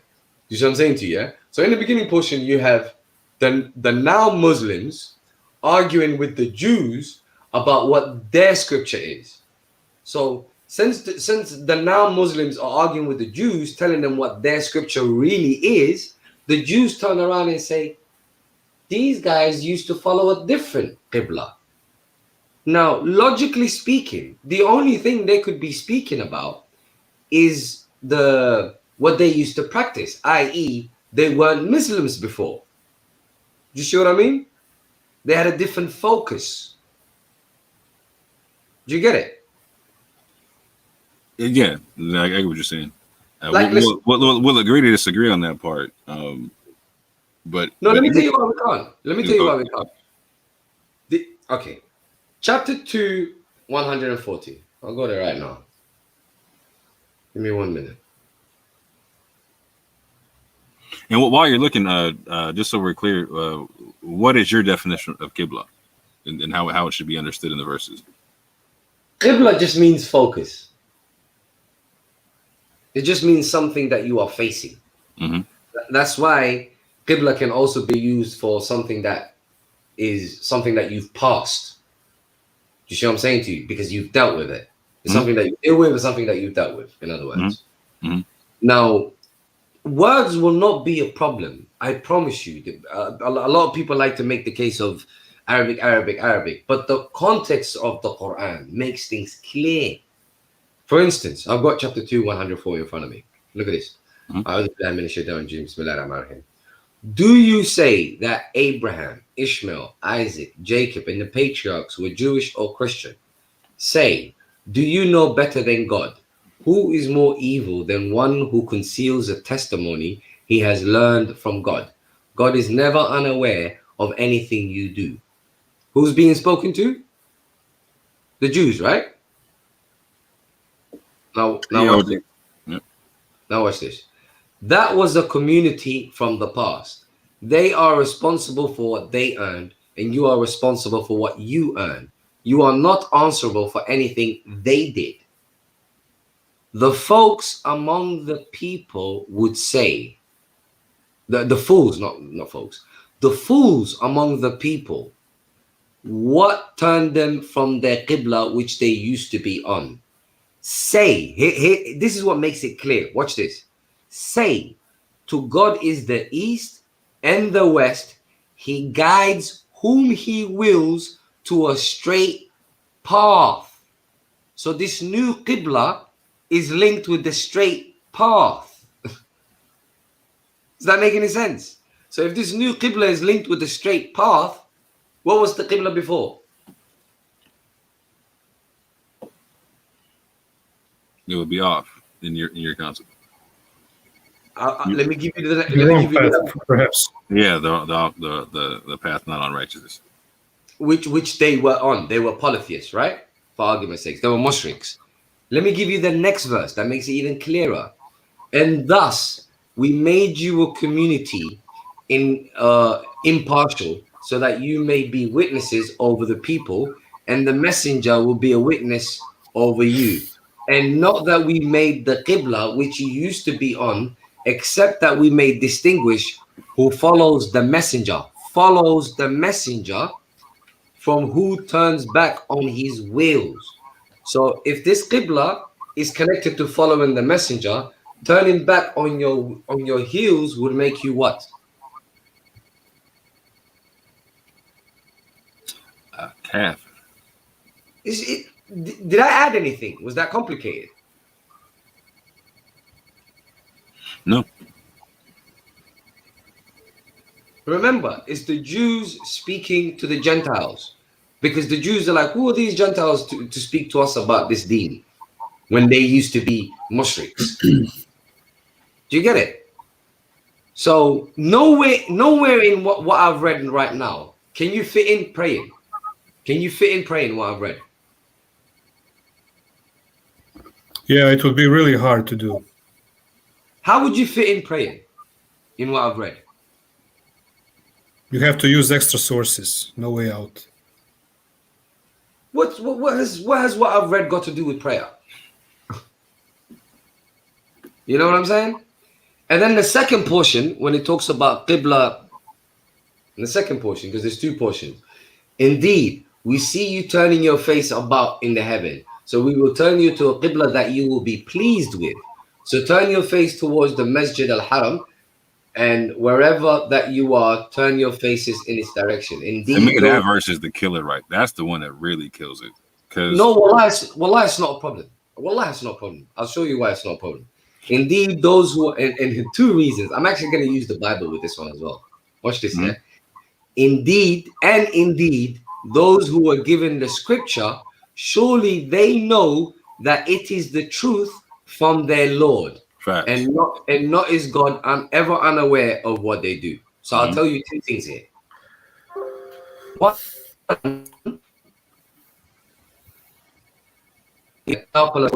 198, something like that.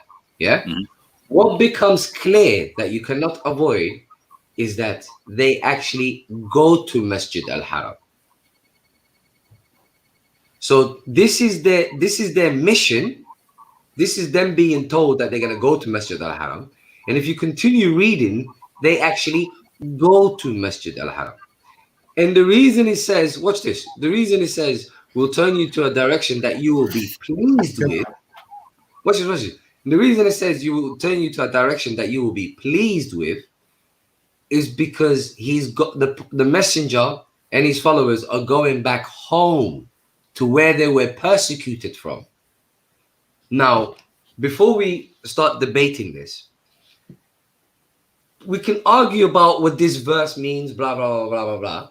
But what we can't argue about is these facts. The facts being, one, that going back home definitely pleases the messenger, because he was persecuted, the messenger and his followers, because they were persecuted from Masjid al-Haram. Let's remember, Masjid al-Haram is a place.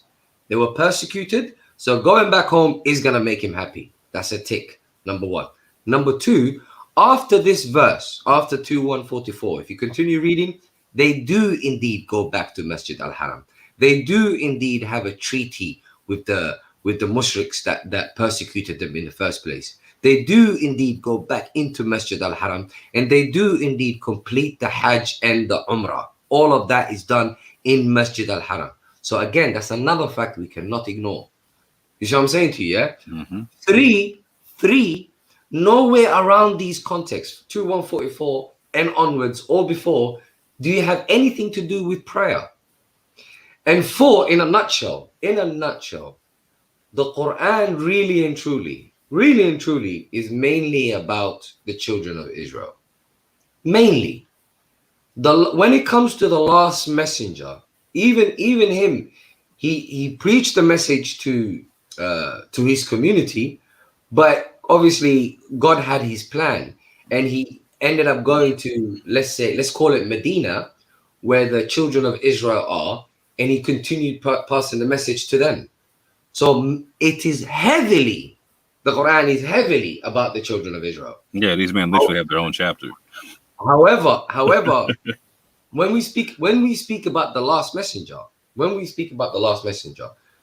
we have is the following. He preaches the message in a particular area. He gets persecuted from that particular area. He fights once or twice, I think, twice or three times with those people. The people that he migrated to, some of the people of the book, they betray him. He eventually goes back home to Masjid al-Haram, and he completes his mission. That is it. That's the entire story of the last prophet, in a nutshell. He preaches a message, he gets persecuted, he fights, he goes back home. And in the meantime, he has a few hypocrites among him, and he has some hypocrites in the people of the book who betray him. Am I lying? Is that not the entire story of the last prophet? No, fact. But furthermore, I'll say this, right? Like, so the man, like Jake's claim, period, is just off, right? So his whole claim is this concept of the fact that there's supposed to be a command in the Quran for the prophet be facing a different qibla, right? So whether we'll argue with these cats over prayer, salah, all that stuff all day, right? Leave that aside, right? The claim is based upon the fact, like, he's supposed to. It's assumed that he's supposed to have this command. However, the verse you just read, Surah 2, Ayat 144, it clarifies the whole thing. It says, "We have certainly seen the turning of your face toward the heaven, and we will surely turn you to a qibla which you will be pleased." Right. Exactly. So whether we can argue with over words, all the type of stuff, right? But what this is saying here is that the prophet didn't have a qibla he was facing. Yeah. It said, "We've seen you turning your face to the heavens." Like he was looking for a qibla. Is what it said. Oh, well said. Whatever you want to say qibla means, he's looking for one, right? And the law says, "I'm going to give you one." You really killed it. Oh, I don't know why why I didn't think of that one. That one really kills it. That takes away this whole concept that the messenger faced another qibla, blah blah blah, because he was looking for. Literally is what it's saying. They're like, it's saying we, like Allah saying, "Look, I saw you looking, bro, and in your, like, basically, I'm gonna give you what you're looking for. I'm gonna give you." You know what I'm saying? Yeah, literally.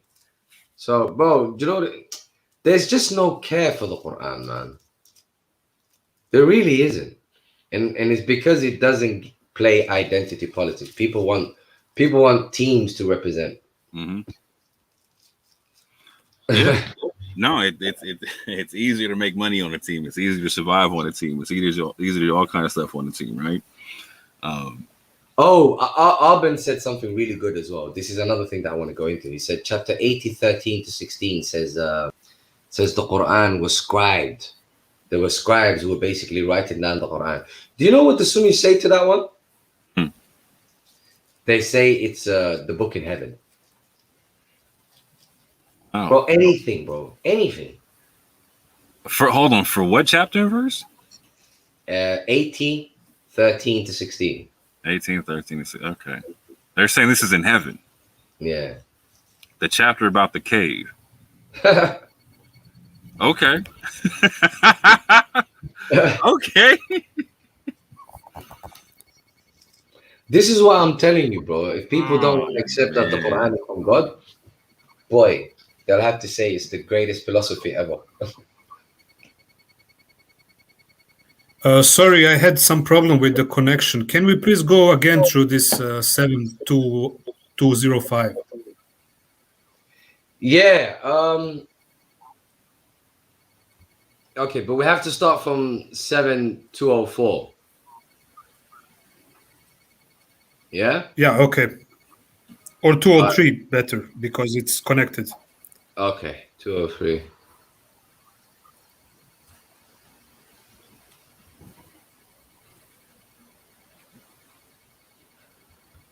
All right. If you do not produce a miracle that they demand, they say, why not ask for it? Say, I simply follow what is revealed to me from my Lord. These are enlightenments from your Lord and guidance, and a mercy for people who believe. When the Quran is recited, you shall listen to it and take heed, that you may attain mercy. You shall remember your Lord within yourself, loudly, privately, and quietly, day and night. Do not be unaware. So yes, it is meditation, but it's meditating on the Quran.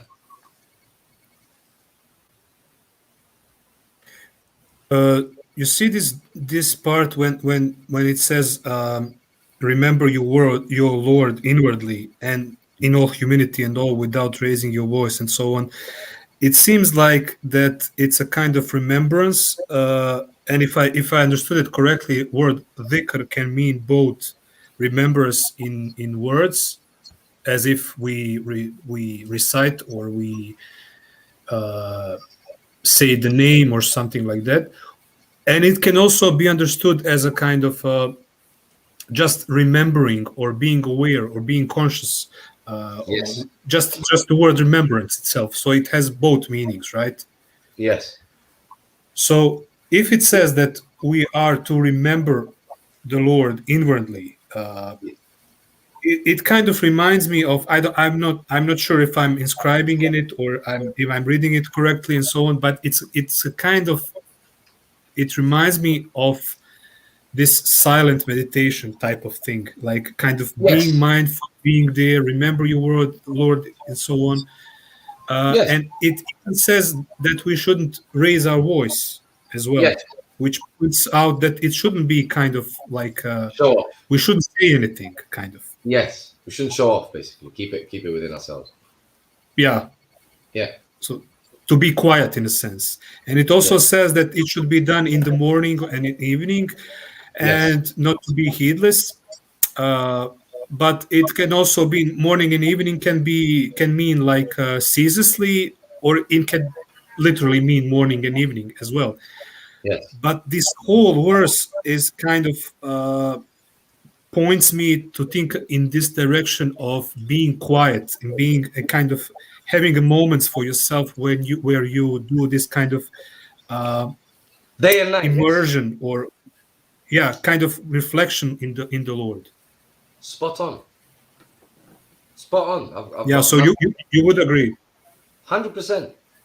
There's nothing to disagree. That's precisely what it says. That is precisely the purpose of the message. So spot on, 100%. I've got nothing to add to that. Yeah. What about you, Brother Mo? So then we could agree.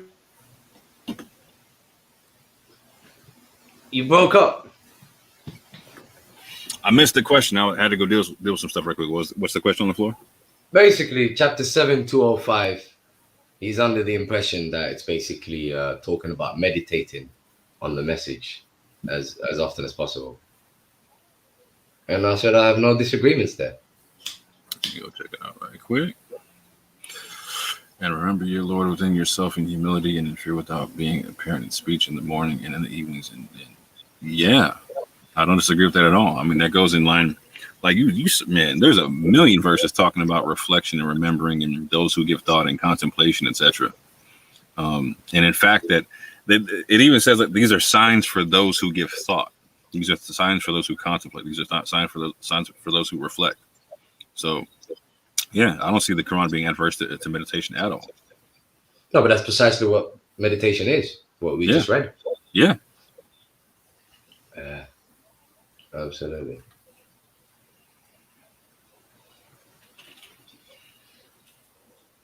I think it's literally a book for people who are trying to think for themselves. 100%. If you're not trying to do that, then you need another instruction manual. Right? You know what the funny thing is? Read the verse before 204. Okay.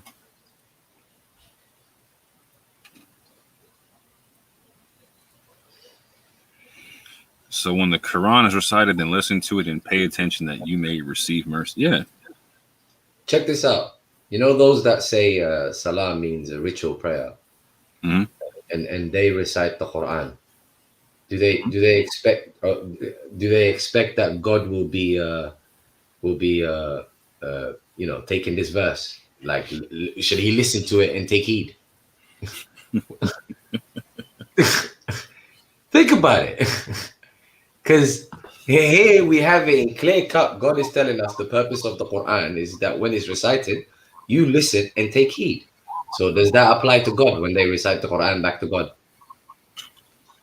Here's what I want to know. You see what happens? Yeah, I'm with that. But here's what I want to know is like, so does the ritual give you salvation? They think it does.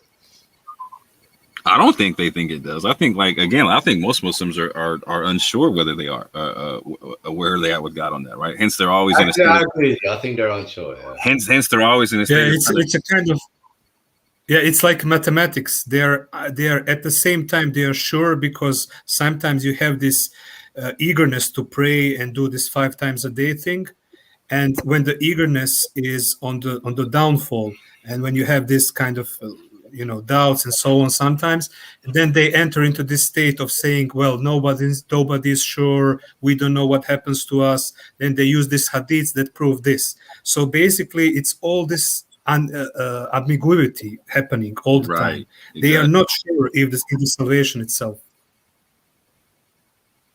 Yeah. Even though they do the rituals. Yeah. What they're sure about is they think they can erase their sins or something like that, right? Which is the craziest thing to me. I'm like, yo, y'all got me. What book are y'all reading? Because we're not reading the same one. Like, y'all, like, it's to me, it's like almost the most insincere practice ever. Like, like a lot of people are doing a lot of just stuff they're trying to check out boxes for, in terms of just like, okay, if I do this, this erases that sin. If I do this, this erases that. If I do this, this erases that. And there's no sincerity in it whatsoever. Yep. That's so true. That's what happens. Because you know what happens if you do something bad, if you get into some kind of trouble or you hurt someone, if you do some kind of misdeed, then you always can count on, it's on the back of your mind, you can always count on the next salat or the prayer. You can do the namaz, next namaz, okay, if I do the wudu and do everything, I will be cleansed. Right. Which is, if you think about it from the social perspective, it could be a very dangerous practice collectively. I mean, like, if we think like society in this way, then we are raising humans to be insincere towards each other, because we are always helping them to increase their hypocrisy with this behavior. Okay, I can trick you now, but I can go and pray and it will be fine. Right. Exactly. It literally takes like the worst parts of Judaism and Catholicism and wraps it all up in the same concept, right? So we're like, in Judaism, you're trying to. It's all about obsession about being clean or unclean ritually, right? And then with Catholicism, it's all about like, okay, if I do sin, I gotta do this kind of penance for it, right? I gotta say so many Hail Marys, so many Our Fathers. I gotta do whatever, right, to pay for the sin of it. And I'm like, yo, I'm looking at Sunnis and she's like, it's the same thing. Yeah, y'all just wrapped it all up into the same thing. It's crazy.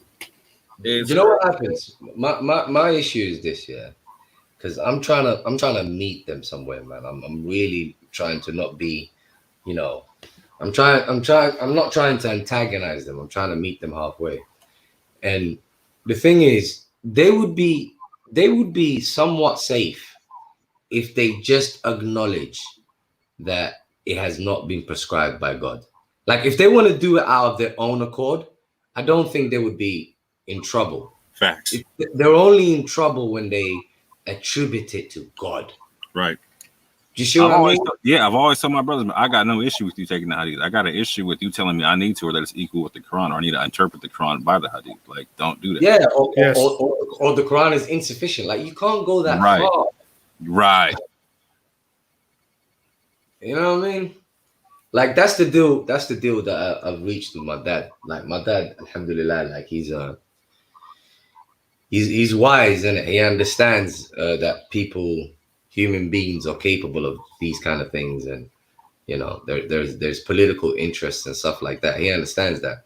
So me and him, like, the agreement that we had was that, you know, obviously he's old, he doesn't want to be chastised by his community or whatever, but he acknowledges that he doesn't associate with God. This is just culture as far as he's concerned. You know what I'm saying? You know, when you said that,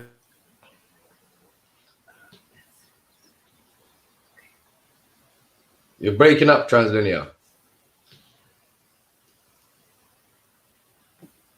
Keep coming back, bro. Don't worry. Keep coming back. For real.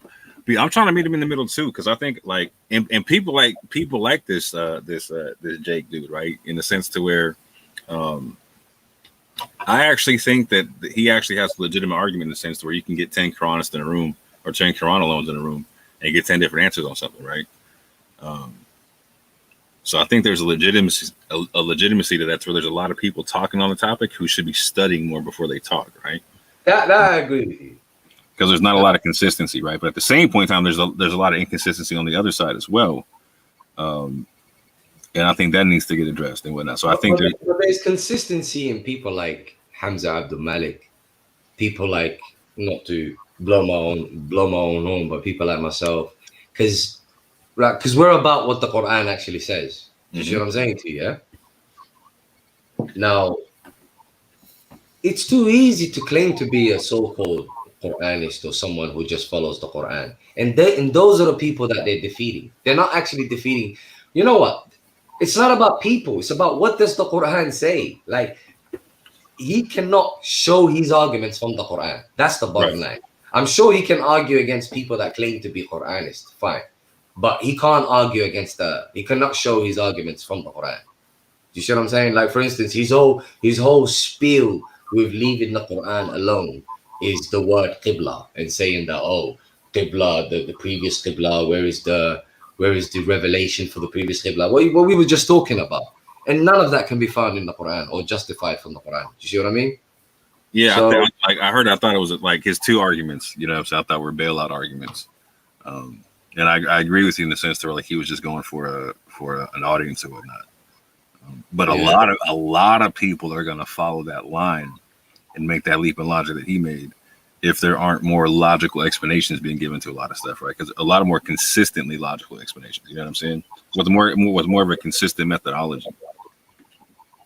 Absolutely. Because I think that's what the biggest critique is, right? It's like if you look at the Quranists or the Quran alone, etc. community, there's not a lot of consistency in methodology, and to me that's a fair critique. No, that is a fair critique, but it's with amateurs. Like, can he make that critique against Hamza Abdul Malik? Depends. I don't know.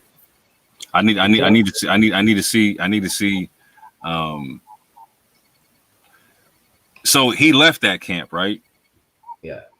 I'm trying to understand the depth as to why, right? Like so was there a conversation on this topic to where like Hamza was like, I don't even need to deal with that, or like, because I heard the question. I could say someone like Hamza like, yo, like, are you taking a piss? Are you bullshitting me right now? What's going on? Like, like, take this serious, or you know what I'm saying?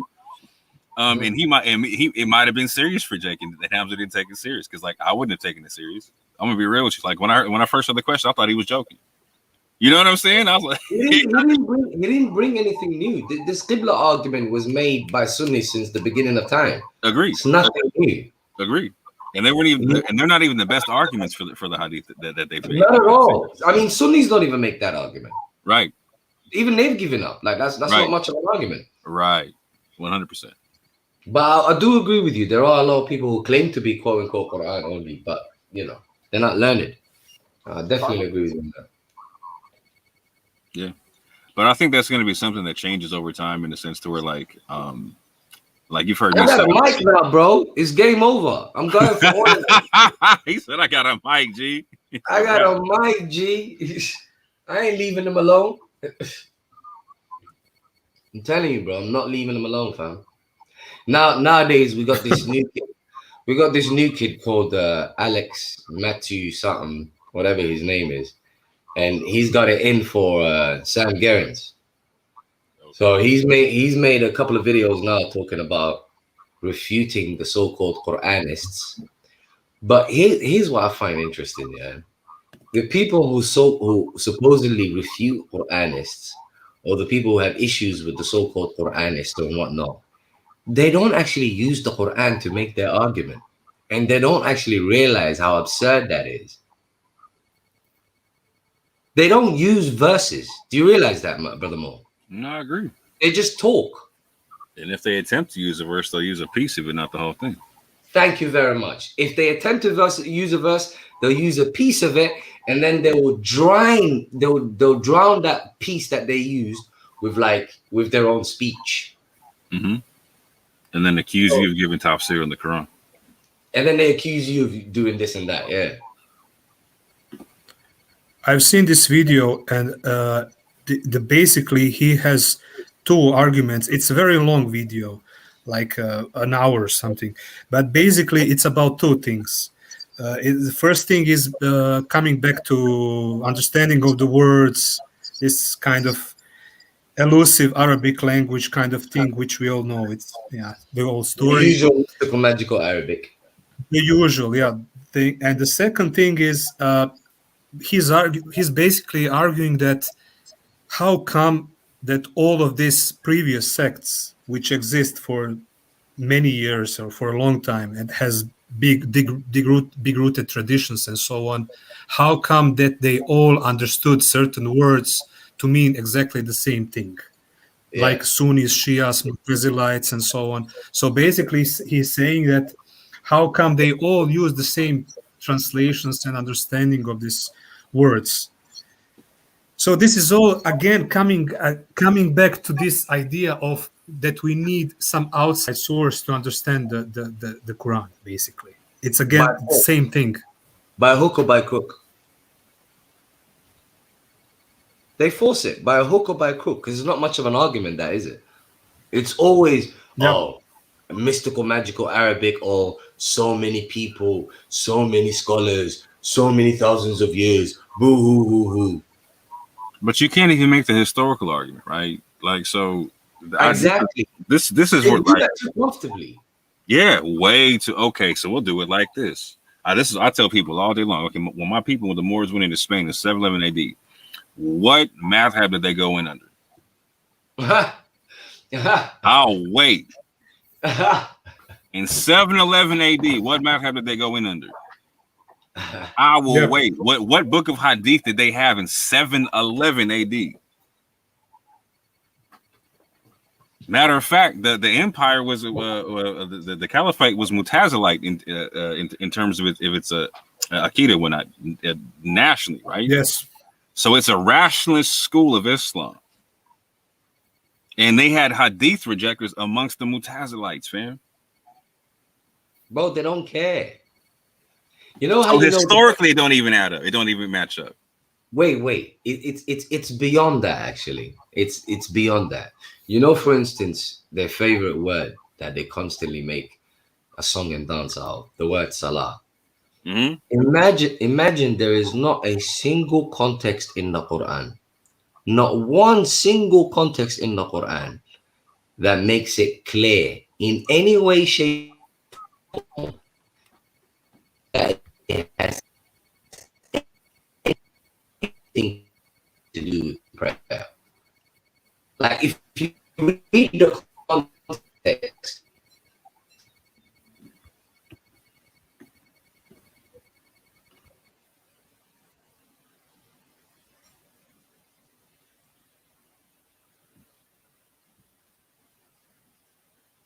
Maverick, are you chopping out or is that me?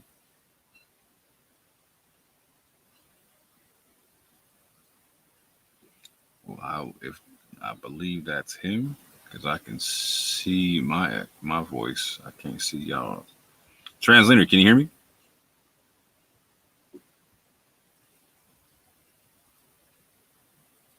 I'm having some difficulty with the connection. Can you hear me? I can hear you. Ahmed, can you hear anybody?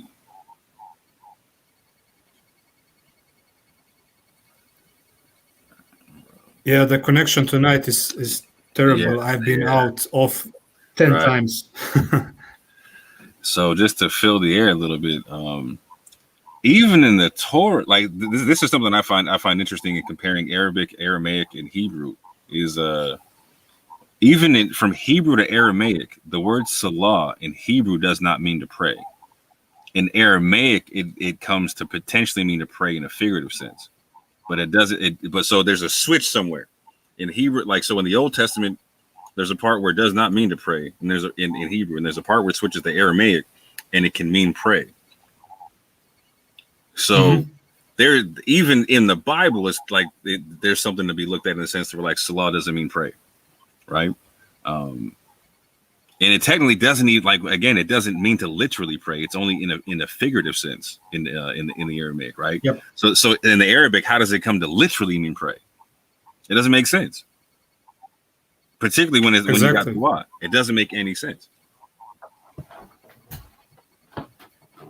Yeah, and specifically with this idea of dua, when you talk about dua, specifically when we know that in the tradition itself, that dua is generally not understood as a synonym to salat. So when I ask, then what is if it's not the synonym, what is this? And then they say it's a supplication. Mm-hmm. So it's but what is more interesting, if you go towards this word that is used in some areas of the Islamic world, you probably heard it. Turks use it, and people from Balkan, and I think also people from Pakistan use this word, namaz. Mm-hmm. Hold on, real quick. You have heard this word. Yeah, hold on. Yeah. Not to cut your wisdom. There's someone in the chat named Simba Ninja talking about the Mu'tazila did not reject Hadith. They criticized Hadith. They accepted Quran, same as everyone else. Okay, I would advise you to go do your history on the matter, because there were a large. Okay, so look up someone named Ibrahim an-Nazim. He's well known for rejecting Hadith. There's a couple different versions of how people understand how he did it. Some say he rejected Hadith outright. Some people say he only rejected Abu Hurairah and whatnot. Either or, he rejected Hadith no matter how you look at it, right? And the majority of Mutazilites who accepted Hadith, they only accepted Mutawatir Hadith, and then at that they only accepted Mutawatir Hadith in conjunction with the Quran. Whatever lined up with the Quran, they took. Whatever didn't, they did not take. So even amongst the Hadith that they did take, go look up how many Mutawatir Hadith there are. There are not that many. And they're not the ones that, like, they're not that many. They do not make up the Sahih volumes and whatnot. Sahih and Mutawatir are two different universes. But wait. We could do it even easier than that. Because they love it when we get into that line of argument. The thing is, sorry to interrupt. There are only 300 or so Mutawatir Right. Hadiths. That's all. And I read all of them. Sorry, go on. Yeah, but even the 300 Mutawatir Hadith, they don't agree on that. Some say it's even less. True, that's true. Yeah, because of repetition. Some say the only, as a matter of fact, some say the only unequivocal mutawatir hadith is the hadith that says not to write any hadith. Have you heard that? I've heard about that hadith, but I haven't heard about that argument about it being. They say that's the only one that's mutawatir. Like that's the only one that they all agree on. I knew that one was Sahih. I didn't know it was even mutawatir. That's hilarious. Now watch this now, yeah. Here's how we can make the argument even simpler. This is why I don't even bother debating with them anymore, because it's really too easy. How does the Quran define messenger, and how does the Quran define prophet? It's very simple. So I'm sure we probably take two different understandings. So for me, a messenger is a prophet with the book. To me, and a prophet is someone confirming the previous scriptures. We don't disagree on that. Okay. But okay. Here's what we can verify from the Quran, because I try to simply stick to what we can verify from the Quran. Yep. Now, all messengers are prophets. In order to be a messenger, you have to be a prophet. Is one that receives news, divine news from the Creator. So to be a messenger, you have to at least have that station. However, not all prophets are necessarily messengers. Now, prophets generally, as a matter of fact, all of the time, prophets only come from the children of Israel. The only lineage that you will find prophets is in the children of Israel. And the reason is because Abraham prayed when Allah said, "I'll make you the leader." Abraham also asked, "What about his children? What about his offspring?"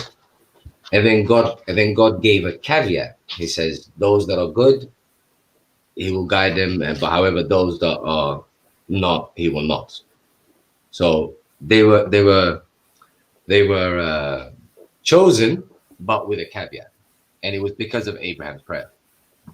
Now, prophets, what they usually they would have the book of Allah, and they would judge their community with the book of Allah. So the children of Israel, they would have prophets who would basically be like a leader for them and who would constantly remind them of what they need to do. Now, messengers would go to communities who haven't received the message, or in the case of children of Israel, when they've corrupted the message or added to the message, such as in the case of Jesus, when he took them back to the Torah and brought them the gospel.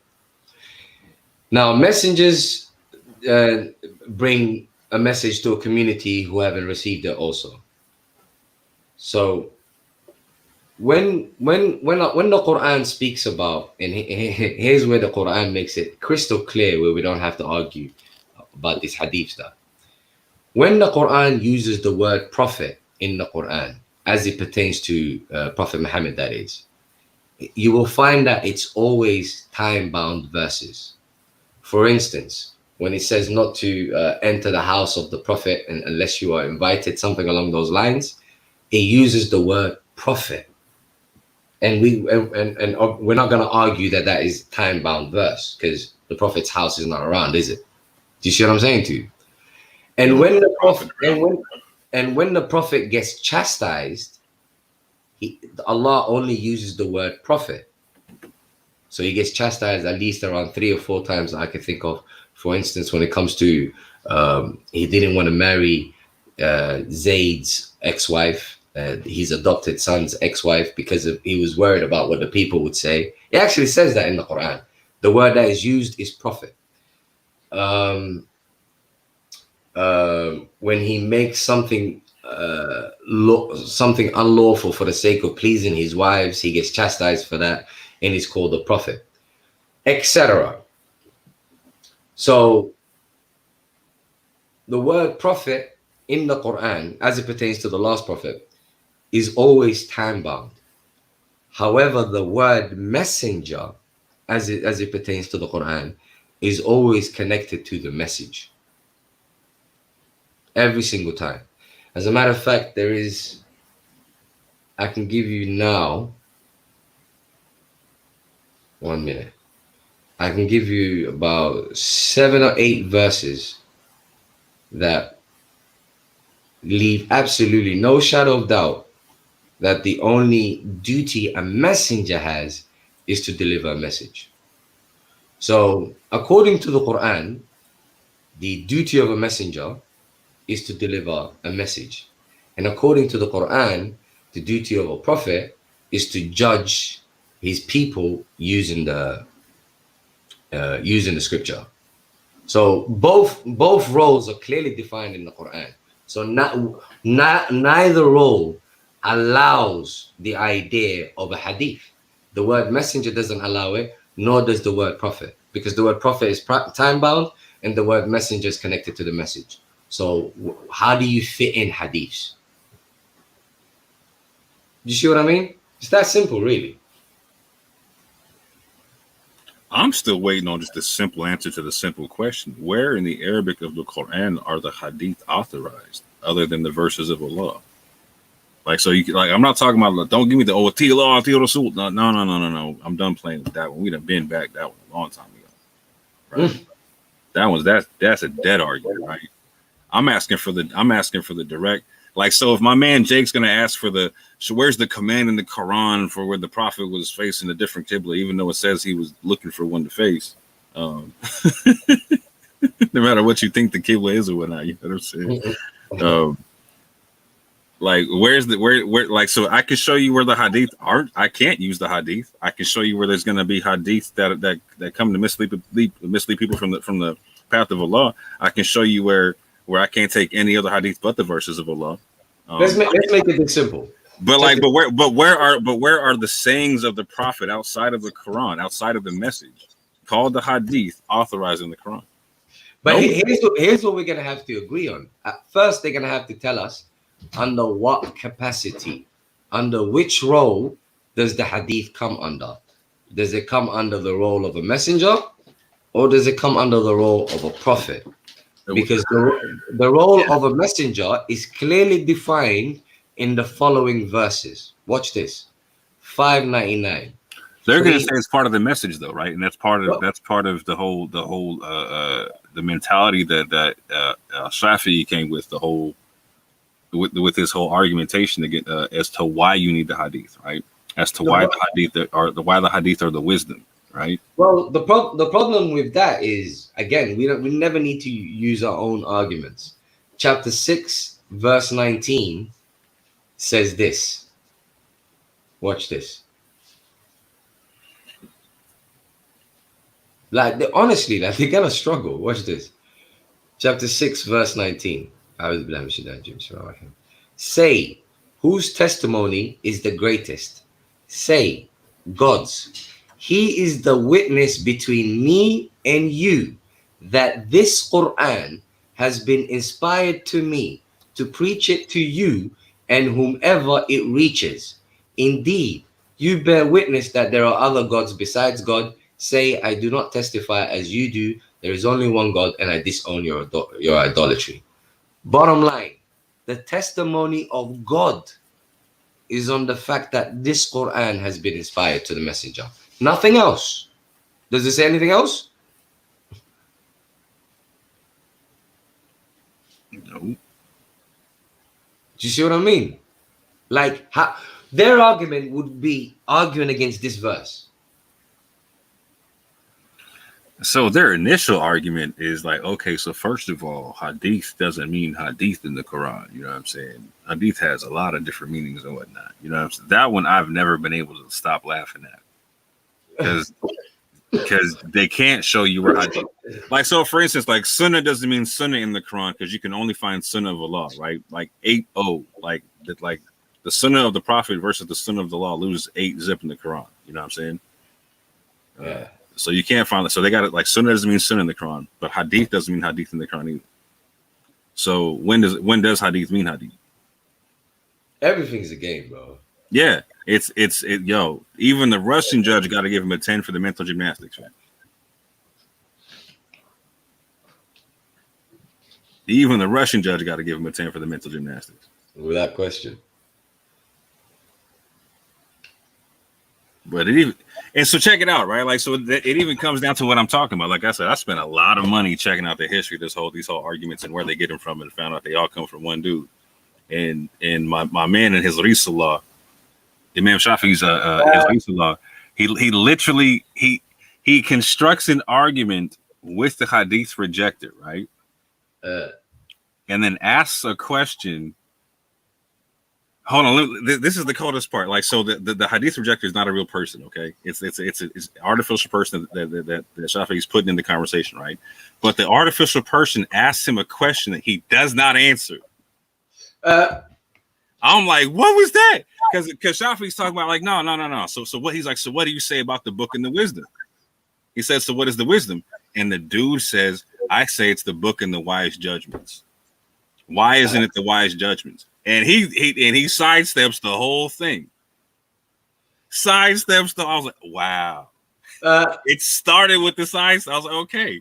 It started with the whole thing started with the sidestep. Because there's aspect there, because you can see it written in the Quran two ways. To where like it says the book and the wisdom, but there's verses where it literally will say the book and the judgment. Right. Yeah. But when you look at the words, it's the same word. Yep. It's the same word. So where they like right off the top, like my man's trying to say like, no. Like the artificial person saying, no, the book and the judgments are the same thing. He's saying the wise judgments of Allah are contained within the book. He's like, that's the whole point of what it's saying. And he's like, no. And the guy's like, no. It can't be that. It can't be that. That's his answer. No, it can't be that. He doesn't say why. He doesn't give the why. He says, no, it can't be that. It has to be the hadith. It's like, oh wow. It starts with the sidestep, and and when you understand the history of the time, it's a political thing. Because that's what I was talking about, the Mutazilites being in power, etc., whatnot. They're the rational school of thought. They have a completely different concept to what other people are recognizing. These are the people who are expanding the concept, like the concept of Islam being like an intelligent religion, or people being smart, or the concept of it taking people to a scholastic heights at a certain point in time. It comes from this concept of like where the Mutazilites are bringing in scholarship and copying down scholarship from all around the world, trying to keep scholarship alive or whatnot, right? And other people having an issue with that and trying to take control of this whole thing, right?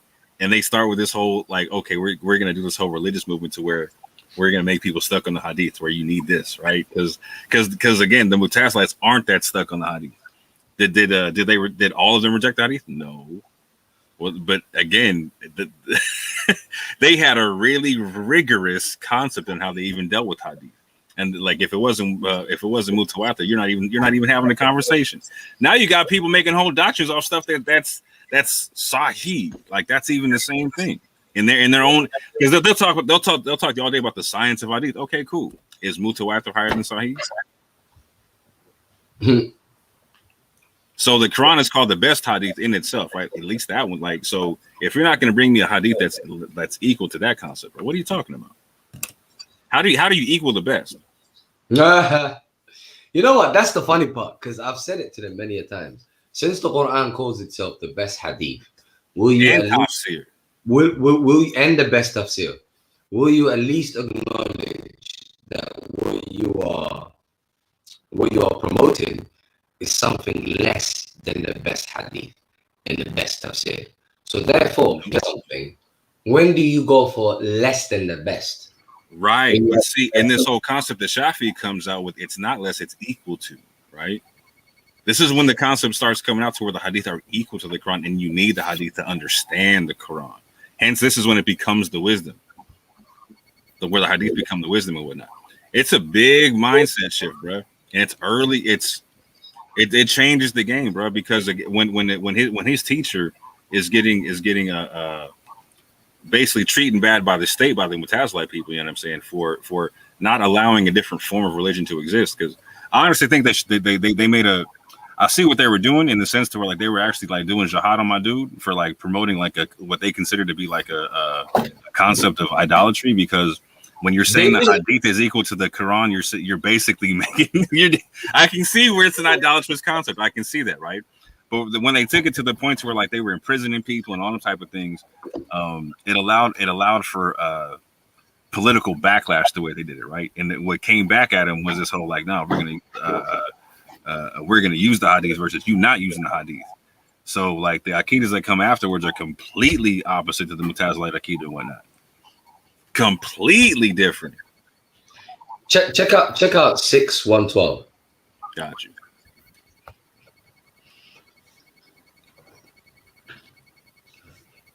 This is why I don't debate them anymore, because like the Quran does it. I don't need to say nothing. And thus we have made for every prophet and exactly this is my one. I love this one. Devils for mankind and jinn, inspiring to one another to one another decorative speech and delusion. But if your Lord had willed, they would not have done it. So leave them in that which they invent. I always pair that one with the one about the idol hadith, right? Because it just is what you got, the decorative speech and then the idol hadith, and it just is what it is. Yeah. Speaking of idol hadith, the Quran only talks about two forms of hadith: the best hadith and the idol hadith. It's basically either the scripture of Allah or it's not, bro. Exactly. It's either the verses of Allah or it's not. And the eighth. Talking about Sahih and the eighth. I mean, come on, man. You know what I'm saying? Can you imagine? Okay, can you imagine rating the verses of the Quran? Okay, this verse is mutawatir. This verse is sahih. This verse is da'if. Could you imagine? I've had people say to me, instead of asking, how do you know the Quran is from God? They ask me, how do you know it's the same one that Muhammad had? And I've said to them, listen, God, you're asking me whether I know, whether I think it's from Muhammad.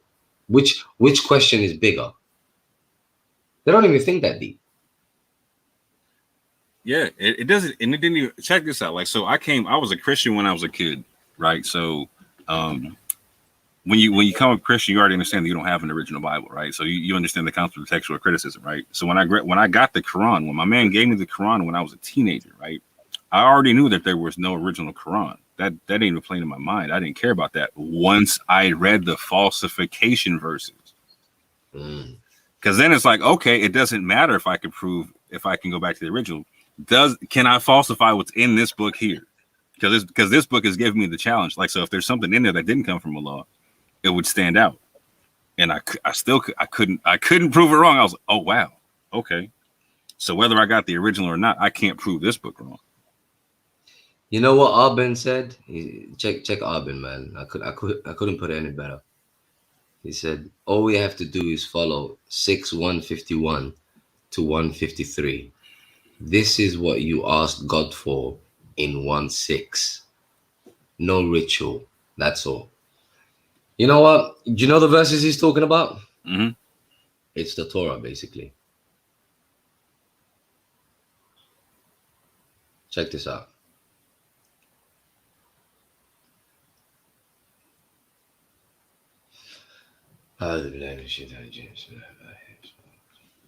Say, come, let me tell you what your Lord has really sanctioned for you. You shall not set up idols besides him. You shall honor your parents. By the way, before I start this verse, there's a reason why I said sanctioned. And this is I'm going to go into this later, because the word haram does not only mean prohibited. It actually means sanctioned, because the word sanction can mean it covers both, innit? It means allowed and disallowed. Do you see what I'm saying? And ironically, in Hebrew, it actually means devoted. Oh, great. Now watch this. In this particular context, what proves that it means sanction is obviously God is not prohibiting for you that you honor your parents. Do you see what I'm saying? Yeah. No, so 100%. It has to be sanctioned. Yeah. Now, with that said, I just want people to remember that when it comes to Masjid al-Haram, so that people understand it's the sanctioned Masjid. Nothing to do with sacred or prohibited. It's sanctioned Masjid. We'll get into that later. Let me just read this. So say, come, let me tell you what your Lord has really sanctioned for you. You shall not set up idols beside him. You shall honor your parents. You shall not kill children from fear of poverty. We provide for you and for them. You shall not commit gross sins, obvious or hidden. You shall not kill. God has made life sacred, except in the course of justice. These are his commandments to you, that you may understand. You shall not touch the orphan's money except in the most righteous manner until they reach maturity. You shall give full weight and a full measure when you trade equitably. We do not burden any soul beyond its means. You shall be absolutely just when you bear witness, even against yourselves. You shall fulfill your covenant with God. These are his commandments to you, that you may take heed. This is my path, a straight one. You shall follow it, and do not follow any other paths, lest they divert you from his path. These are his commandments to you, that you may become righteous. So, really and truly, if you do all of that, which Allah has put in 3 verses, I mean, how is that not righteous? Right. If I never put my head on the ground one time in my life, but I do all that, are you going to tell me that Allah is displeased? After he just said this is the straight path? You see what I'm saying? Here's what I want to know, right? What Christian should have an issue with this? What Jew should have an issue with this? What person can have an issue with that? Right. What, to be just? What to be good to your parents? What, to give full weight and full measure when you trade? You have a problem with that? Mm-hmm. To be just when you bear witness? Mm-hmm. What's there to have a problem with? Right. Oh, a just society. How about that? You like, oh, you got a problem with that? and as Abin said, this is what you ask for in 1:6. You know how people constantly say, "Ihdina sirat al-mustaqim," guide us to the straight path. Mm-hmm. Ain't that it? What is this? What are you looking for? In a simplified concept, but nah, people got to make it more than what it is. I got to make this about a game about me racking up righteousness points and covering my own sins or whatnot, so that when I die, I got more righteousness than sin on my scale or whatnot. I'm like, yo, y'all doing too much. Y'all doing way too much. So you're trying to tell me that Allah sent us down here to play a mindless game? Beards and whatnot? Yeah. Well, come on, man. So when it's telling us we're made different communities to race towards righteousness, and then it tells you, okay, this is what righteousness is in little it spells it out for you and stuff. Spells it out. Holy day. Think about the concept of a holy day. You mean to tell me what day doesn't belong to God? What the hell is a holy day? Or a holy month? Or even a holy place? What doesn't belong to God? What's the point? Right. Or even a name for God. One time I was at home by myself, and I was thinking about the whole concept of name for God.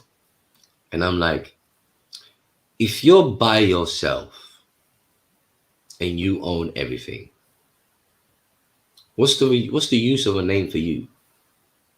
Because the whole purpose of names is to distinguish one thing from another. Who are you going to distinguish God from?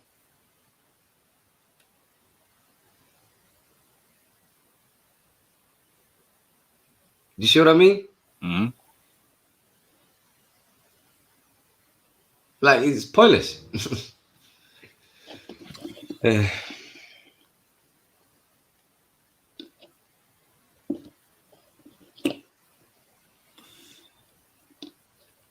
But see, this is where I think people like Jay can have an argument, right? In a sense to where, so I hear what you're saying on stuff like holy days, this, that, and the third and whatnot, right? But then what would you say about the Quran talking about reminding the children of Israel about the Sabbath, or talking about the so-called sacred months, etc., whatnot? All right. Starting with the sacred months. again, I'm glad you brought that up because we just discussed the word haram, meaning sanction. So it can mean prohibited and it can mean sanction depending on the context.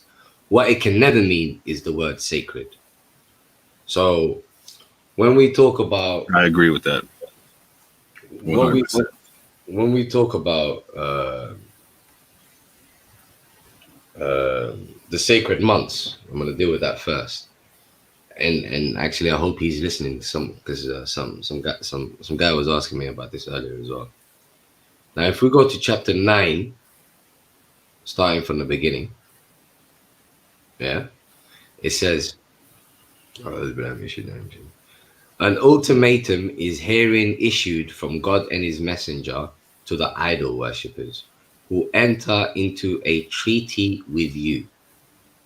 Therefore, roam the earth freely for 4 months and know that you cannot escape from God and that God humiliates the disbelievers. A proclamation is herein issued from God and his messenger to all the people and on the great day of the Hajj that God has disowned the idol worshippers and so did his messenger. Thus, if you repent, it would be better for you. But if you turn away, then know that you never escape from God. Promise those who disbelieve a painful retribution. If the idol worshippers sign a peace treaty with you and do not violate it, nor band together with others against you, you shall fulfill your treaty with them until the expiration date. God loves the righteous.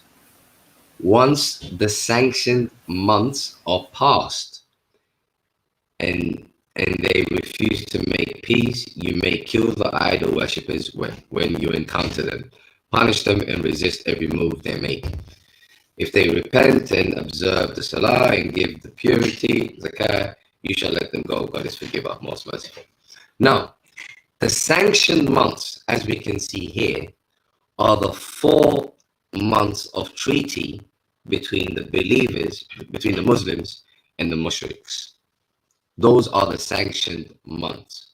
And the reason they're called sanctioned months is simply because of the treaty. Is that clear? Who were they making the treaty with again? The mushriks.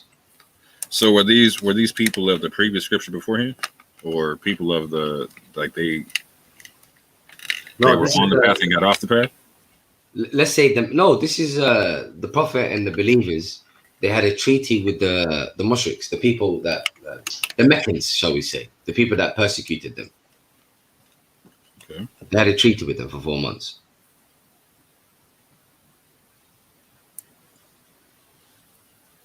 Read it, chapter 9, verse all the way to verse 6, 7.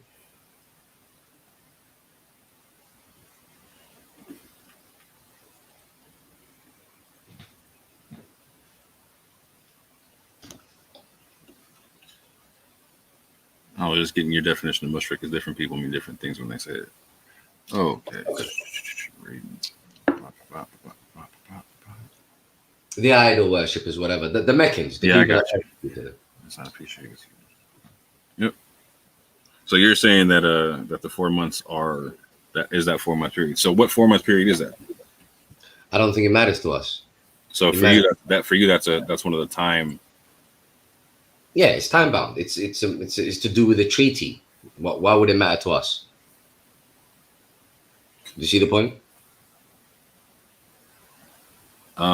So invert. Okay. So just to kind of test that one a little bit, just to pressure test it a little bit. Please go for it. In verse 3, okay, is he a messenger in verse 3 or a prophet in verse 3 or?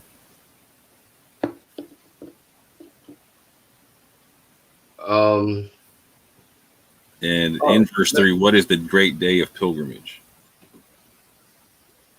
The great day of pilgrimage is okay. The word is Hajj, isn't it? So what we're gonna do is we're gonna be consistent with the word Hajj. You got it. So if I look at the word Hajj in the Quran, one second, I'll give you an example. The infamous Hajj and Hajj. You know the deal. I'm never gonna forget that, bro. To be frank with you, basically, over 90% of the time, the word is translated as argument or debate. Over 90% of the time. Everyone can look it up themselves. Right. Chapter 2, 76, chapter 2, 139, same chapter 150, 258, same chapter, chapter 3, verse 20, chapter 3, 61, chapter 3, 65, chapter 3, 66, chapter 3, 73, literally all over. The word is only translated as pilgrimage in 3 places, but the rest of the Quran, it is argument or debate. You with me? Mhm. So I'm within my rights to be consistent with that. Now, I will ask this question: are you making the distinction between how it's spelled differently in the sense to where, like, in the majority of the time, where, like, so there'll be an H, a J, and a J versus just an H and a J, and I'm just keeping it real simple for the people in terms of how I'm saying it. Okay, yes, but the differences are simply grammar, like doing something, did something, and doing it in the future. Those are the only differences. So, for instance, with the word al-hajj, the only introduction is the word al, and we know that the word al simply means the. So, However, just real quick, just to be clear, so are you in your concept, does the triliteral root H, J, and J have the same meaning as the bilateral root of H and J? yes. Okay, interesting. Yes, without question. However, that's not the only thing that I rely on. Okay. You see, what I know is that the Quran has one consistent theme. As well as that one consistent theme, it has reoccurring contexts. Mhm. With that said, even if I don't look at the meaning of the word, and let's say I just look at this verse right now. So you say chapter 9, verse 3. A proclamation is herein issued from God and his messenger to all the people on the great day of Hajj. We're going to leave that untranslated. That God has disowned the idol worshippers, and so did his messenger. Thus, if you repent, it would be better for you, but if you turn away, then know that you cannot never escape from God. Promise those who disbelieve a painful retribution. Okay. Now, if I read 2 more verses, yeah. If the idol worshippers sign a peace treaty with you and do not violate it, nor band together with others against you, you shall fulfill your treaty with them until the expiration date. God loves the righteous. If one of the idol worshippers sought safe passage with you, you shall grant him safe passage, so that he can hear the word of God. Then send him back to his place of security. That is because they are people who do not know. Now, this great day of Hajj has to involve the conveying of the word of God because of this verse here in chapter 9, verse 6.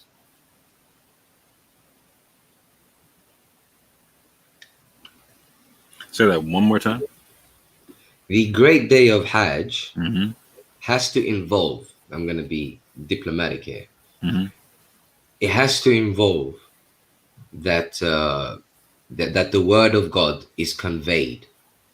Because as it says in chapter 9, verse 6, if one of the idol worshippers sought safe passage with you, you shall grant him safe passage so that he can hear the word of God. Then send him back to his place of security. So you're going to a place to go hear the word of God. The word of God is involved, yes. So is there an actual pilgrimage involved or not involved? No, there isn't an actual pilgrimage involved. However, this is where I'm going to invoke the theme of the Quran, okay? Especially the theme of the last messenger.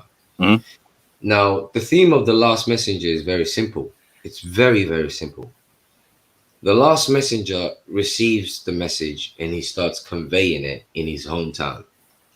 The moment he starts conveying it in his hometown, he gets persecuted. He doesn't now we need to know why he gets persecuted here. Now, there is one thing that we can identify from the Quran and we cannot argue about, and that is the fact that he gets persecuted for conveying the message. We can't argue about that. Facts. 100%. That's just a fact. Yeah. However, what we have no evidence of any kind is that he gets persecuted because he wishes to perform some sort of pilgrimage where he resides. There's no evidence of that. Am I lying? Is there any evidence?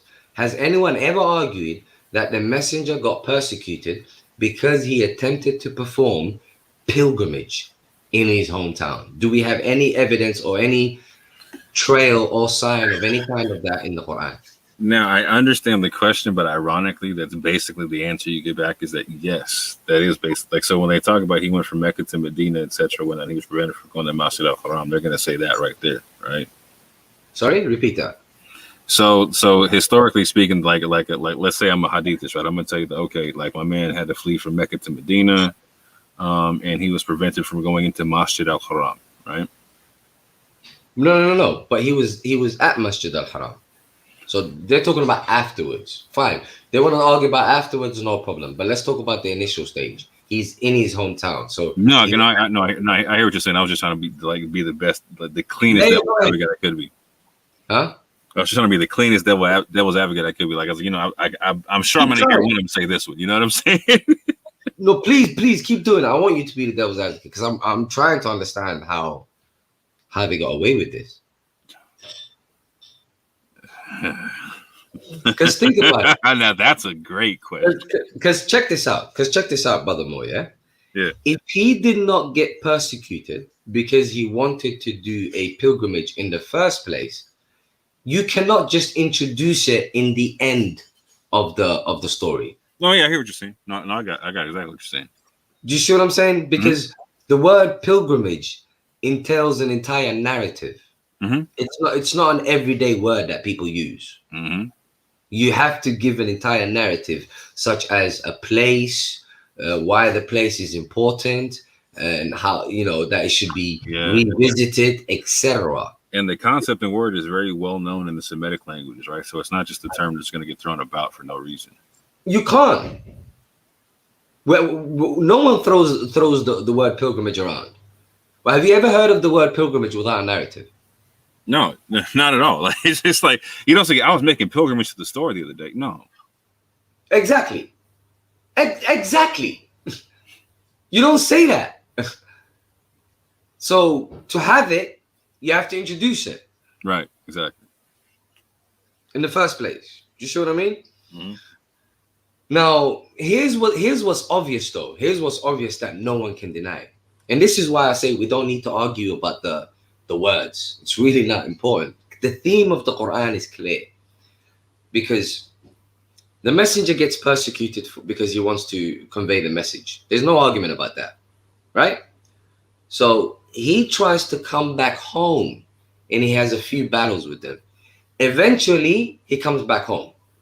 And then it says, and then he uses the word complete. So complete what?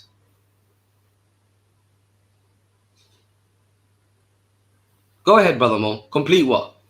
What would he complete when he came back home? No idea. That's what I'm trying to ask you. No, think about it. Okay, let me repeat it to you. The messenger tries to convey a message. He gets persecuted for trying to. No, I hear you saying. Complete the message. I got you. There you go. Is there even a way out of that? Like, you can't even say, no, he didn't complete the message. He didn't complete what he started. Can you say that? Is it even possible? Hold on, I'm trying to compute that and trying to give a logical counter.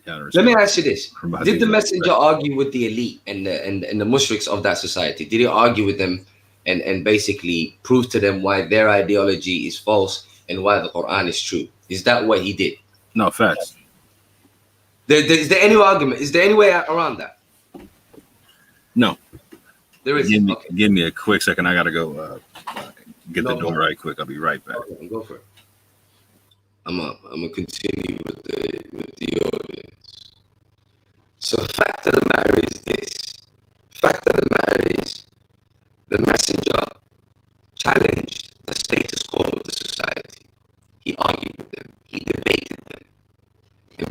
debated with them, they persecuted him because obviously they couldn't handle his arguments.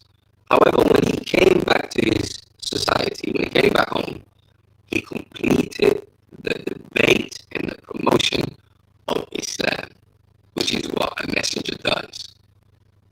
All messengers who debated his society, Salih debated his society, Noah debated his society, Abraham debated his society. Who didn't? They all did. And if you look at the whole Quran is an argument. The whole Quran is an argument of why it's true and why anything else that you claim is false. That's what the whole Quran is. So he simply completed the message. And as for the 4 months of treaty, that is when they managed to go back home and complete the message because they had relative peace during those 4 months. They couldn't get attacked.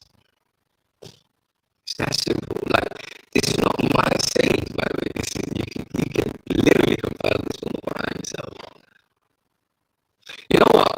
When Brother Moore comes back, I'm going to give you the most obvious one, actually. The most obvious verse that explains what the word Hajj means.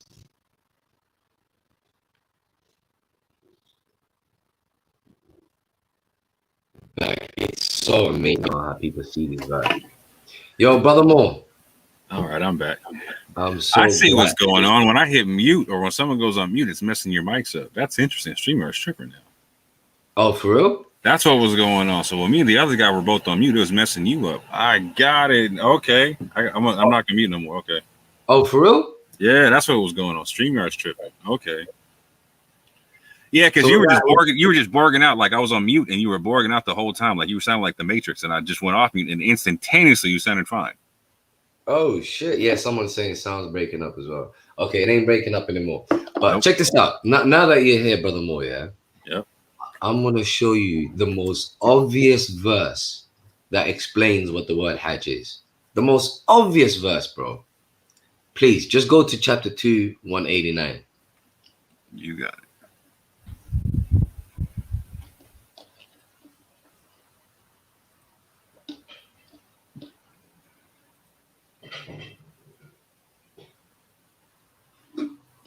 To 189. They ask you, O Muhammad, about the new moon. Say, they are measurements of time for the people and for Hajj. And it is not righteous to enter houses from the back, but righteousness is in the one who fears Allah and enters houses from their doors and fear Allah that you may succeed. Okay. Now, first of all, they ask you about the phases of the moon. That's a fake translation. The word uhilla means announcement. Okay? Good. You know how to be like. Yeah, no, I got you all day. However, but this is what I want you to really look at here. Mm-hmm. You know what it says? And it's determined for the time of the Hajj, yeah? Mm-hmm. Okay. It is not righteousness that you beat around the bush, basically, yeah? When it says not to walk around the house from the back, blah, blah, blah, it's just an Arabic saying for don't beat around the bush. All right? Read it. Hold on. I was checking out the word by word. So, okay. So they ask you, Muhammad, about the new moon. Say they are measurements of time for the people and for Hajj, and it is not righteousness to enter houses from the back, but righteousness is in one who fears Allah and enters houses from their doors and fear Allah that you may succeed. Do you understand that saying? It's just another way of saying don't beat around the bush. Yeah, I got you. Okay? Now, let me ask you this now. What has not beating around the bush got to do with pilgrimage? Try it. Try and link the two. Don't beat around the bush and pilgrimage. Please try and link the two. Now, if it is a pilgrimage, right? Yeah. And this isn't just a saying, this is a literal idiom, right? In terms of like literally entering houses and whatnot. Because like, so if I'm going to extract no. They accept it's a saying. They accept it's an idiom to not beat around the bush. There's no argument about that. I would push back on it if I was them, though. They won't. I promise you. Then they're weak arguers, because I would definitely push back on that one, because I would definitely be talking about the concept of. So if I'm gonna look at the whole concept of pilgrimage and Hajj in the Quran, and like how from their perspective, when I'm gonna look at the fact, I'm gonna look like stuff like 396 and 97, where you have like the house being made a place of pilgrimage for people who are in like taking care of them and giving them water and all them kind of things. You know what I'm saying? I might like if people are traveling like a caravan kind of a thing, like it says that they'll come from all different kind of places and whatnot. So if people are traveling or whatnot, this could be rules for how they travel. Like, don't enter from the back of someone's house just because they may not know you. You know what I'm saying? Enter from the front of the house, because that's how you announce yourself. You know what I'm saying? Et cetera, et cetera, et cetera. Yeah. Now what does that got to do with Hajj? Huh? Now what does all that got to do with Hajj? Even that, yeah. I don't know what would that have to do with Hajj? I mean, pilgrimage. So basically, I'm saying, like, if I'm going to argue this is a pilgrimage from one spot to the next, I'm going to argue these are rules of engagement for that pilgrimage. Yeah, but that would be weak as hell. Maybe. I mean, don't come through the house from the back, from the front. I mean, that's. So okay, I could see it being viable though. Like, so if I'm going to put my own top sear spit on it, like I'm allowed to do if I'm a Sunni Shia cat coming at you from the park or whatnot, you know what I'm saying? I'm gonna throw my own top sear on it, saying, well, you know, I'm sitting like they're coming in from a bunch of different areas, and so if I don't know you, like damage could happen to you coming from the back of my house. If I see you creeping in the back of my house and not at the door, I don't know you, but like you might get this word. All right, fair enough. Yeah, all right, I guess. I guess. But the issue is this. The issue is this. Let's say, for argument's sake, you accept that it's don't beat around the bush. Now, what would pilgrimage have to do with that? Don't know. But let's just say we agree to disagree on that part, and I'm upholding the fact that I believe that it's rules of engagement for the pilgrimage, and you're saying it's not. Break down the Hajj part. I'm saying rules of engagement for the Hajj to not go behind the house, but to go to the front. I mean, that's just so. I don't really know what to add to that. I have no idea what to add to that. And besides, it says. Okay, let me put some obvious logic on it. You would prefer people knocking on your front door versus coming to your back door first, right? Huh? You would prefer a stranger to knock on your front door versus coming to the back of your house, correct? Yeah, but what's my house got to do with pilgrimage? So if I'm saying these are rules for engagement, these are houses I could be passing on the way to pilgrimage. But if I'm coming from multiple different areas, chances are I'm going to be passing somebody's house. Yeah, but what's it got to do with pilgrimage? I don't understand. I might need some water. I might need some food. I might need a place to sleep for the night. I really couldn't argue that, Brother Moore, because that's just, what do you say to that? No, I got you, bro. Like, so anyway, so guys, it's got nothing to do with the beating around the bush, nothing to do with pilgrimage. Got you. But there is only one thing that has something to do with beating around the bush. I mean, what usually follows? If I was to say to you, don't beat around the bush, what would follow that? Depends on the context and where you come from. But if you're beating around the bush, I'm already looking at somebody like, oh, okay. No, I'm saying, if I tell you to not beat around the bush, what do I want? Oh, keep it straight. Well, there you go. Well, there you go. There you go. So think about it. Hajj would be. Let me throw you an alley-oop. I'd say don't argue with me. Just keep it straight. Let me throw you an alley-oop and say it. Let me say it like that and throw you a big alley-oop. Well, yeah, there you go. Because at the end of the day, that's precisely why he got persecuted.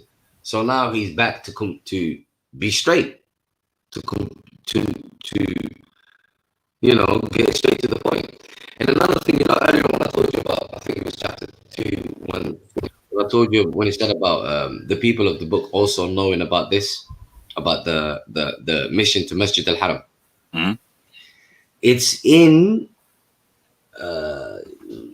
in chapter 4, verse 11 or 12 or something, it talks about the people of Kedar or something like that, Mm-hmm. about rejoicing and all of that. Mhm. There you go. I've actually looked it up. I've actually looked up the Are you verse. talking about it in Isaiah? Yeah, Isaiah. Yeah. Yeah, I think you're talking about Isaiah 42 about the tents of Kedar singing the new song and all them types of things. Yeah, I There got you you. go. There you go. That's precisely what that verse is talking about, because that is precisely what happens when they go back home. So, what's your definition for Hajj? Debate. The debate. Got you. Yeah. So, Let me give you another verification of that. Let me give you the most perfect verification of that. Oh no, I got you because I know what it means in Hebrew. Abraham. It literally means like it literally in Hebrew there's a form of it to where it means like to reel back and forth. You know what I'm saying? Like you and I going back and forth on something. You know what I'm saying? There you go.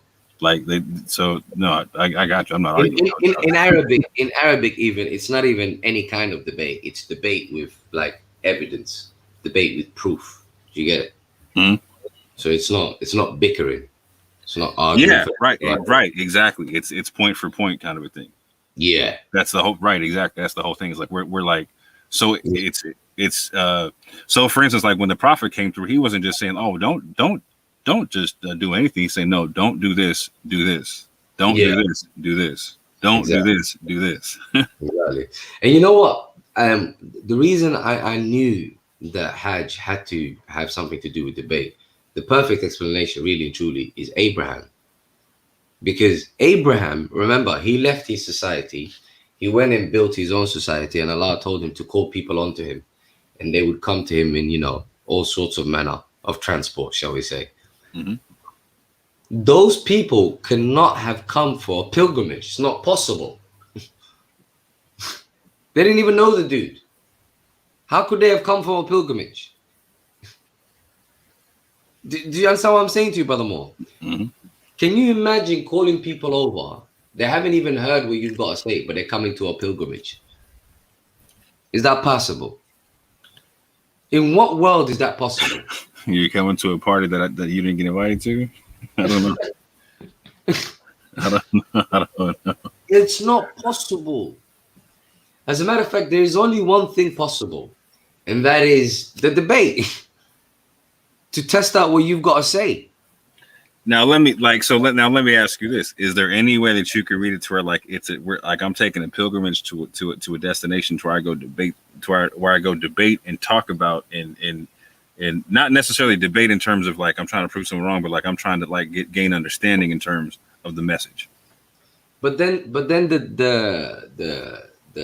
area, the destination you're going to is not prescriptive. It's just descriptive.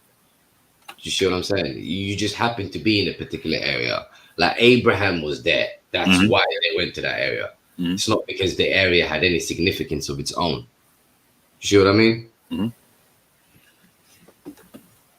So let me throw a wrench in the works right quick. So I know your definition of Masjid al-Haram. What's your definition of Masjid al-Aqsa? All right, we're talking about chapter 17. Mm-hmm. And chapter 17, which many people somehow miss, is really about the children of Israel. Facts. So if you read the very chapter after chapter 1, it straight away starts to talk about Moses receiving the commandments and stuff. So the point is very simple. A place is called Masjid al-Haram, the sanctioned place of submission, because God has sanctioned that particular society to accept the message. Got you.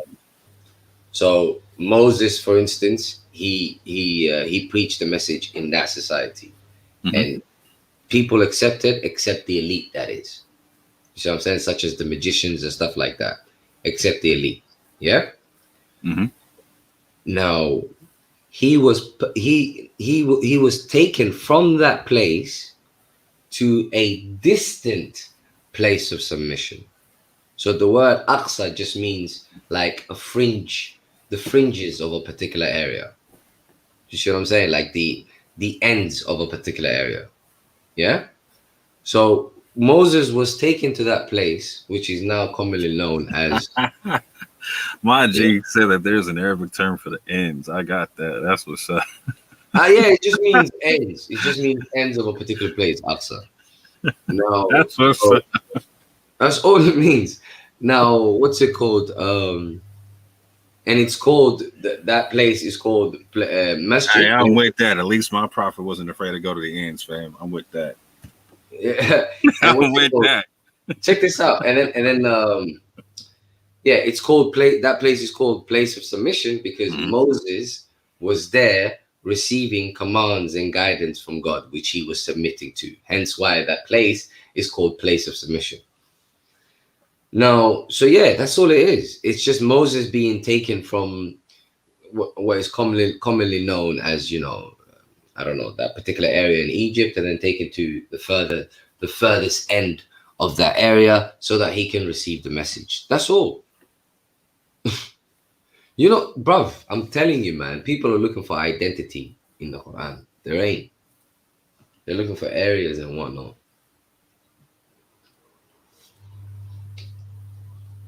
You know what I mean?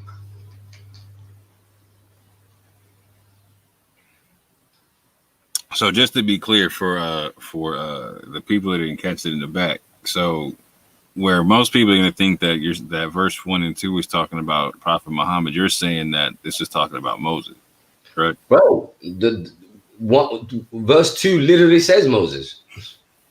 It's not what I say. Hey, look, I'll read it right now. I got you. I'm reading it, bro. I'm just trying to keep it clear for the people, Look what it says. And we gave Moses the scripture. And furthermore, the fact that it says, and we gave Moses the scripture, how's that not connected to the verse before? No, I got you. Literally, like the way, that literal way of doing it in Arabic. Literally, like when you're putting "wal" in front of anything, you're literally connecting it to the previous concept. And look at this. Glorified is the one who summoned over his servant by night from Masjid, the sanctioned, to the Masjid, the farthest. See, Al-Aqsa, they actually put the farthest, just as I was saying, the furthest. Now watch this, yeah? The furthest, the one which we blessed around it, that we may show him of our signs. Indeed, he is the hearer, the seer, and we gave Moses the scripture. You see how it flows with it?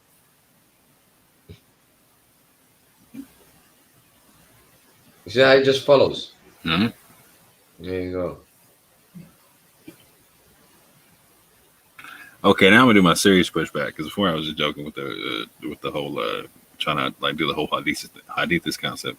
But for me, you and I have two different methodologies on this concept, right? And we come to a lot of times we'll come to two different concepts as to what the Quran is actually saying based upon that, which is fine. I got no issue with that whatsoever. However, I am trying to gain understanding on this though. So if I look at the Quran, I look at the Bible, I see both painting this picture to where the Muslims in the Quran and the Israelites in the Bible have a specific time of year where they gather together, and there's animals and grains and all these other kind of things brought together and then redistributed amongst the poor. In your concept, does this happen in the Quran or no? No. No, not to my recollection. You see, when you say my concept, yeah, I just want you to understand. I personally accept whatever can be verified from the Quran. So that's how simple my concept is. If it's not in the Quran, I have no say on it. Okay. So if I come to you with the list of verses detailing what I was just talking about, we can go through them, etc., whatnot, and we can see what. So here's what I'm saying. Like, I've never had an issue just listening to how you break something down, right? Whether I agree or disagree. Like, so for instance, like we disagree when it comes to fasting, right? I believe that there's literal and figurative fasting. I do believe that there's literal and figurative concepts of salah and whatnot. All of them concepts, right? None of them are salvific, right? None of them have to do anything with salvation, right? Or righteousness, as far as I'm concerned, right? but there's a literal and figurative side to the whole thing, right? As far as I see it, right? However, structurally, I don't know if I understand how you see how you see the Quran working like in a full societal structure, right? And I think this is where it would be good for a lot of Quran alone people to really try to start applying this thing to as many different directions as they can or whatnot. And see, when you say structure, I don't think there is. I think the Quran is very simply speaking to individuals, and if those individuals find other like-minded individuals that they can work with on certain projects for the sake of achieving something that they consider to be good deed. Mhm. Other than that, I don't think you will find any structures in the Quran. I mean, you see, that's the whole reason why people insist on following something else. There is not the slightest indication of anything that you can institutionalize in the Quran. I mean, if there is, please correct me. I can't find it. No, that's what I'm saying. Like, so when I just listed out a process to where, like, I do see something happening where you say you don't see it happening, right? So we can both look at the same book and see two different things happening, right? Which verses are you referring to? I have no problem seeing that. It'd be a ton of them, bro. That's why I said I have to come back with them and whatnot. Because I was supposed to get off a long while ago. I had to switch up what I was doing right quick. Actually, I stayed on because I saw that you got kicked off, and I was trying to keep the thing popping off until you got back on. And you see, when it comes to animals, yeah, I'm not gonna lie to you, bro. Like, well, yeah, there's a lot of times where it doesn't even say animals, where it's talking about animals. No, see, my knowledge of the Quran, I'm not gonna lie to you, is becoming pretty good because I've read it like a lot, very frequently. Got you. So for instance, when we talk about animals, for instance, like the Quran talks about hunting laws between the Muslims and the Mushriks during the 4 months. And the Quran also talks about how you can't have obviously animals dedicated to other than God, obviously, and how you can't have certain animals that are, dead and stuff like that. Other than that, the Quran really doesn't talk about animals.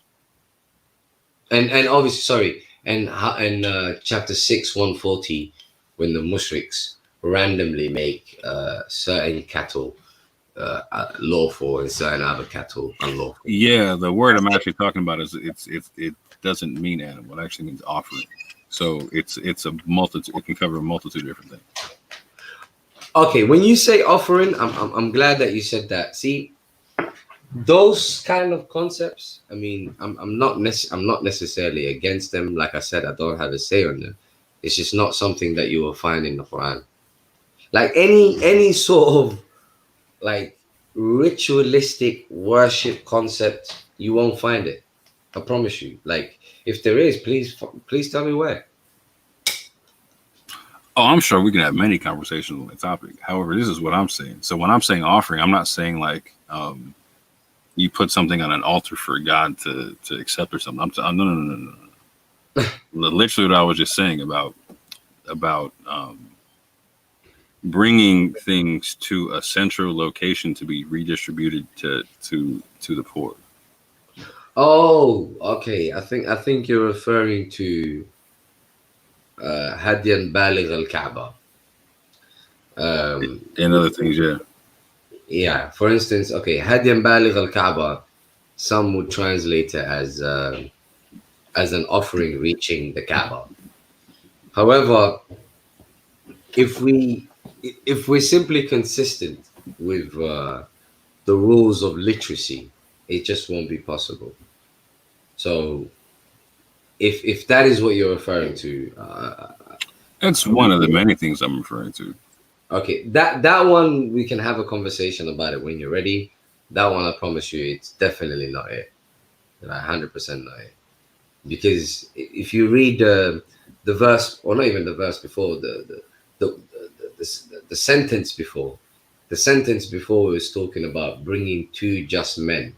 So bringing two just men becomes obsolete the moment you just move on to then saying, as an offering reaching the Kaaba.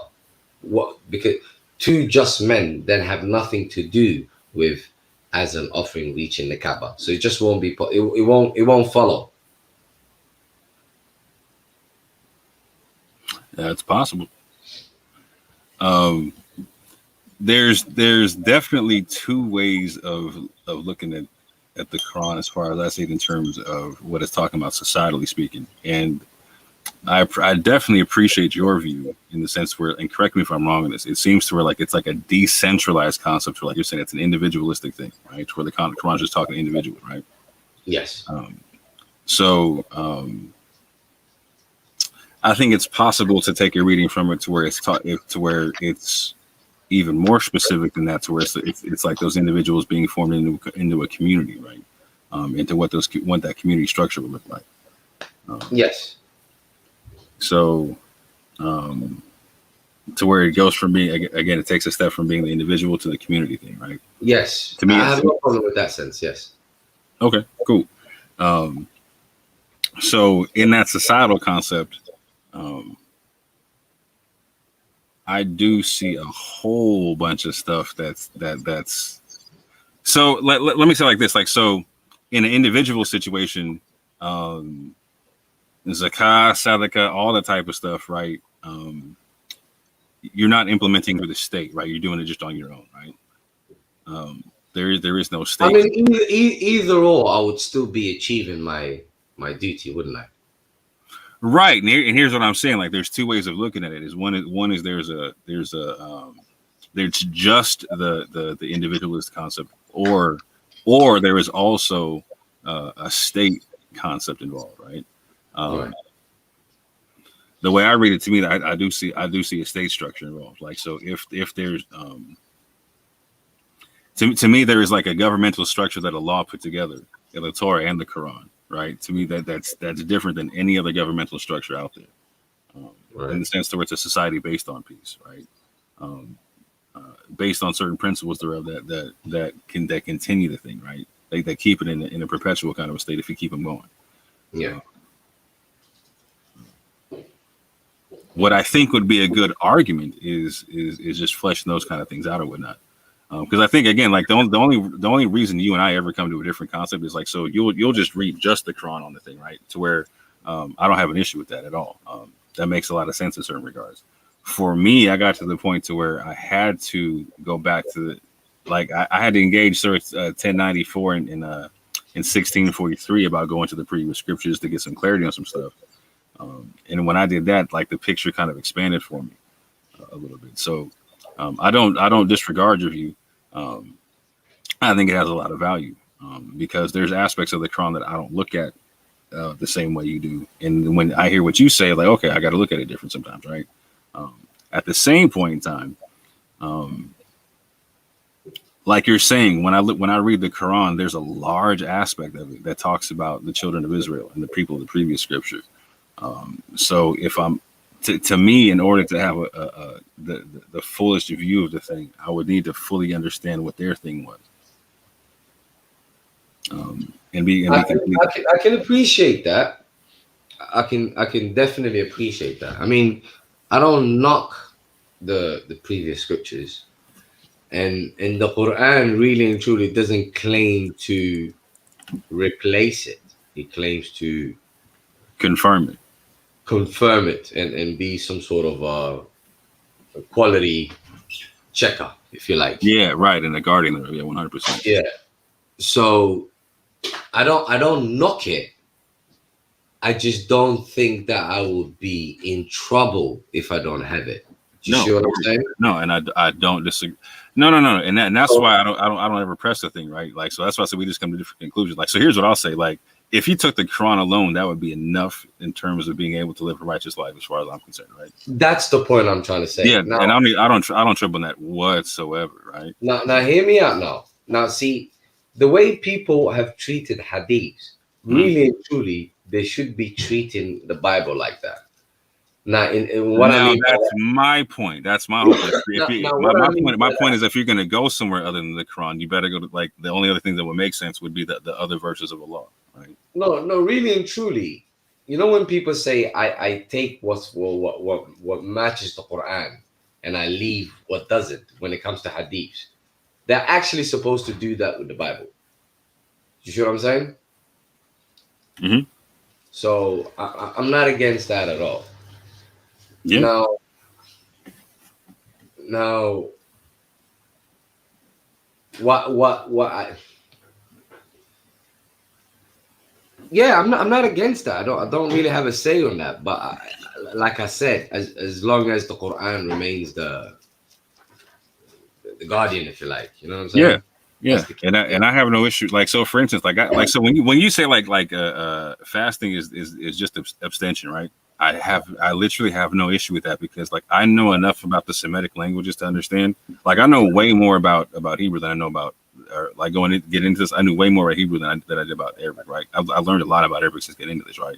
But a lot of the same rules apply, right? And the one thing that's consistent amongst both is that words are literal and figurative at the same time, and you have to understand the context, right? So I literally have no issue when you're like, yeah, fasting just means abstention. Got you. None whatsoever. Because I can get into the minutia of, okay, it says here fasting from bread or fasting from whatever, right? Okay, even those words have figurative aspects to them in the Semitic languages. You know what I'm saying? Yeah. So for instance, like when you bring out the verse about Mary fasting from talking, Yeah, and she just got done eating, you know what I'm saying? Like she just got done told me eat this, you know what I'm saying? So she's obviously not fasting from food, right? That gives credence to the concept, right? So I got no issue with that whatsoever. And I got no issue accepting that I could be wrong for thinking that there's an actual physical aspect to it. But for me, the only aspect of the physical aspect is to actually remind you of the spiritual aspect in some regard, right? It's not like some action that you have to perform that gives you righteousness. No. There's nothing to do. I mean, I don't have a say on the physical quote unquote. Right. Fasting. I'm not saying there is no such thing or you shouldn't, etc. My thing is simply, you know what I've noticed about the Quran is really and truly words will never become a problem with the Quran. The reason why is because the contexts are always clear. Yeah. See what I'm saying to you? Even with the physical part, it says if you can do it. Yeah. Do you understand what I'm saying? What I appreciate about what you talk about is getting people away from the ritualistic aspect in the sense to where it's almost like a more rational form of Sufism. Do you know what I'm saying? To where like it's more about trying to connect to like what is Allah trying to tell you with the book, and what do you really need to do? Yes. Versus not need to do. Rational form of Sufism, right? What's the unessential aspect of this thing you got to get rid of? You know what I'm saying? Yeah. Because that's what people are caught up on is the whole ritualistic aspect of it, right? And I agree 1,000,000% on that. I mean, bro, I tried to find excuses for them. Like, for instance, since we're talking about fasting now, I looked at every single context that this word is in, and you are my witness. And I've looked at these contexts over and over and over and over again. I've even made a few videos, and I've never stopped thinking about them because, like, you know, in case I'm wrong or whatever, like I don't have a problem with that, right? And I've never managed to find an excuse for them. Like for instance, the one that we just passed, the Ramadan. Like when I read those verses, okay, for instance, it says, شهر رمضان الذي أنزل فيه القرآن وهدى للناس وبينات من الهدى والفرقان فمن شهد منكم الشهر فليصم. So it says, in the month of Ramadan is that in which the Quran was revealed. So straight away, God tells us that the relevance of the month of Ramadan. That is in which the Quran was revealed. Straight away, God tells us the relevance of it. And then he further goes into the potency of the Quran. He says it's a guidance for mankind, it's clear proofs, and it's a criterion. And then he says, those who witness the month. What month? the month in which the Quran came down, right? Mhm. Those who witness the month shall siyam therein. How on earth do you fit in fasting? Like, how do you say, oh, you witnessed the Quran coming down, now you should fast? Like, how does one follow the other? Like, what is the difference between that and saying, you witnessed the Quran coming down, now you should play football? What's the difference? No, I'm dead serious. What is the difference?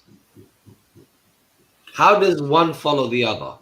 How does fasting, abstaining from food and drink, how does that follow witnessing the coming down of the Quran? Can you imagine going, oh, God's scripture has come. Let's leave food alone. How? How? No, help me out. How? How did anyone do this?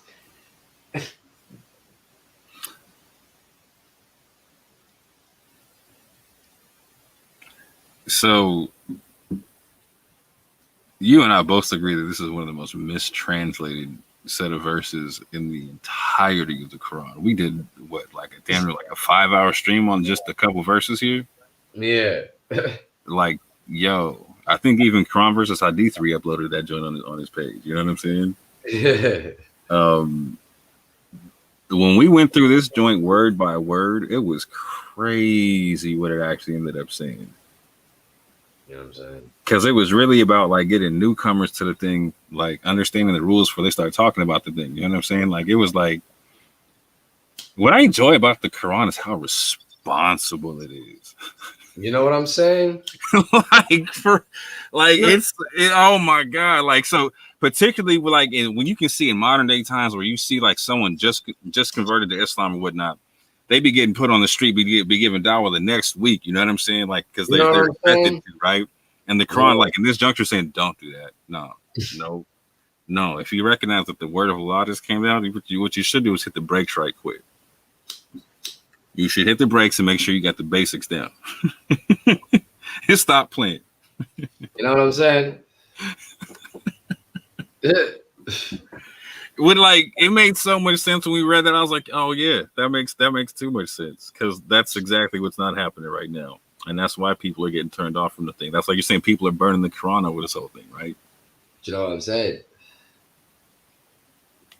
And that's a big part of it, is people just expected to go regurgitate and parrot some stuff and not slow down and give the responsible reflection that the Quran says to give.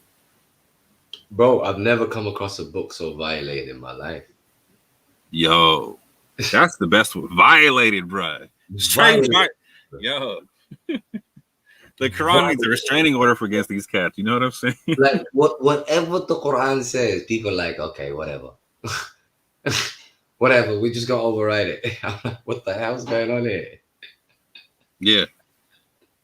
But again, it becomes about this thing. Like, so again, like I gotta give understanding to my people who came up Muslim, right? Because I can recognize as having not come up Muslim, right? Like, so it's easy for me. Like, again, I was just given the Quran. I wasn't given the Hadith. If I started off with the Hadith in the Quran or whatever, I probably would have had a different mindset, right? I probably had a lot more to let go, right?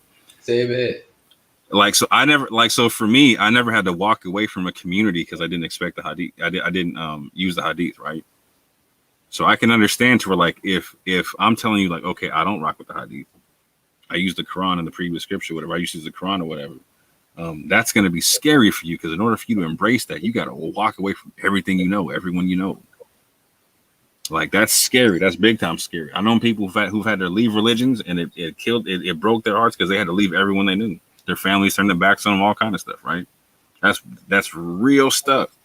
Like, I mean, bro, look at you, bro. You got people from your own country trying to be like, no, you're not even a real Somali. Whatnot. Like, I don't give a damn.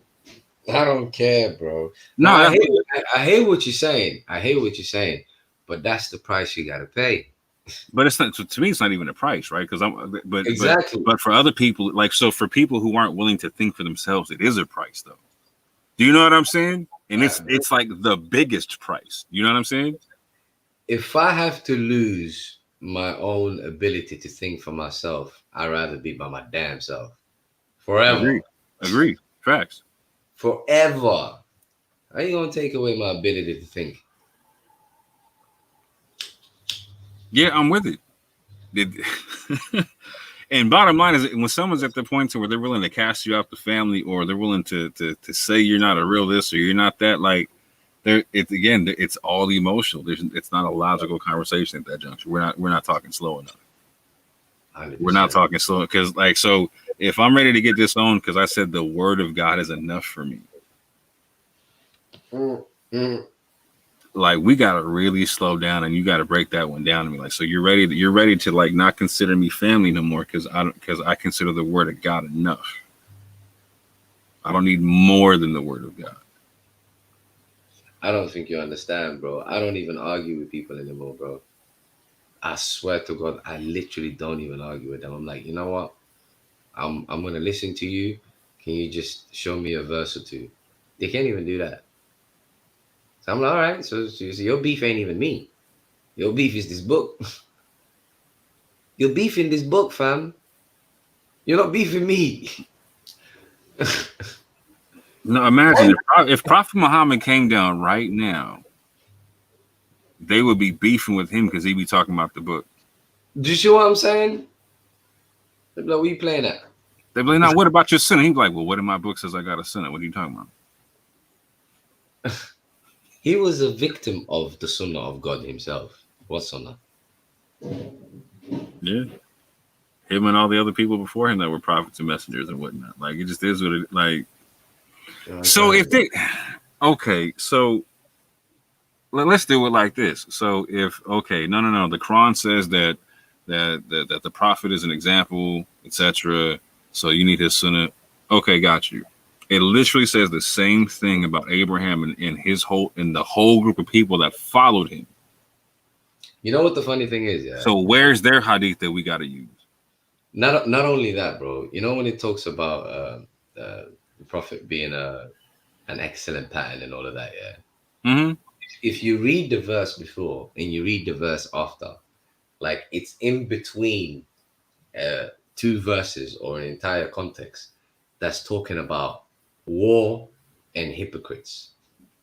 So if it's talking about war and hypocrites, and he's saying the prophet is the excellent pattern, what does that make the prophet? It just makes him courageous and true.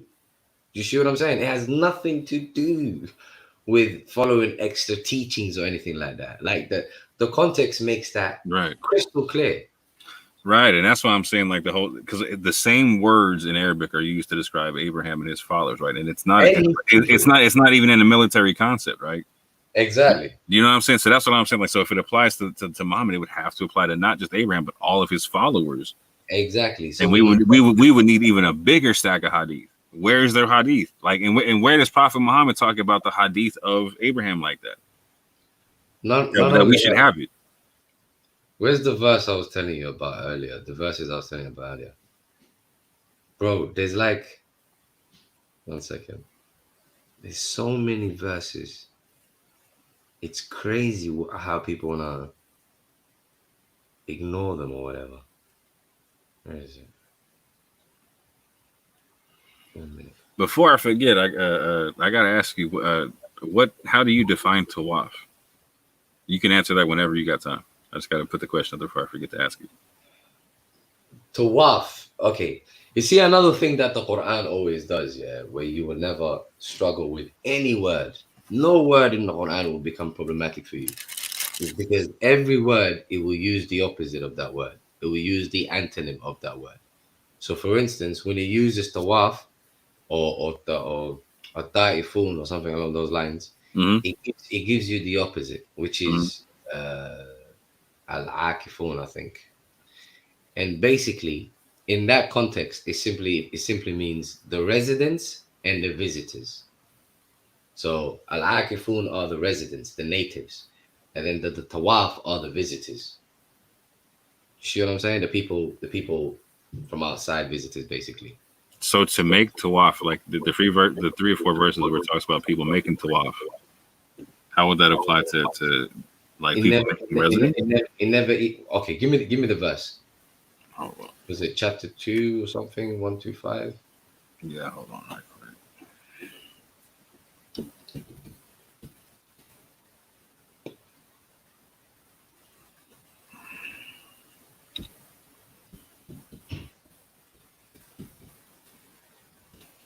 Yeah, 125, chapter 2, 1 to 5. الطائفون والعاكفون. Abraham and Ishmael, that you should purify my house for those who visit and the residents, and those that bow, prostrate. You got it. Yeah. So look how the also in Surah 22 as well. We'll talk about that one. Yeah. Yeah. Look how the context makes this crystal clear. And purify my house for those who visit and the residents. So if al-akifuna is the residents or natives, what does that make lit-ta'ifun? It makes those who visit. That's the antonym. See what I mean? Okay, so have that make context for me in Surah 2 ayat 22, 26, and 22, 29. All right, let me go there.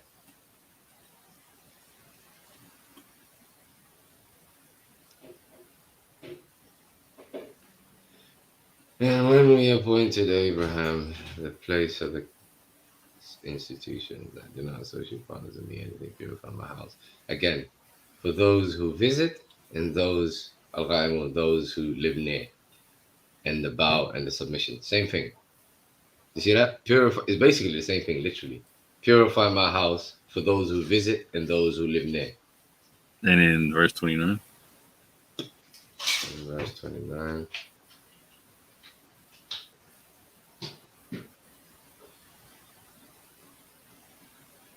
Yeah. And yes, literally visit. And let them complete their obligations and let them fulfill their vows and let them visit the ancient system.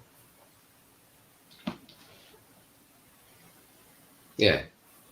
Even if you take away the word, even if I leave that untranslated, you will put that in. Look at it. And let them complete their obligations, let them fulfill their vows, and let them ... the house ancient. What would you put there? Hold on, I was just reading another verse right quick. Trying to get back to that one.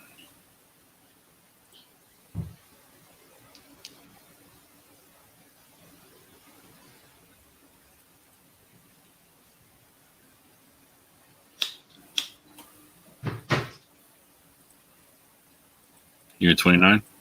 Yeah. Yep. So your question was what? My question was basically, even if you leave that untranslated, when you read the rest, you'll fit it in. You'll know that. Oh no, I got you. Visitation is definitely one of the translations. No, I'm not gonna answer that.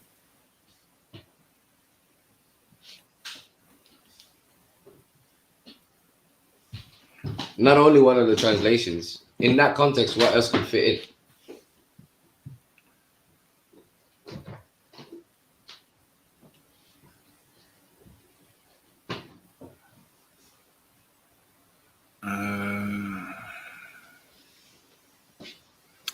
So there's an aspect to where it can mean circulate. It can mean circumambulate. I don't think I personally don't believe it means to circumambulate. There's nothing in the linguistics of it that would mean to circumambulate. How would you even fit that? Even circulate, how would you fit that in this house? I mean, in this context. Even if you wish to say circulate in this context, you would mean visit. I mean, what else would you mean? So in this is where we're getting into the longer conversation of other verses I want to bring to you. It would have to do with the concept of like redistribution. I'd need more of that. Yep. You'd have to give me something. Exactly. I don't disagree.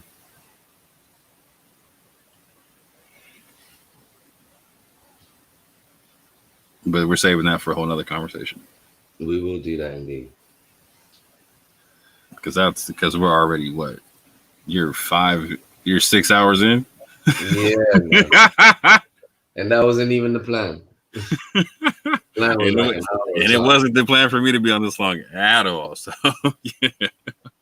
Plan was like an hour or something. Man, for real. I was just gonna jump on and say what's up and then jump off. It turned into a whole 3-hour tour. You know what I'm saying? I'm Bill Exile in this piece. Quickly, I want to help out the brother that was asking me this question earlier on. Is it not crystal clear that the sanctioned 4 months is to do with the treaty?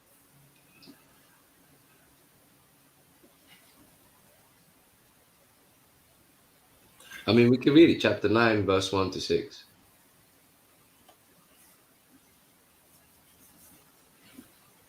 Are you asking me? Or you're talking to someone in the chat? I'm talking to you. For me, it's not necessarily crystal clear, because I'll say it like this.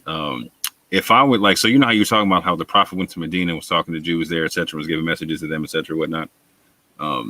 If I'm a Jew and I'm in the time of the prophet and I hear him say the term Hajj, there's a couple of pictures that are going to pop into my head specifically from the Torah or whatnot. No, wait. I'm not talking about Hajj right now. I'm talking about the 4 months. The sanctioned 4 months. Like, all I'm saying is the only sanctioned. No. This is right. This goes along right with the whole concept, because the 4 months also have to do with the Hajj part, right? So I know there's Surah 9. I know there's Surah 9, but like again, the sacred months are also dealing with Hajj. When I hear it all together, if I'm a Jew at the time, right? I'm hearing, okay, so the festivals that are given to the Israelites are called Hagag, right, and Hug, right? They're called Hajj in with the HJ, and Hajj with the double, right? It's just spelled a little bit differently. You got to remember though, the Hajj is not with the children of Israelites. So literally in Exodus, you have Moses asking the Pharaoh to leave so he can go make Hajj in the desert. And then again, you hear what I'm saying. All the festivals given to the Israelites are called Hagag, or called Hajj with like the double J, right? So if I'm in Israel, and again, the 4 months would link up to those festivals. They wouldn't detract in any way, shape, or form. They would actually overlap quite perfectly. If I was a Jew and I heard that at the time, I wouldn't necessarily be thinking of just that, the 4 months for that treaty or whatnot, right?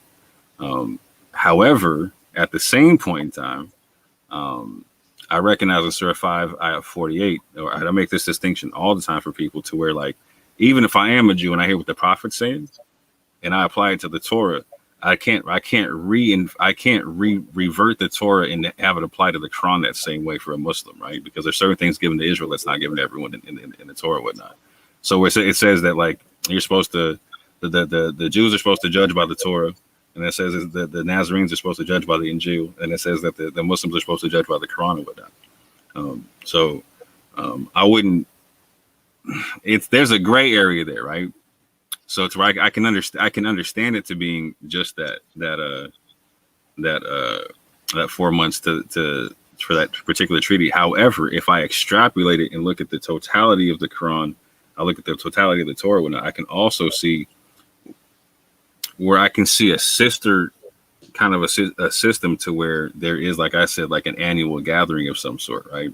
Or annual gatherings to where there's redistribution of things. I do read that when I do read the Quran, and it matches up perfect to what I read in the Torah, whatnot. But it's something given. It's not given the same way it's given to the Israelites. You know what I'm saying? It's worded a little bit differently. I hear what you're saying, but I think we're looking at two different angles. You're looking at it with particular spectacles, if you like. I'm simply trying to say, you see, when we mention 4 months, for instance, when the Quran talks about 4 months, the only 4 months that can be verified from the Quran is the 4 months of treaty. Like, if we can verify 4 months other than the treaty, that's a different conversation. But the only 4 months I can verify from the Quran is the treaty. Do you see what I'm saying? And that didn't involve the children of Israelites. That was the Muslims and the mushriks, those that persecuted them. And secondly, the word Hajj, the word Hajj only appears as quote unquote pilgrimage twice in the Quran. So one of them is Abraham, and Abraham was calling random strangers, not the children of Israel. They weren't even born yet. So that's one angle. And the second one is the Prophet Muhammad going back home to where he was persecuted from. Home is not where the children of Israelites were. Home is where the mushriks were. So he did Hajj with them. So, right in the Torah, like, so just to be clear, the Hajj that the Israelites go to is Jerusalem. They don't go to, like, it's specified where the place where they go to make their pilgrimage to. So it's different. We're talking about completely different things. Right. I'm talking about as it pertains to the Quran. As it pertains to the Quran, like, I could understand what you're saying if the 4 months or the word Hajj has something to do with the children of Israelites. Now, it may do. I'm not going to dismiss what you're saying, but what I'm saying, it's not evident from the Quran. Like, I can't see it. Like, if you could show it to me, I'll be perfectly fine.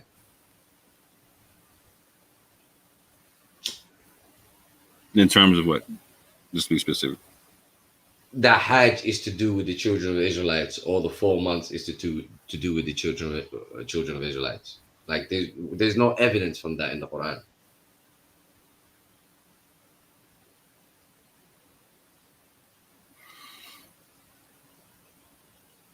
Yes, like, and no. So that's an ambiguous concept in a sense. For like, so if so we agree that it says in the Quran that the Quran came down in an Arabic tongue, confirming the Torah that came before it, the Book of Moses that came before it, right? Right.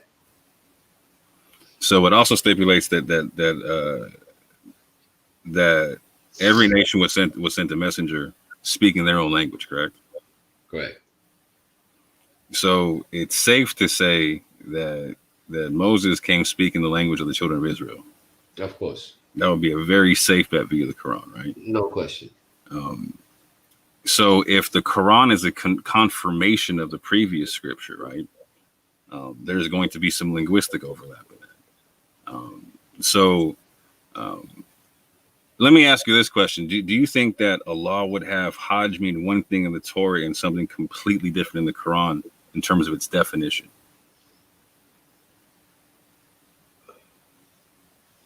I mean, since we're talking about two different languages, I see no reason why not. I mean, they can have two different meanings, and furthermore, it could even have the same meaning, but it could be in different contexts. So it's not necessary that they have to mean the same thing. The different context, I got you. Okay, so let me say it like this: like, so the possibilities of what the word can mean, like, it's not gonna have like a completely new possibility in Arabic that it would not have in Hebrew, or do you think it would or would not? I mean, we're talking about different languages, so there's no reason why it has to have the same meaning. However, it could have the same meaning, but mean differently in different contexts. Okay, so if it was no issue with that, right? Like, in different contexts, 100%, right? But if the word is being used in both criterions, right?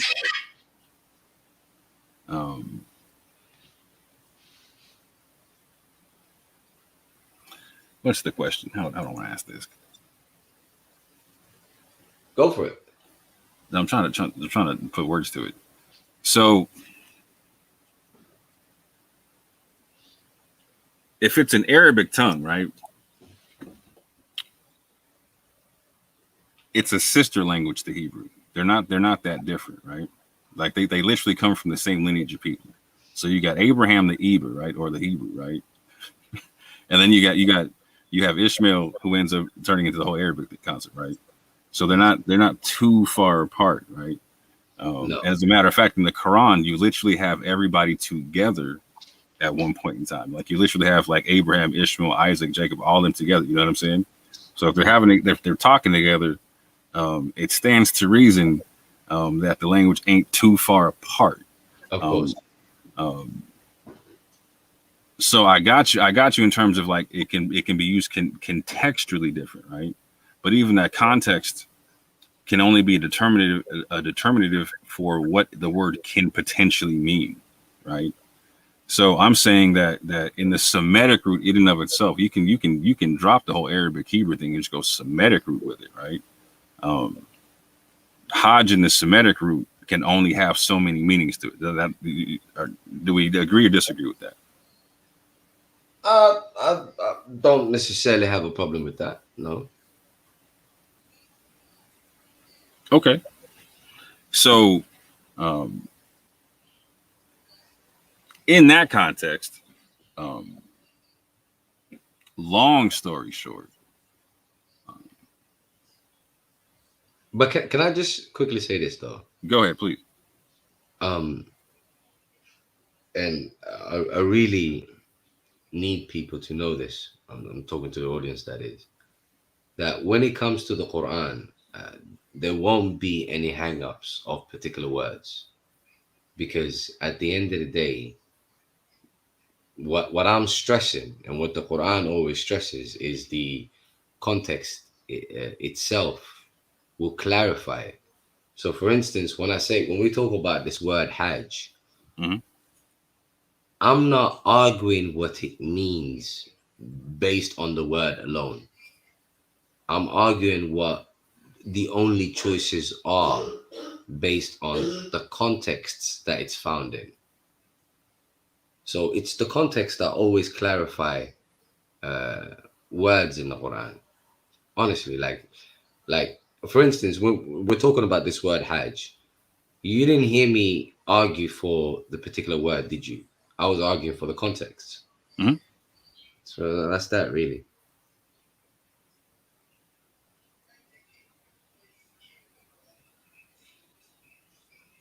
And so this is where I think we'll agree that no matter what, with just the Quran alone.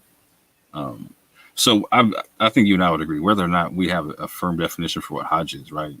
That would have nothing to do with us keeping the righteous actions from the Quran. No. Like, no, I think you and I would both agree that. I think this is the part that I think most Quran alone people agree is like, so the Quran is written to the point to where, like, no matter what language you take it in, the basic instructions for being righteous are there for anybody. You don't need a sheikh, you don't need an imam, you don't need, like, that's when my man gave them verses from Surah 6. You know what I'm saying? Yeah. Those three, like that, man. Okay, that's not really difficult. It's those same verses are reiterated in the Quran in numerous places. Surah 17 and other spots, right? Like the Quran stipulates, this is the best hadith with much reiteration therein. So it already gives you it already tells you right off the top, like the part that you need to know, the part that there's gonna be some stuff that stands out because it's repetitive.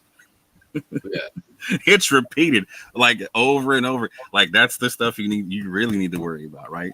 The other stuff we can get into all kind of different levels of pontification on, and it's not necessary. It has nothing to do with the basic aspect of this thing, right? The Quran is very basic, man. Right. I think the conversation only becomes useful when you're becoming like the Quran says, like a nation racing towards righteousness with someone else, right? Like so. I think it's fruitless to have these conversations like, "Oh, I'm right, you're wrong, you're right, I'm wrong," etc. Whatnot. To me, it only makes sense to like, okay, are we going to leave this conversation trying to be more righteous than when we left, than when we came in? Like, does the point of this conversation lead us to being more righteous or not, or having a more righteous understanding of the Quran or not? Like, to me, that's the whole point of just talking about this stuff, right? Like, you're talking about like debating and whatnot. Or going back and forth, or doing that version of Hajj. You know what I'm saying? Like, to me, that's like the real aspect of the thing, right? Exactly.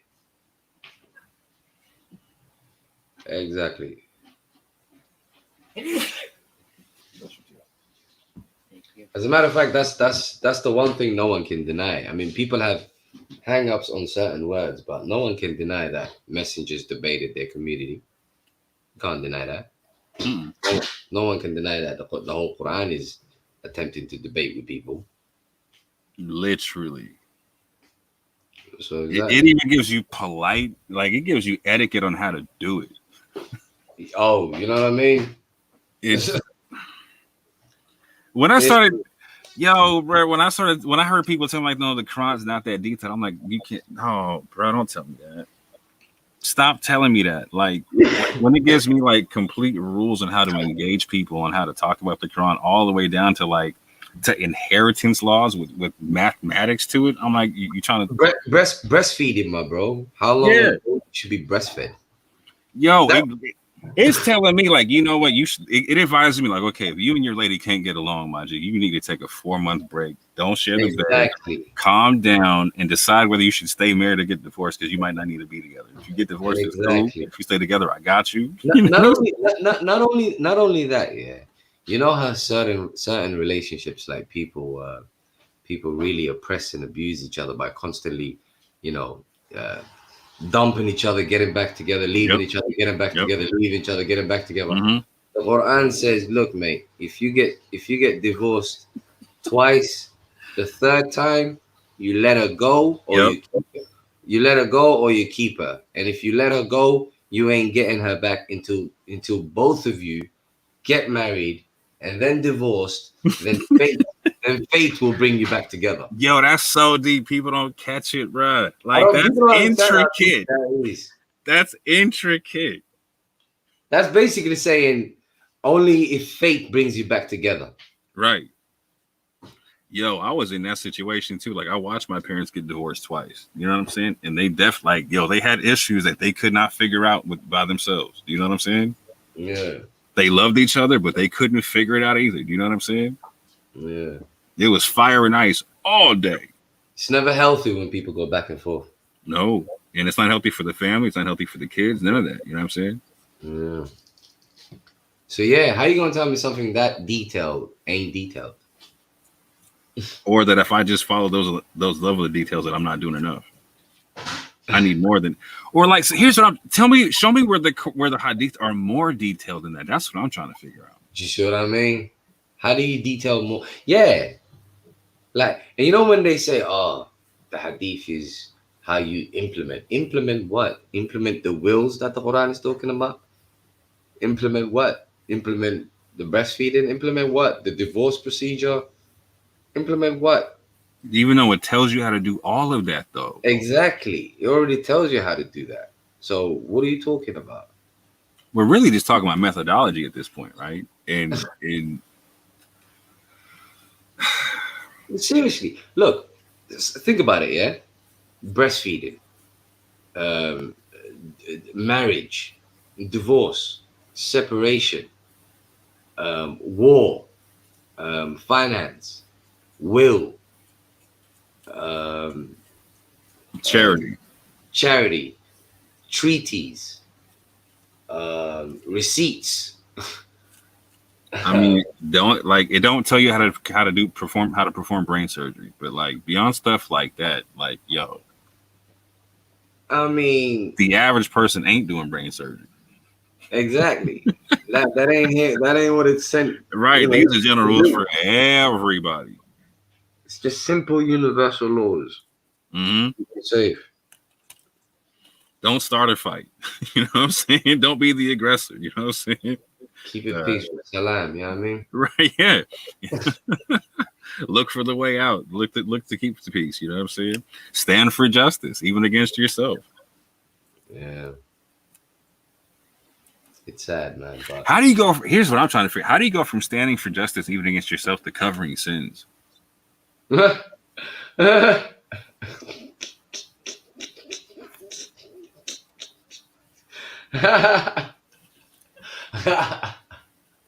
one blew me away. I was like, "Word, son." That's what happens, man. Yo, Brother Moore, we can keep going forever, man. I'm gonna let you go, my boo. Yeah, we got a dip. Yeah, we got one, man. We got a dip. Yo, my bro, good to see you as usual. Peace and blessings to the family. Always good to see you. Peace and blessings to the family, man. All right, man. And everybody watching, peace and blessings. Yes, Peace out. Peace. Peace.